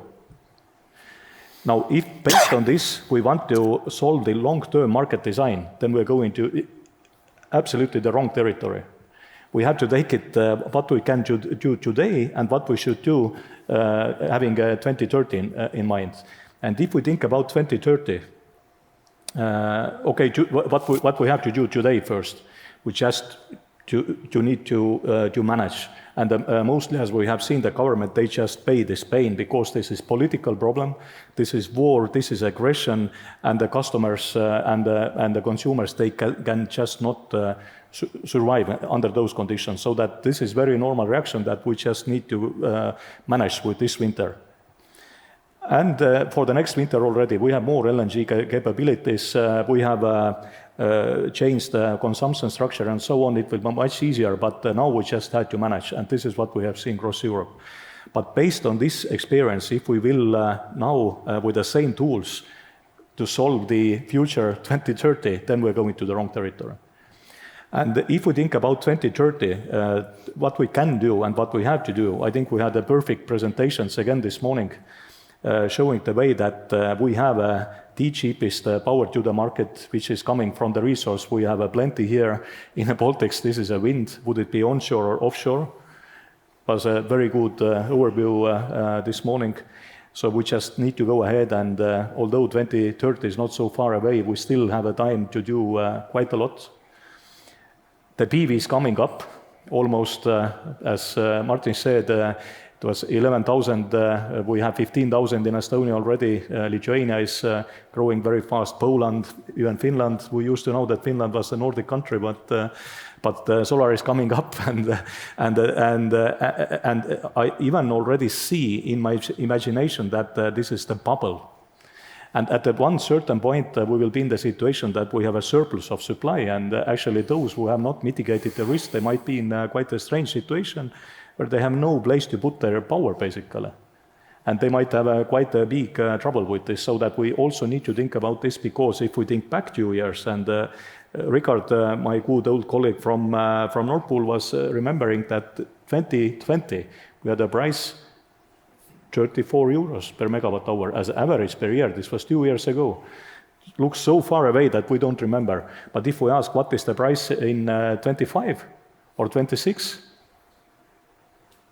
maybe 100, but maybe 20. So both options are, by the way, possible. It depends on the two things, how far and how fast we go with the renewables, and how far and how fast we go with the electrification, which is also one thing where the ambition is much faster than actually our speed of development. Good. Okay. Hi, I'm Juha Hiekkala from Fingrid, and maybe it's 3 issues I hope you remember from Fingrid. Fingrid is a TSO who really trust on market. We try to listen our customers, and we love efficiency. But to the current topic, Mike asked a list of 5 points. So I think that Europe and Baltic region needs clean electricity more than ever. We must replace the Russian energy. And as a Baltic Sea region, we really have a great potential. But my concern is that we are not running out of power, but we are running out of time. We should streamline the permitting process for new power generation. It takes too much time, it's too complicated. Then, as a TSO, I think that the TSOs needs very clear mandate to invest grid and especially the cross-border connections. And that is the only way we can clearly create a European-wide market. And if we can't do it, the Russians will win, but we should have very clearly a European focus when making these grid investments. Then we are in the process that we need much more flexibility from demand, and I think that we should start use electricity in a smart way. That means that we need different kind of storage possibilities, and especially hydrogen creates the possibilities to storage electricity in future. And the system really need the flexibility. And in a way, the storages are a key for the security supply in the future. Then I don't love different kind of capacity mechanism, but it might be that we need some new incentives for flexible generation. The new generation should be flexible, should be low carbon, should be easy to build quite quickly, and that is a challenge. Are the current incentives enough? And here I think that Baltic and Nordic countries should be active and have new ideas. And then it's a lot discussion about the European market model. Someone says that the European electricity market model is no more functioning. But here I think it's very important that we have 2 totally different issues. The actions which are done because of the current energy war. And that's something the Commission has done. They have the emergency package and so on. But then it should be totally different process to develop the current electricity market model in long term. And that is maybe quite difficult just now, especially in some southern European countries, to remember. Thank you. Thank you. Thank you. So I'm sitting here just kind of thinking about all of this, and my thoughts have not been crystallized yet, so bear with me. But I'm trying to think of a step forward. So we know what the state of what we're in right now. We've got a lot of capability for renewable energy. We have an issue around energy security. We have high prices. We have some, and correct me if I'm wrong here, but there's some debate in Europe about market designs, right? We're trying to figure out the right design. Hopefully, it's the right design that will encourage capital flow into these companies to be able to expand, upgrade the grid, and do other things. And then we have decision makers and regulators that are trying to also understand all of these issues as well. So I'm just sitting here wondering that if we take just the Nordic countries and the Baltic states, and maybe you want to go over into Poland or something, and one of the things that I've learned is that with decision makers, politicians and regulators, you have to show a plan that is simple, that is supported by the community, that has a path forward where we want to go. And we want to check those boxes: security and equity and sustainability and so on. And I'm just wondering, what do we do here? How do we do that? I mean, one of the things that I've done in the past is you put together, well, kind of like Jaquelin was talking about earlier on LA 100. You have a nice model, you have a description of what it looks like, a path forward, and you start having the discussion with the regulators and with the community and the citizens and so on. These are tough, complex topics. And unless we get legislators and regulators and the community on board, I don't know how you're going to attract capital. I don't know how we can, get there by 2030. That's kind of my initial reaction from just sitting here. How do we pull all of this together as a broader area from the Nordics to the Baltics and so on, to work together as an integrated energy kind of network so that we can have a path forward? Any thoughts on that? How do we get this going?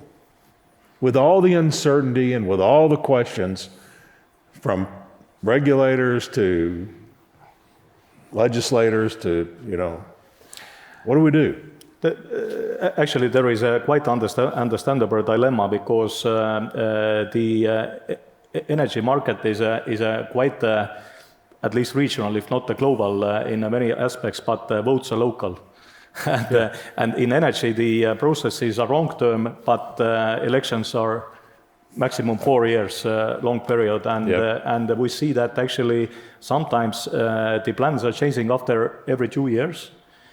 But in energy, 5 years is a quite short period to do something. Yeah. You invest on a 40-year period. I think it's not only our regional problem. It's a problem everywhere around energy. It's a problem in the U.S. Yeah. It creates a tremendous amount of uncertainty, which capital providers absolutely hate. And I don't. It's just something that I was thinking about as I've been sitting here today and listening to all of these challenges that we have, and just trying to figure out what is the best way forward. Yeah. Yeah, maybe a couple of quick reactions. So one thing we have to bear in mind is that if we want to think of something very regional or national as a solution, we won't succeed because we have to think European-wide. And even today, all the market rules are set up by the European rules, regulations, directives, etc. So we have to bear in mind that we're working in one common European market. So that's one thing. And then if talking about the strategy going forward, which would make sense for the Baltic states and Nordics as well, I think we should strive to be a net exporters of power, because looking forward, looking at the numbers, at the electrification of society, I think it's inevitable that power demand will grow very rapidly. Mm-hmm. And Germany and other Central European and Western European nations will need so much power that it will easily absorb all the export capacity that we may have. Yeah. Meaning that both Estonia, Latvia, Lithuania, as well as Finland and our other Nordic neighbors, we can produce as much as we want, and still it will be required somewhere in Central Europe. So I think we have to think big. We have to not restrict ourselves, and even invest in energy islands, which would, take our power, take the power from the Baltic Sea, and move it to Germany and other Western European countries. Yeah. It's always better to be an exporter than an importer, especially from a security perspective. So I'm with you on that one.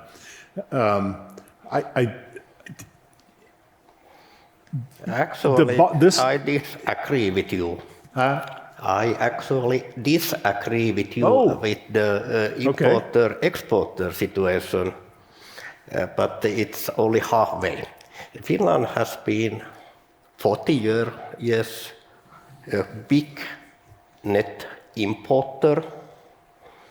We have imported even 20% of our consumption, and it has been very beneficial for Finland.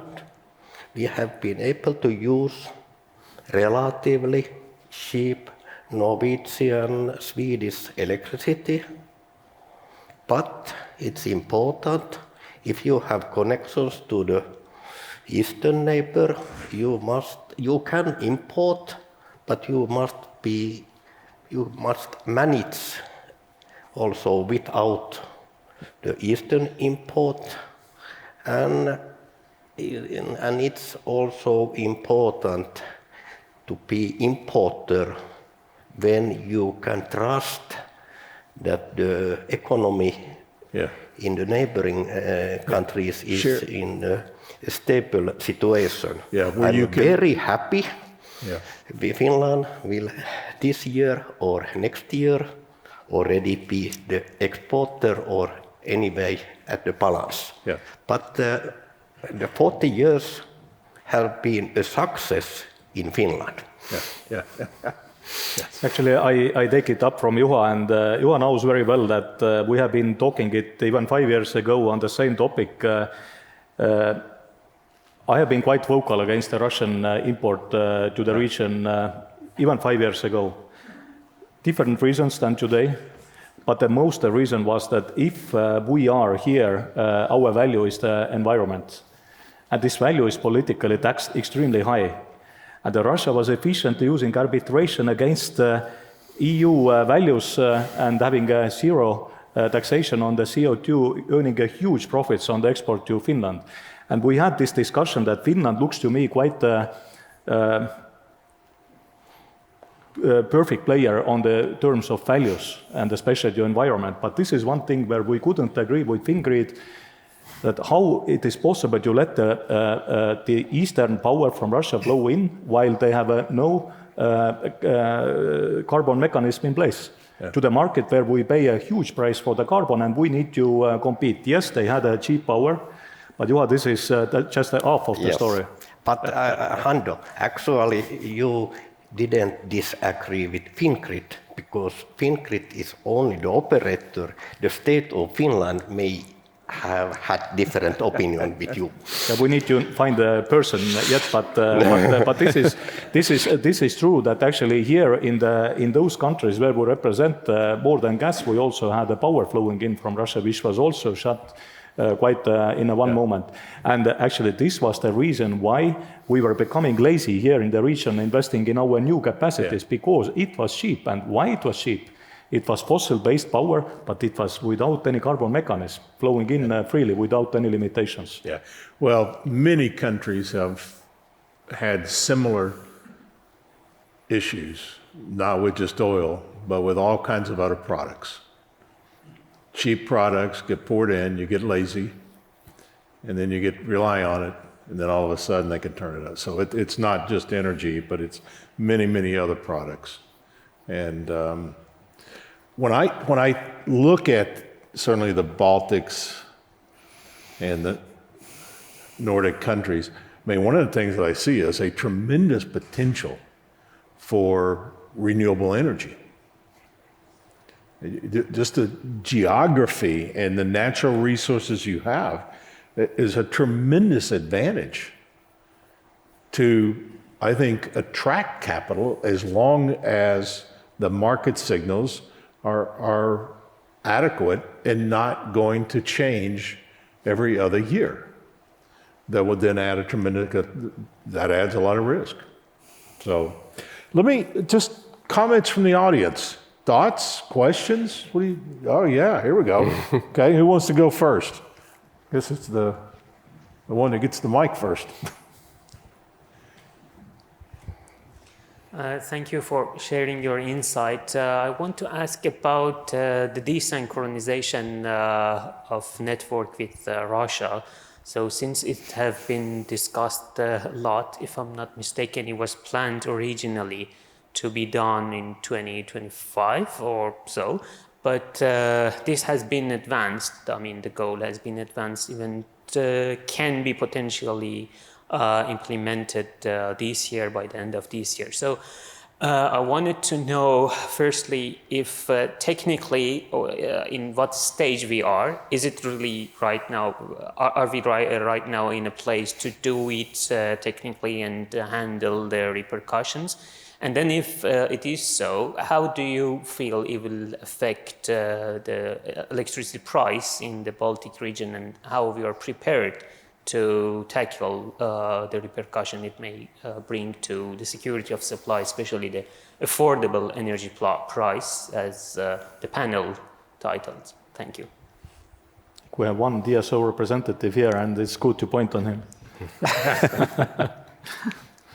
I don't know about these prices, but currently Europe is discussing about very high electricity prices. But it might be that after 5 years, we have the same conference here, and we are discussing that the prices are pretty low. My understanding is that we are going to get really big amount of renewables to whole Baltic region. I know better what is happening in Finland. In 5 years, wind power will be the dominant power source in electricity market. So the process is very fast, and we have long times with reasonable low price, but it's also times when we don't have wind or we lose some big power plants. In those times, we must have new solutions. That is the missing link in the current market design. Juha didn't cover actually the DSO part, but okay, I will have to do then this one, but I have heard something.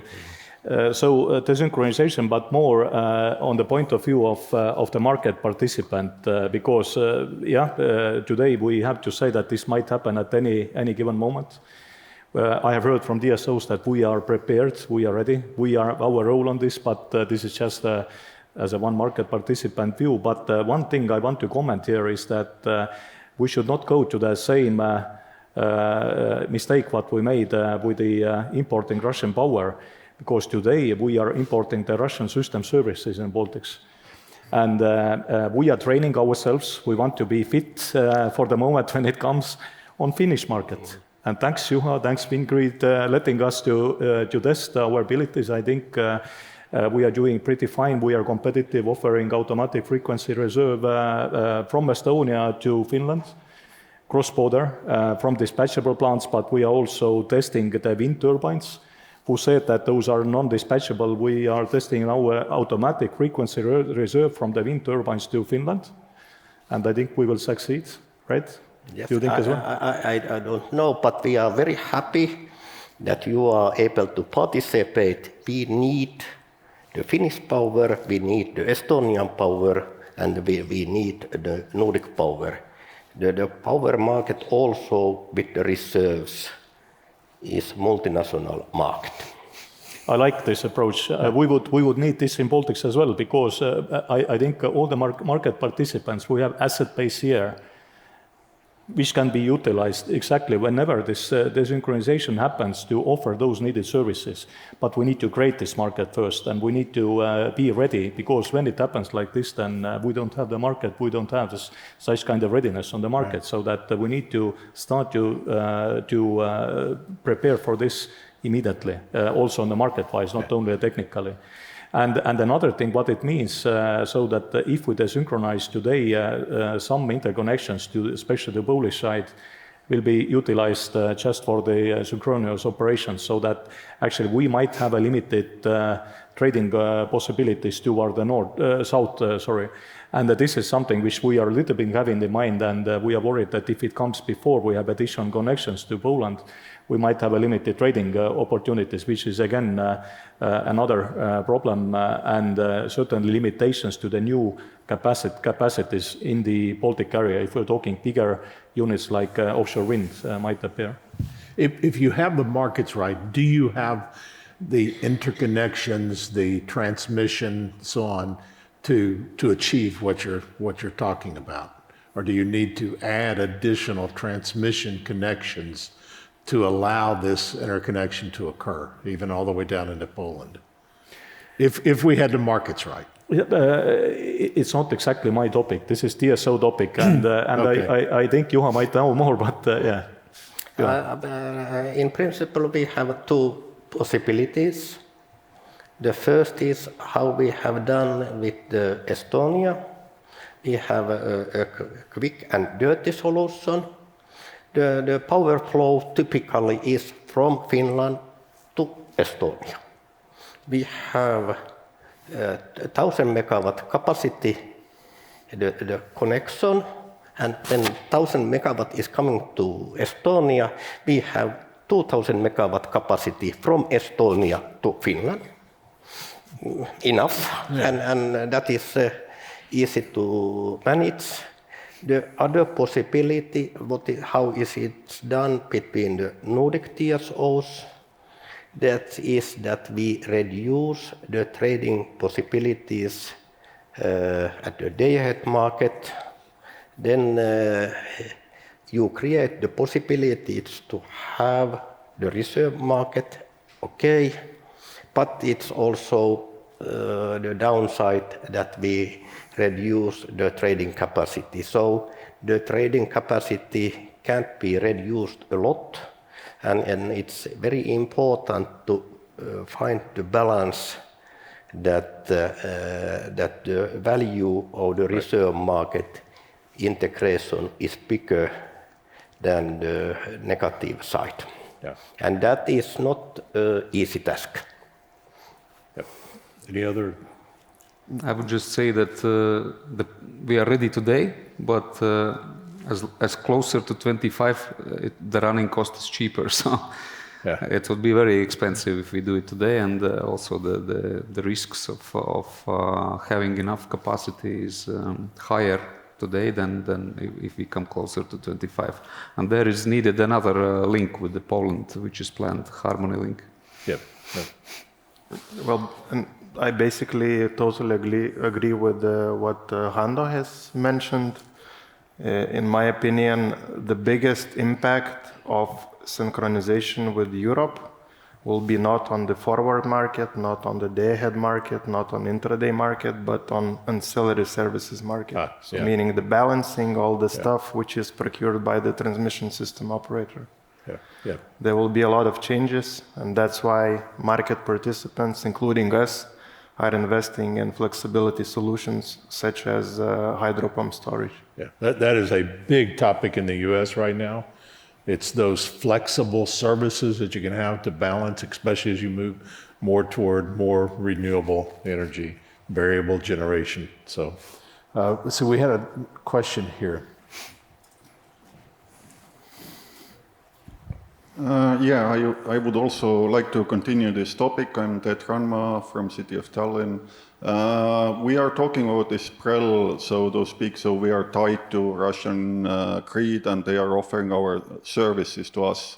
And like this gentleman said, currently it is cheaper for us to buy their services, but we are, let's say, essentially in at least philosophical war with Russia.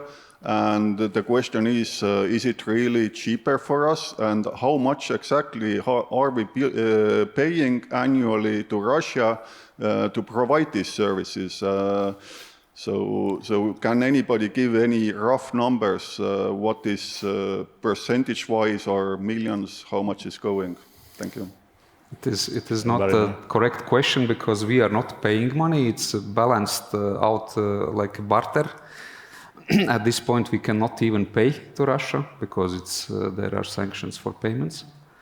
But the issue is that if we are cutting off this balancing with Russia, that means that we have to be as an island, Baltic states, and we should rely only on our production.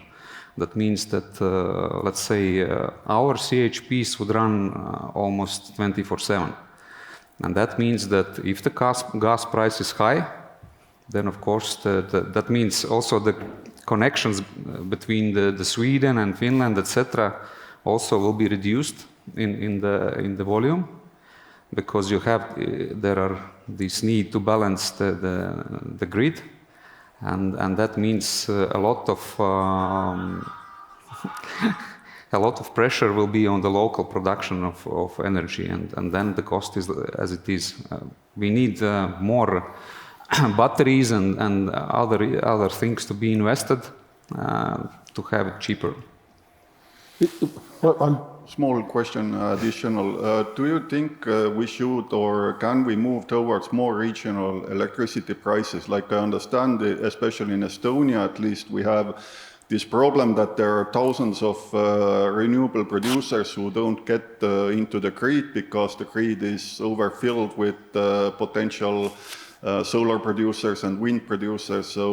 So in essence, we need to be very flexible, and this market probably in the future will be down to second. Like now is sun glowing, now is huge power peak, and then the cloud comes down, and you need to balance this out. So you need to have a very flexible price. So do we see anything moving towards that direction? So for example, we in Tallinn have separate electric price to other parts of Estonia or something similar? Thank you.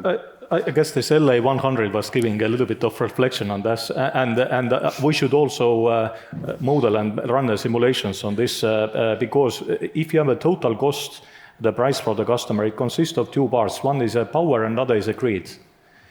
So you should optimize those two together, and even if you have the cost of the solar generation, but the grid cost is twice more, then we should think twice, actually. And it is the same, I think, in Latvia, Lithuania, it's also in Estonia, so we can easily double investments into the grids. And this is not the issue of the cash flow or missing cash in a regulated business. It's a little bit wrong point. It's a more like who is going to pay for this, because increase of the investments in the grid, doesn't matter which country, it is regulated. It goes automatically to the grid tariff. Because regulated return is in every country is a formula, it goes automatically to the tariff. and then all the grid users will pay for this. So that if somebody wants to make a business on a solar and expects a grid to invest much more to double the solar installations into the grid, then this cost will be socialized to the all grid users. And then our final total expenditure for the energy consumption is energy price plus grid cost. And we need to see it in the set. And maybe really, I think Lithuanians have been going a smart way to run the same simulations on Lithuanian case to see what is the social economical benefit for the one or other scenario. As far as I understood, the question was about having more locational pricing signals. And it's true that in the US, you could find other types of energy trading systems which employ the nodal pricing. So basically, each and every point in the network, it has a different energy price. Europe has opted for a different model, which is called a zonal price, where you have the same uniform prices in each and every zone. So, as example, Estonia is one price zone, doesn't matter whether it's Narva or Tallinn. Even though both models, they can practically work, they have multiple advantages and disadvantages. I won't go into the details, but I believe that both Baltic states and Europe would be better off of actually employing and reinventing the model that it has today. So Europe should stick with the zonal model, and in my opinion, Baltic states would be even better off of having one single price zone, which would be applicable for all three Baltic states, meaning Estonia, Latvia, and Lithuania. Wow. Yes, sir, here's another question.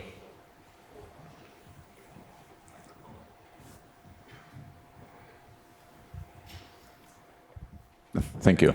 Ulds Mutsenieks from Latvenergo. If I may start with a little small, like a bit critical remark, then I've been participating in several energy-related events during last months, and there is one common thing. Hando mentioned in the beginning, and that happens always, we start with a statement that there is a war in Europe.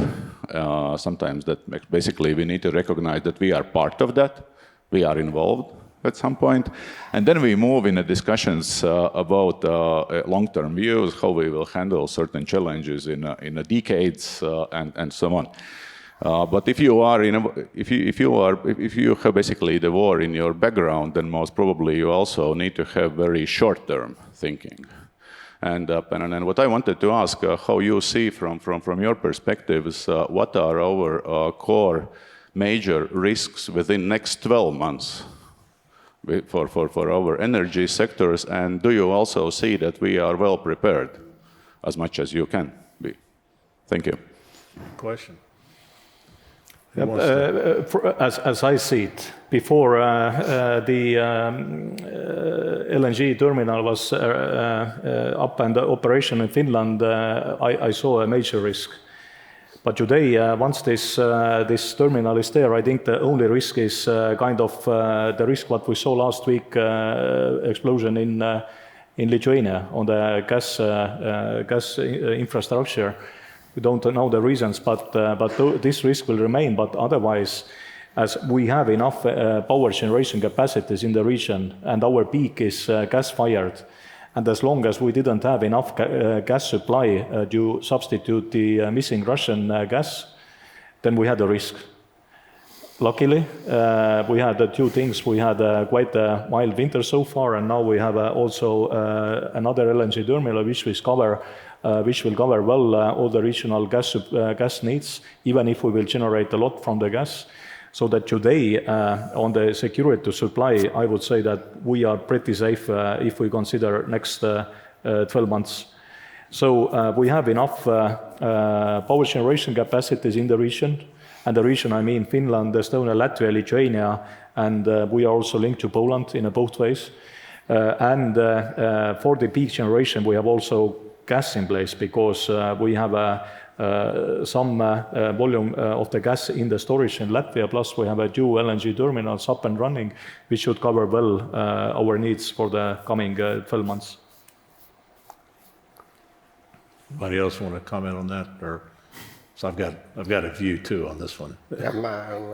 From Finnish point of view, we really hope that next winter we will have Olkiluoto 3 nuclear power plant up and running.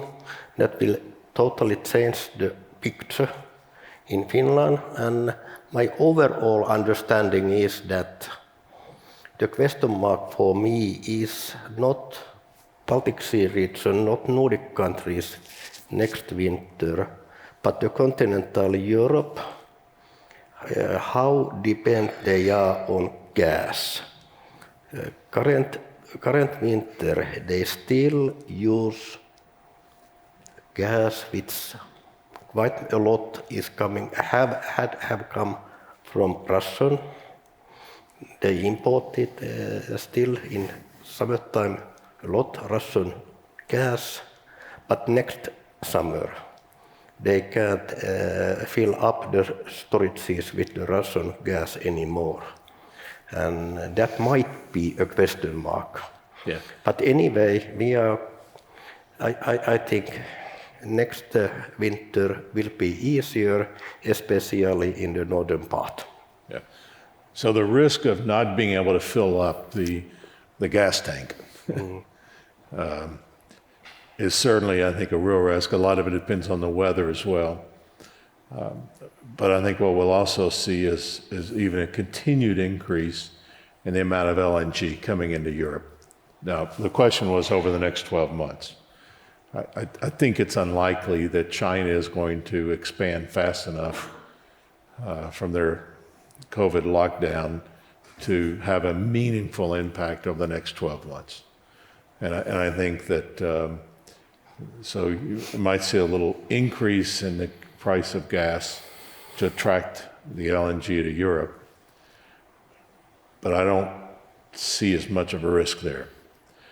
Actually, to answer your question, what I see as the biggest risk is a physical or cyber attack against some key assets that would disrupt the flow of electricity throughout the region. I think that is the highest risk. And when I say a physical attack, somebody, it's not going to be wearing a Russian uniform. It's going to be somebody else that tries to take out a substation or a cyber attack, and you don't know where it's coming from. I think those are the biggest risks. And so if I were thinking about how to shore up Europe, that's where I would focus. So we haven't heard a lot about cyber today. What is, is that something that you think about? Maybe just before we go to cyber, one more comment. Yeah. And the Estonians, they know that we have been quite emotional talks about the oil shale fired power recently. Yeah. I can report here today that all the plants are operational. Good. We have no maintenance today, and we are ready to supply 1,200 megawatts to the market. Good. But the fact is that most of them are idle due to the market. And even our most efficient units are working on a minimum load because we have a max generation from the wind in the region. Look at outside, we have pretty warm weather, which is not very typical January weather. And we have also luck, like you have described, of some hydro also from Latvia. Martinš, let's start from you. Because the floods in the mid of January in Latvia, it's a new thing. Not very typical, to be honest. And also luckily some hydro affecting also our prices, so that our plants are market-based on a minimum load. Ah. So we have lots of reserve to ramp them up immediately when market gives a signal. But today, as you have said, we are benefiting on the much cheaper and the cleaner, by the way, resources, and this is cool. Yeah, that's right. Cyber. So, but actually, a physical or a cyber attack? Yeah, go ahead. I would continue actually, the market is functioning pretty well. It was in December, it was some situation when the situation in Finland was much more tight.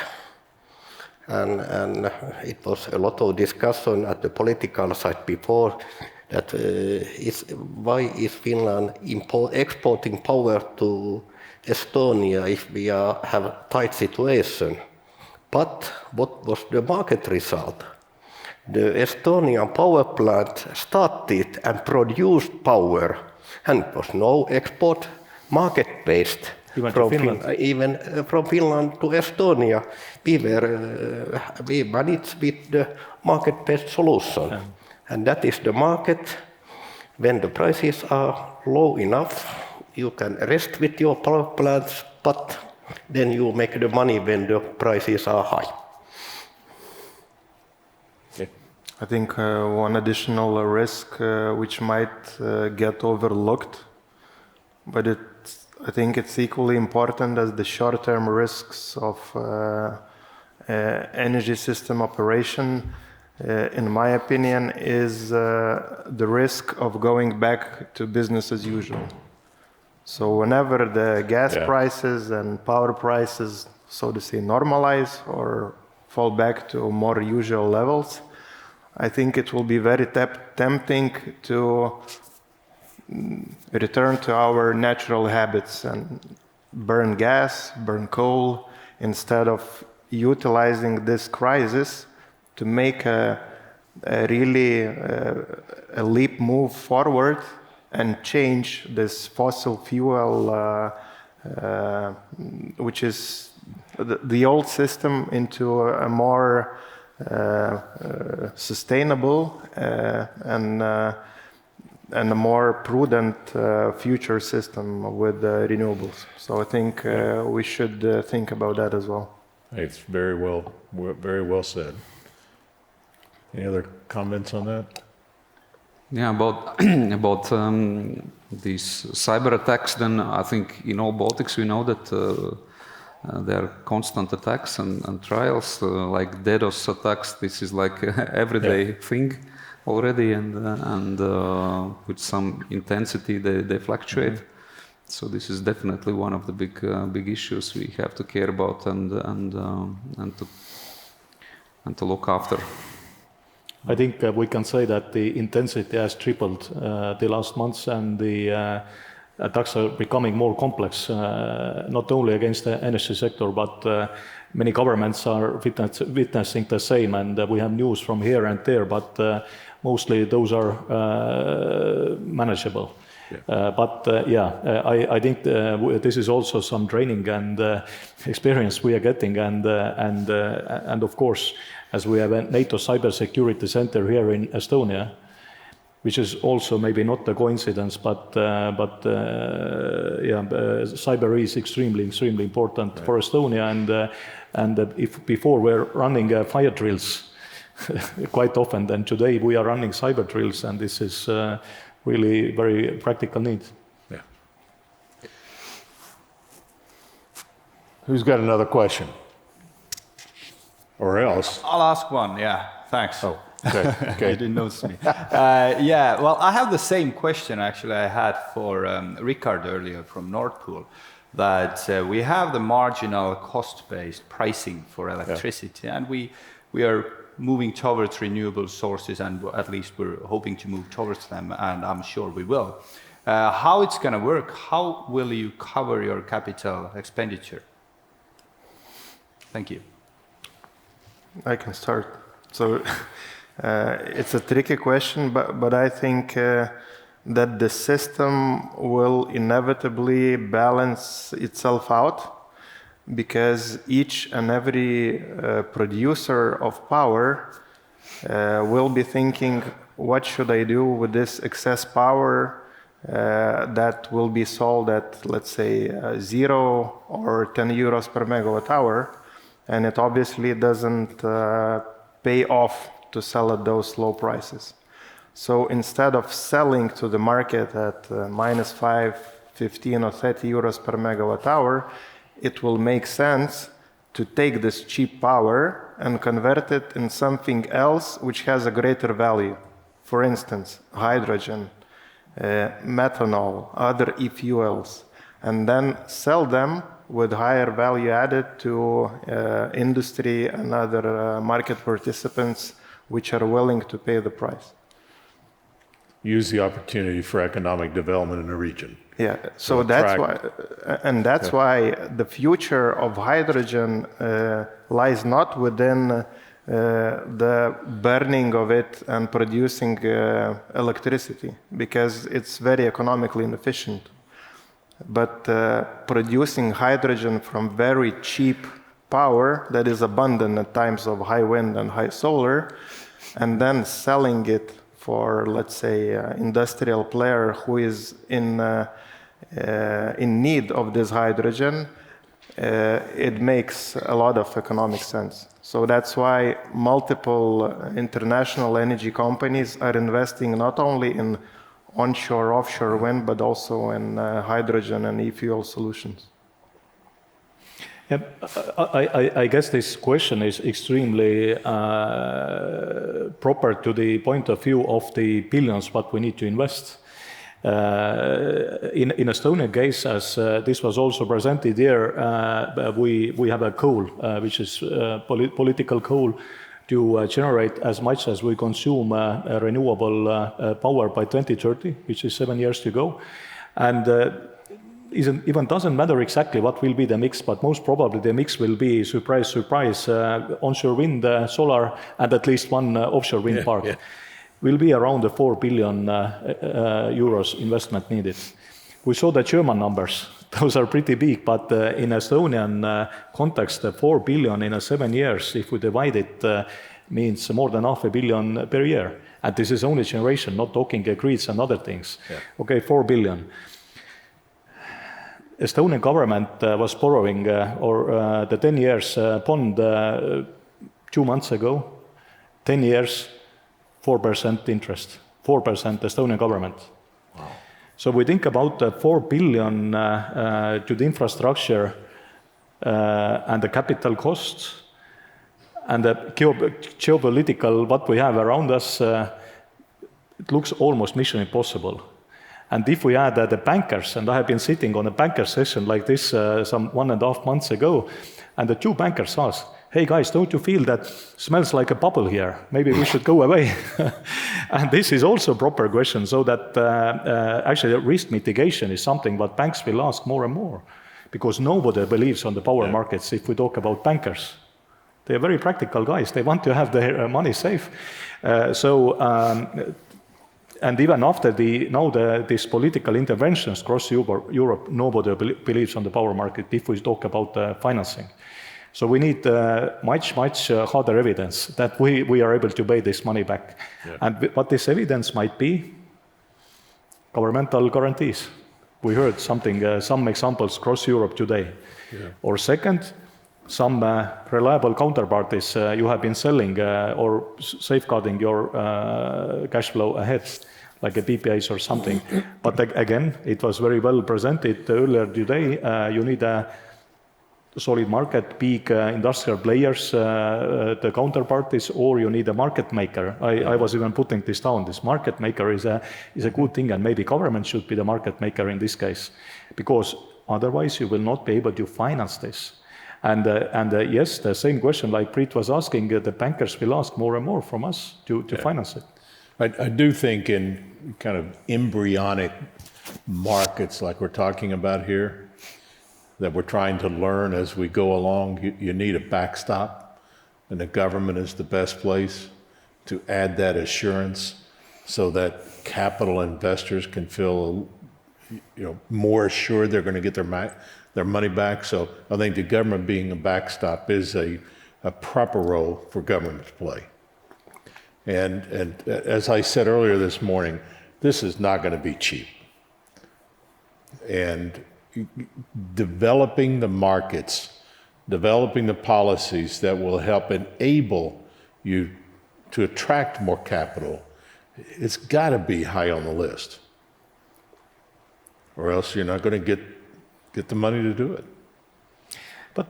And another perspective for the last year, 22 in Estonia. Again, everybody knows maybe their own numbers, but I remember Estonian. There was a news last week that Estonians paid for the power last year 800+ million more than they paid 21. 800 million society here in quite a small market. So if we think that the government would put a tool which would cost to the society 50 million, and this would trigger the double amount of the wind generation, which would bring the prices 1/3 down. Mm-hmm. So if we wait, the societal cost versus benefit looks like a good deal.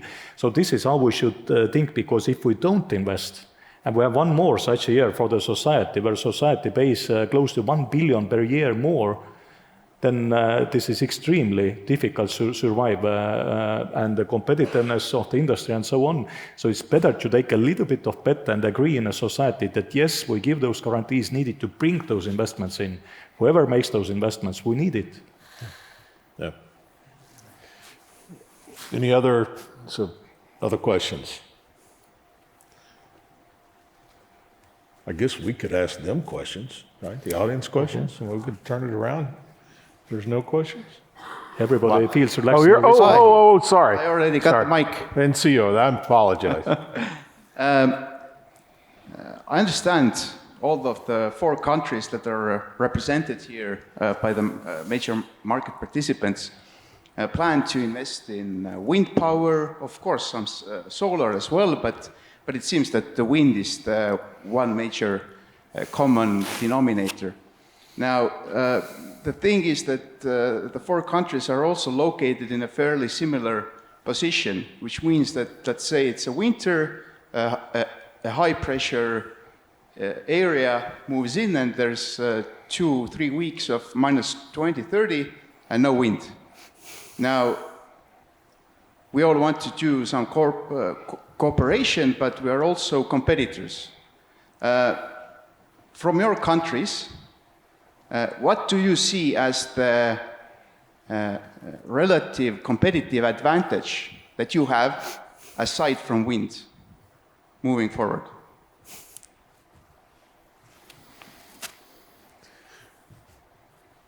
Who wants to take it first? I can start.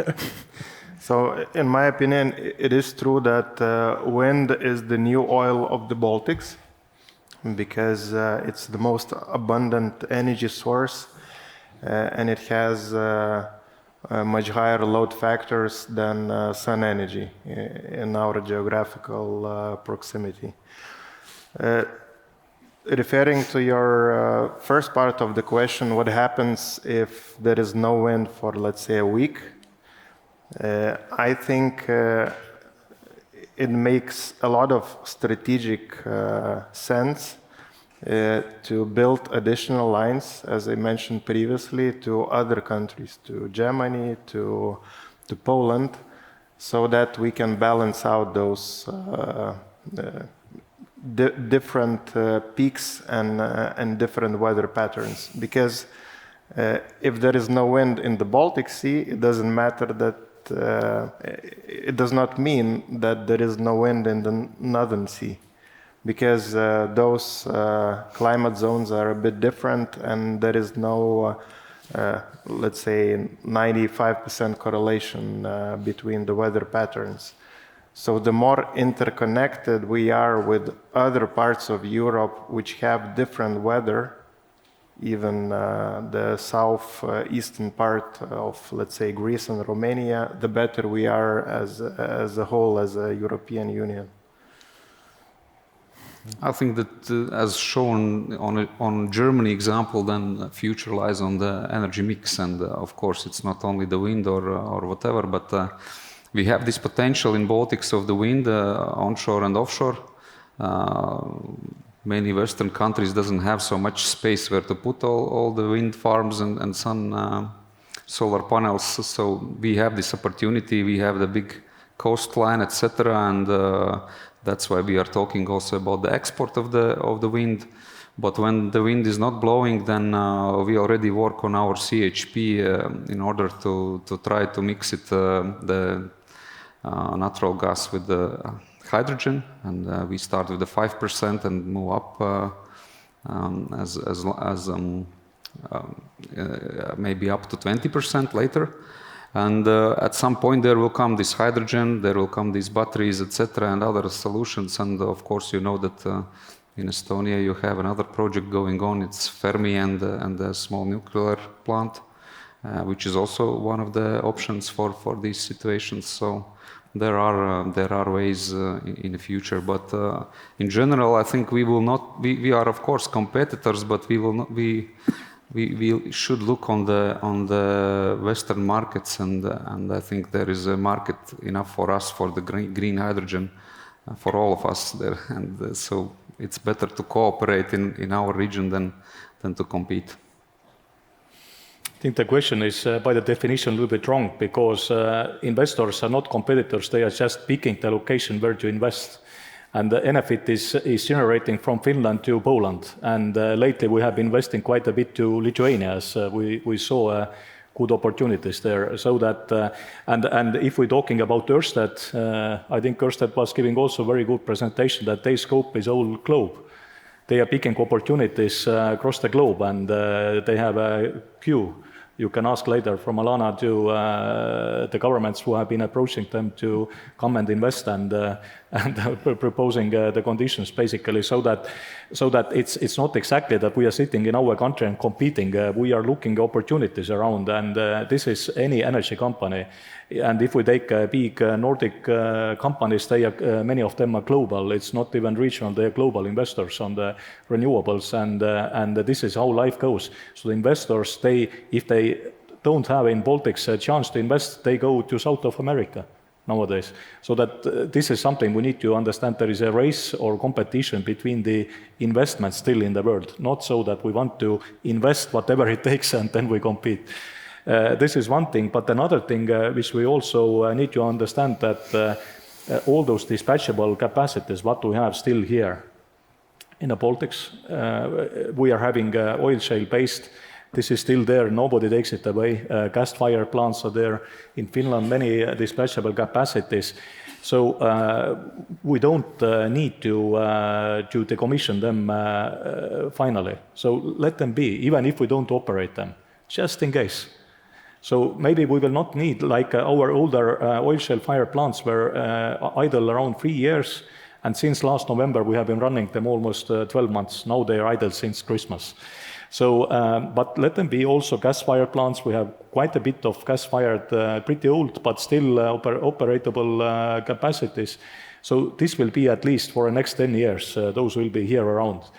But the more we produce the renewables, A, we consume less fossil fuels, B, we emit less carbon emission, and C, this will be cheaper.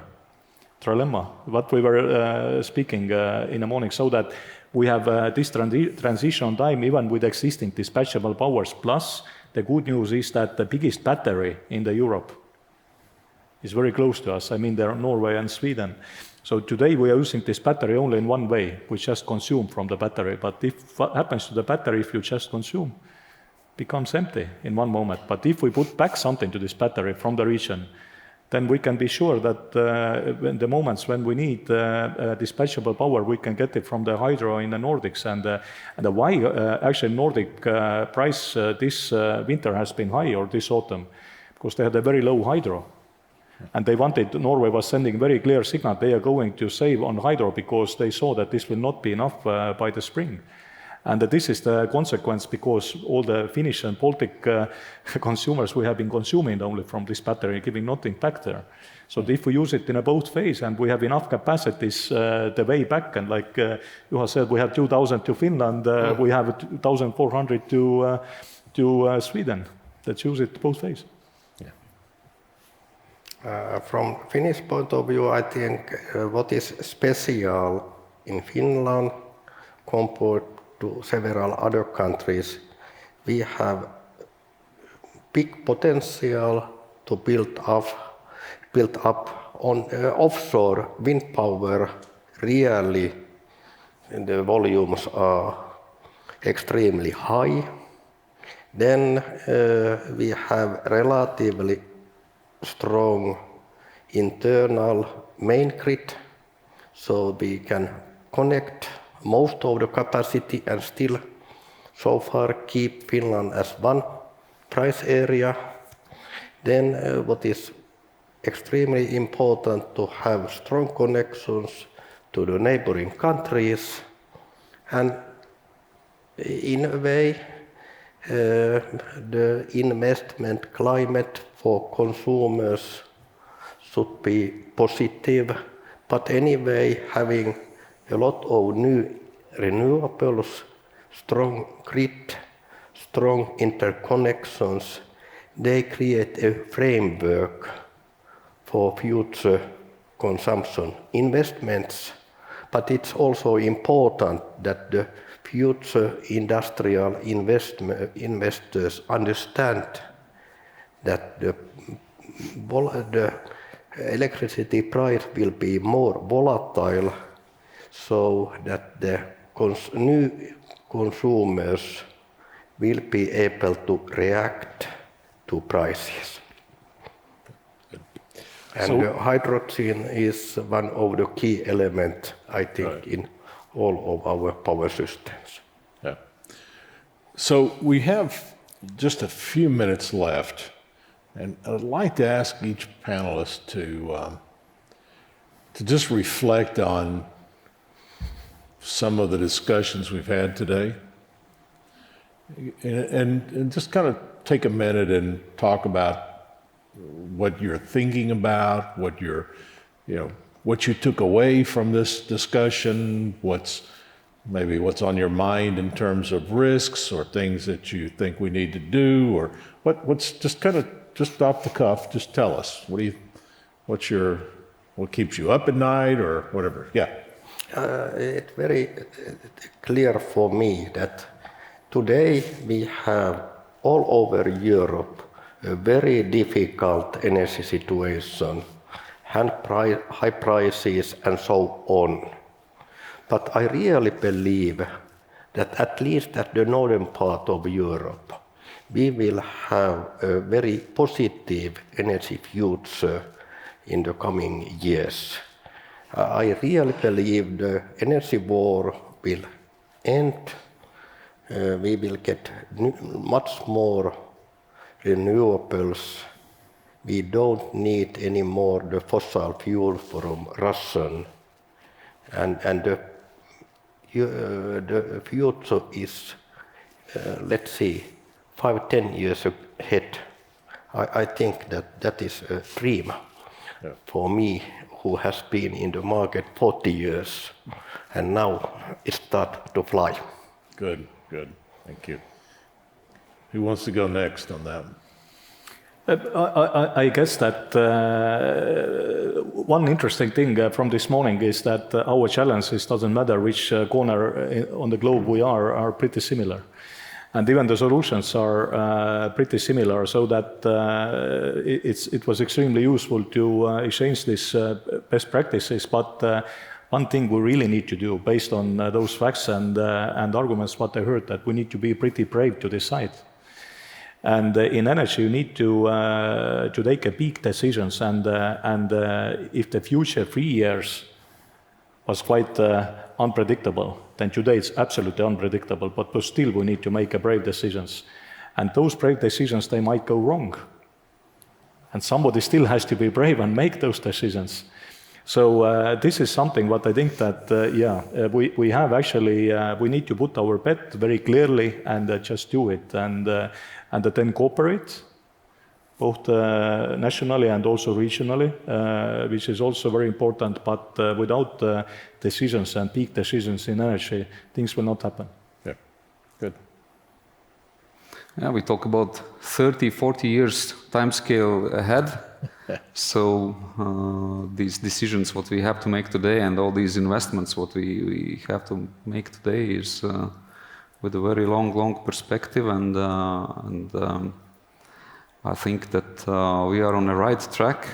in general as Europe, because Europe is all the time fossil fuel dependent and energy dependent, and this is, I think, not even our independence, but also maybe our power of economy in the future for the whole European region. And I think those who are in business, let's think about some energy-intensive businesses starting from 2028 in Baltics. It will be the good place.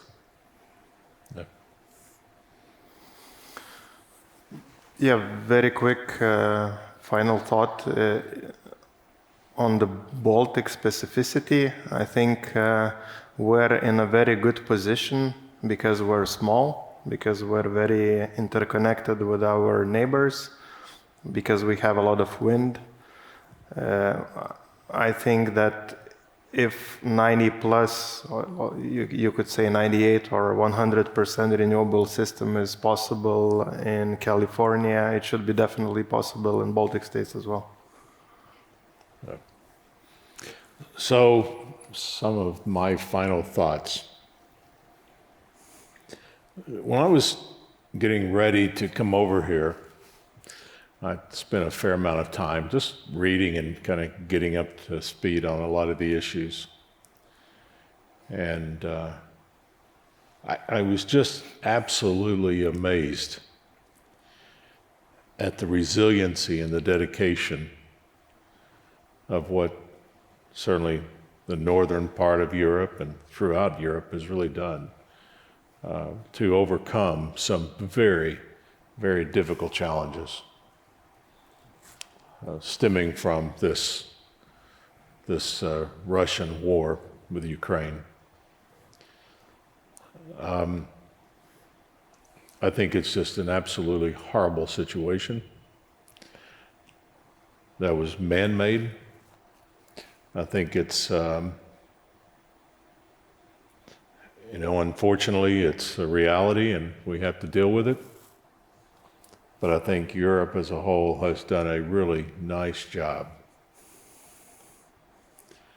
The last thing I would want to see is to do a U-turn and go back to the way it was. I think Europe needs to push forward, continue to think about security, think about a clean energy future. It's based on renewable energy and hydrogen, clean green hydrogen, and so on. But it's not going to be easy.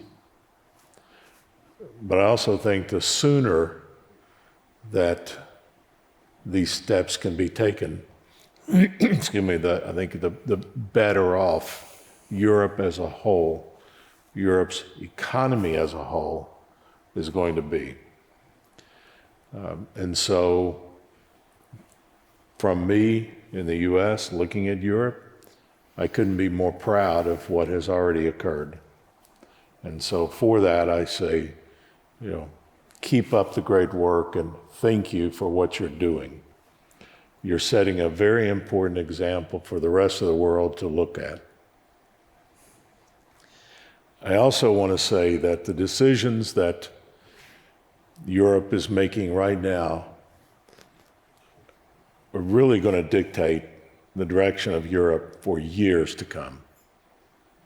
And so really think through and reach out, collaborate, talk with your other European colleagues, bring the community along with you, have those discussions in a setting like this with others so that they feel part of the solution. Bringing the rest of humanity along is absolutely essential to move forward here. And I think Europe has done a very nice job. Finally, I would like to recognize the World Energy Council of Estonia and say I really appreciate you taking the lead and putting this event together, this annual event. I think it is the absolute right thing that needs to happen to engage and discuss and think about all the challenges that we face. Excuse me. And so, as the chair of the World Energy Council, I'm also extremely proud to be here and to see all of the great work you're doing. And if you are not engaged in the World Energy Council of Estonia and other countries, then there's no better time to get engaged than right now. So thank you to our panelists, thank you for being here, and thank you to the Estonian World Energy Council for the work that you do.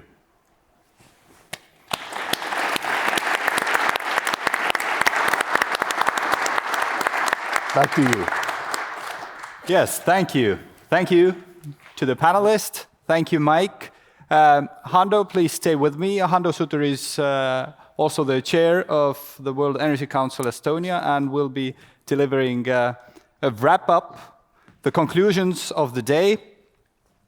From my part, I would like to thank you all for being here with us to celebrate the 100th birthday, to enjoy the discussions, also the technical team and all the support we've received from our members and supporters and also the speakers. Thank you so much. Okay, Hando, you have the floor. Yeah, thanks, Priit. I will not take it long, but as I was asked to a little bit to note down what I was taking away from this day. Then first of all, yes, 100 years of World Energy Council and this anniversary event. After 3 years, we are physically together again. We already missed this chance to meet people. And thank you everybody to coming over. But I think what we all have witnessed, that this is the idea of World Energy Council to exchange the best practices globally. And this has been the idea, exactly as Mike, you were mentioning, why World Energy Council was established. And I think this day was very well serving the purpose. So, like Priit started this morning, 3 years, and when we met last time, 2019, right? Then, yeah, what talks we had this time? I even remember. And we didn't have talks about viruses. We didn't have talks about energy war. We didn't have talks about record energy prices. We didn't have even talks about negative oil prices. So why didn't foresee 3 years ago everything this happening? I don't know. But maybe this is also something to be more prepared for the future. So Mike was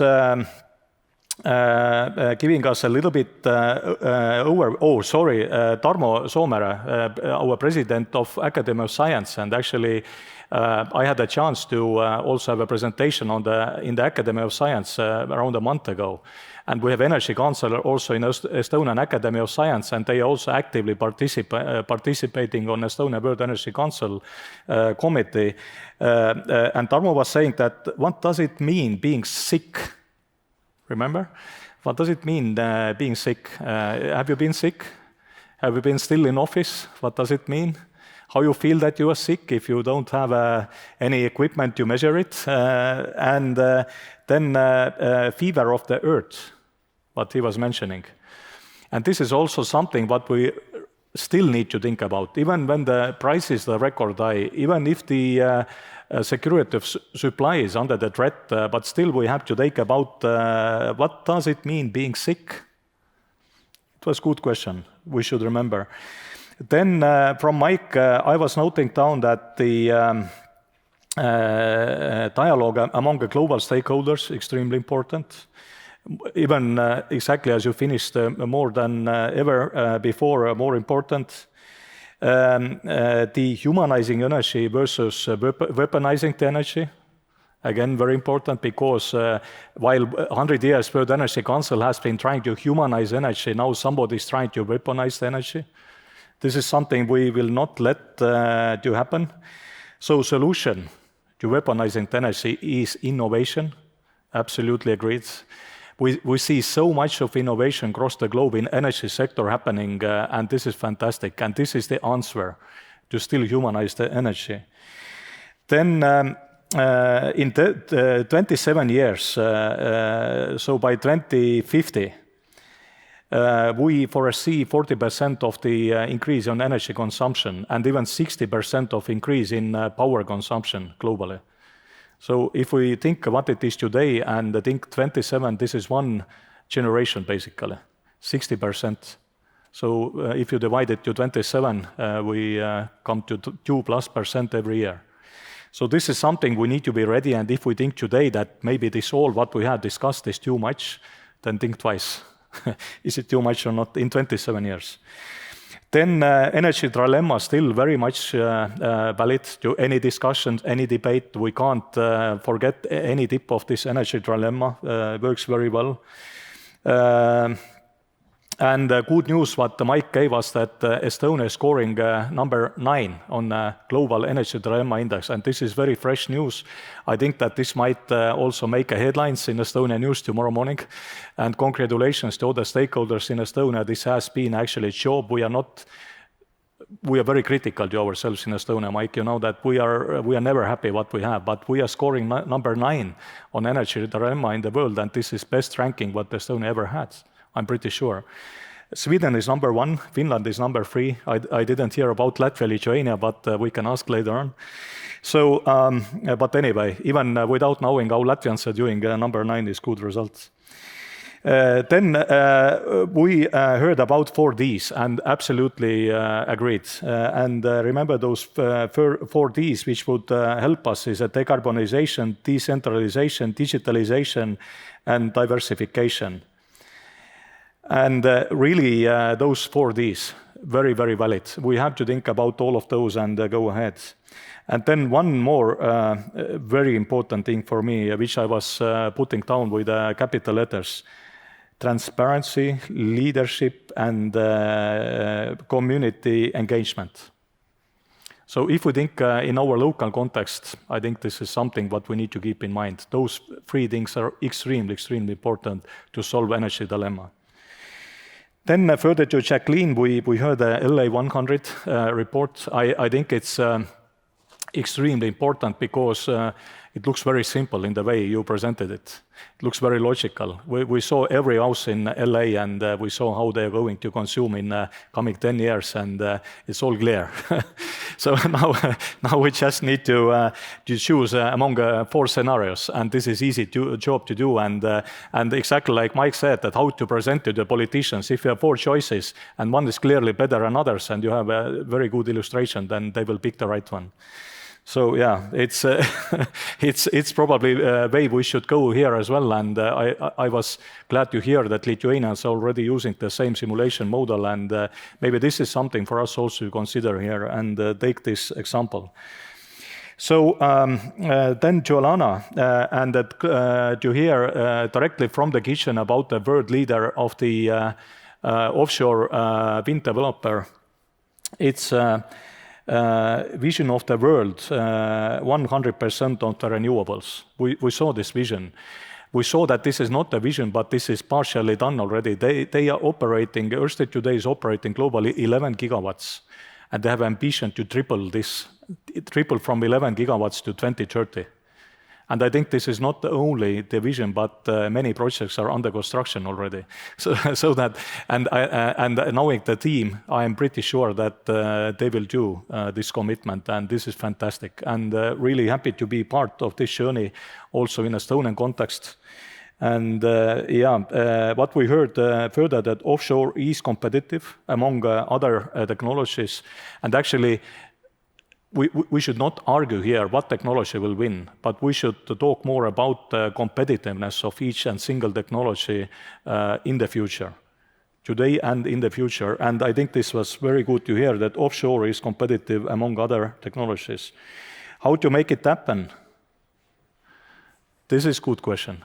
We want to have it. It's a cheap power, but how to make it happen? And then there were 3 areas to to have in mind and to make it happen by 2030. They were well presented, and I'm sure Alana will share the slides later on. We can come back to this. Then further from Stephan, we heard news from Germany.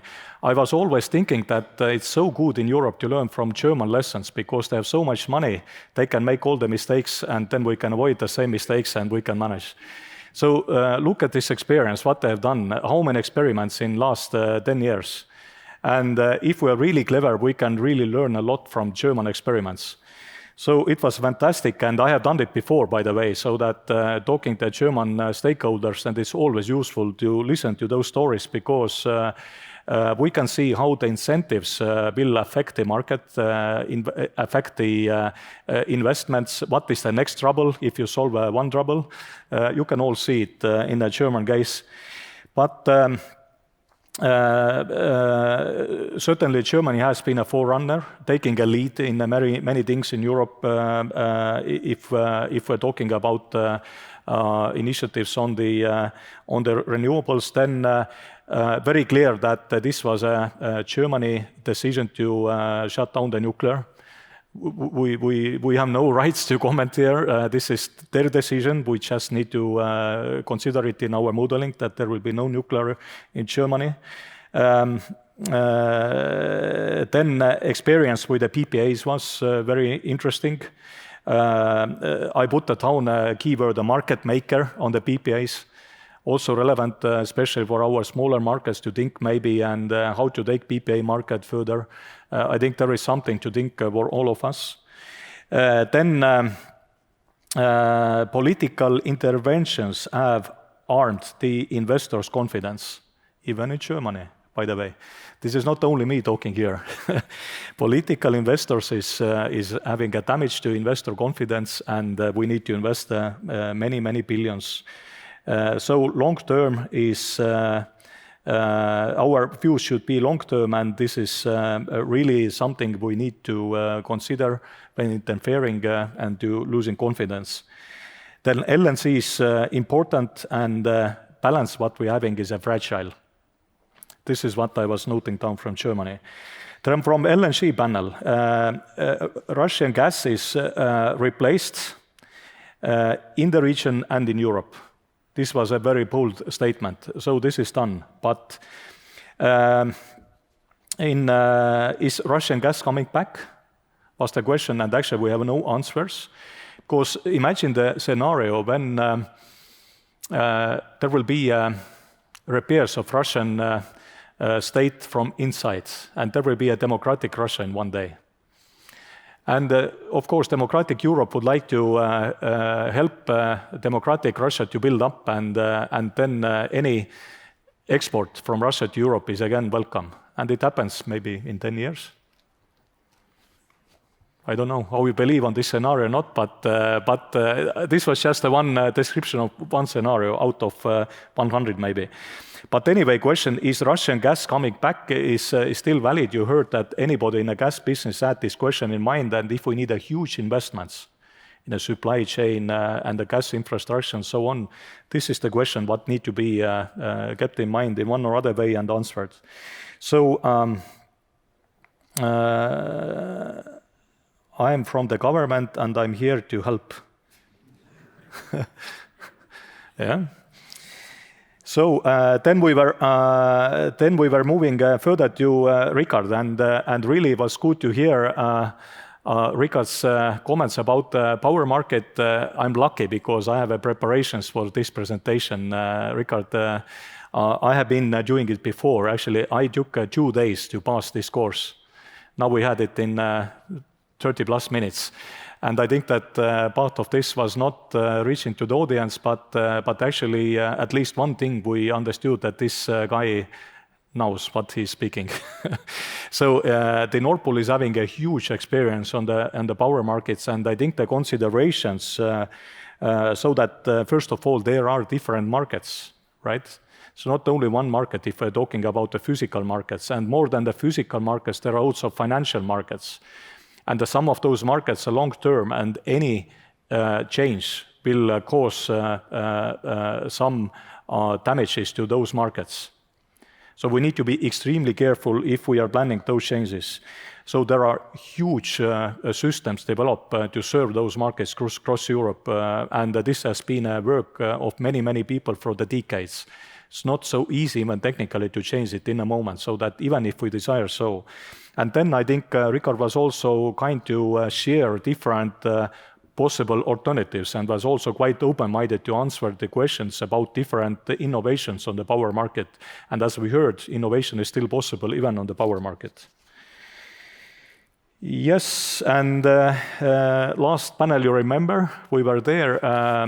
We stated that the security of supply should be guaranteed if we run the business as usual. We don't have any absolute fatal surprise ahead, which we also need to be in nowadays world to be prepared, actually. So, and with this positive note, I would actually like to thank all the organizers of this event, all the speakers once more, because some of you have been taking a long, long trip to come over here. And really, we managed to make this content and agenda of the conference extremely professional.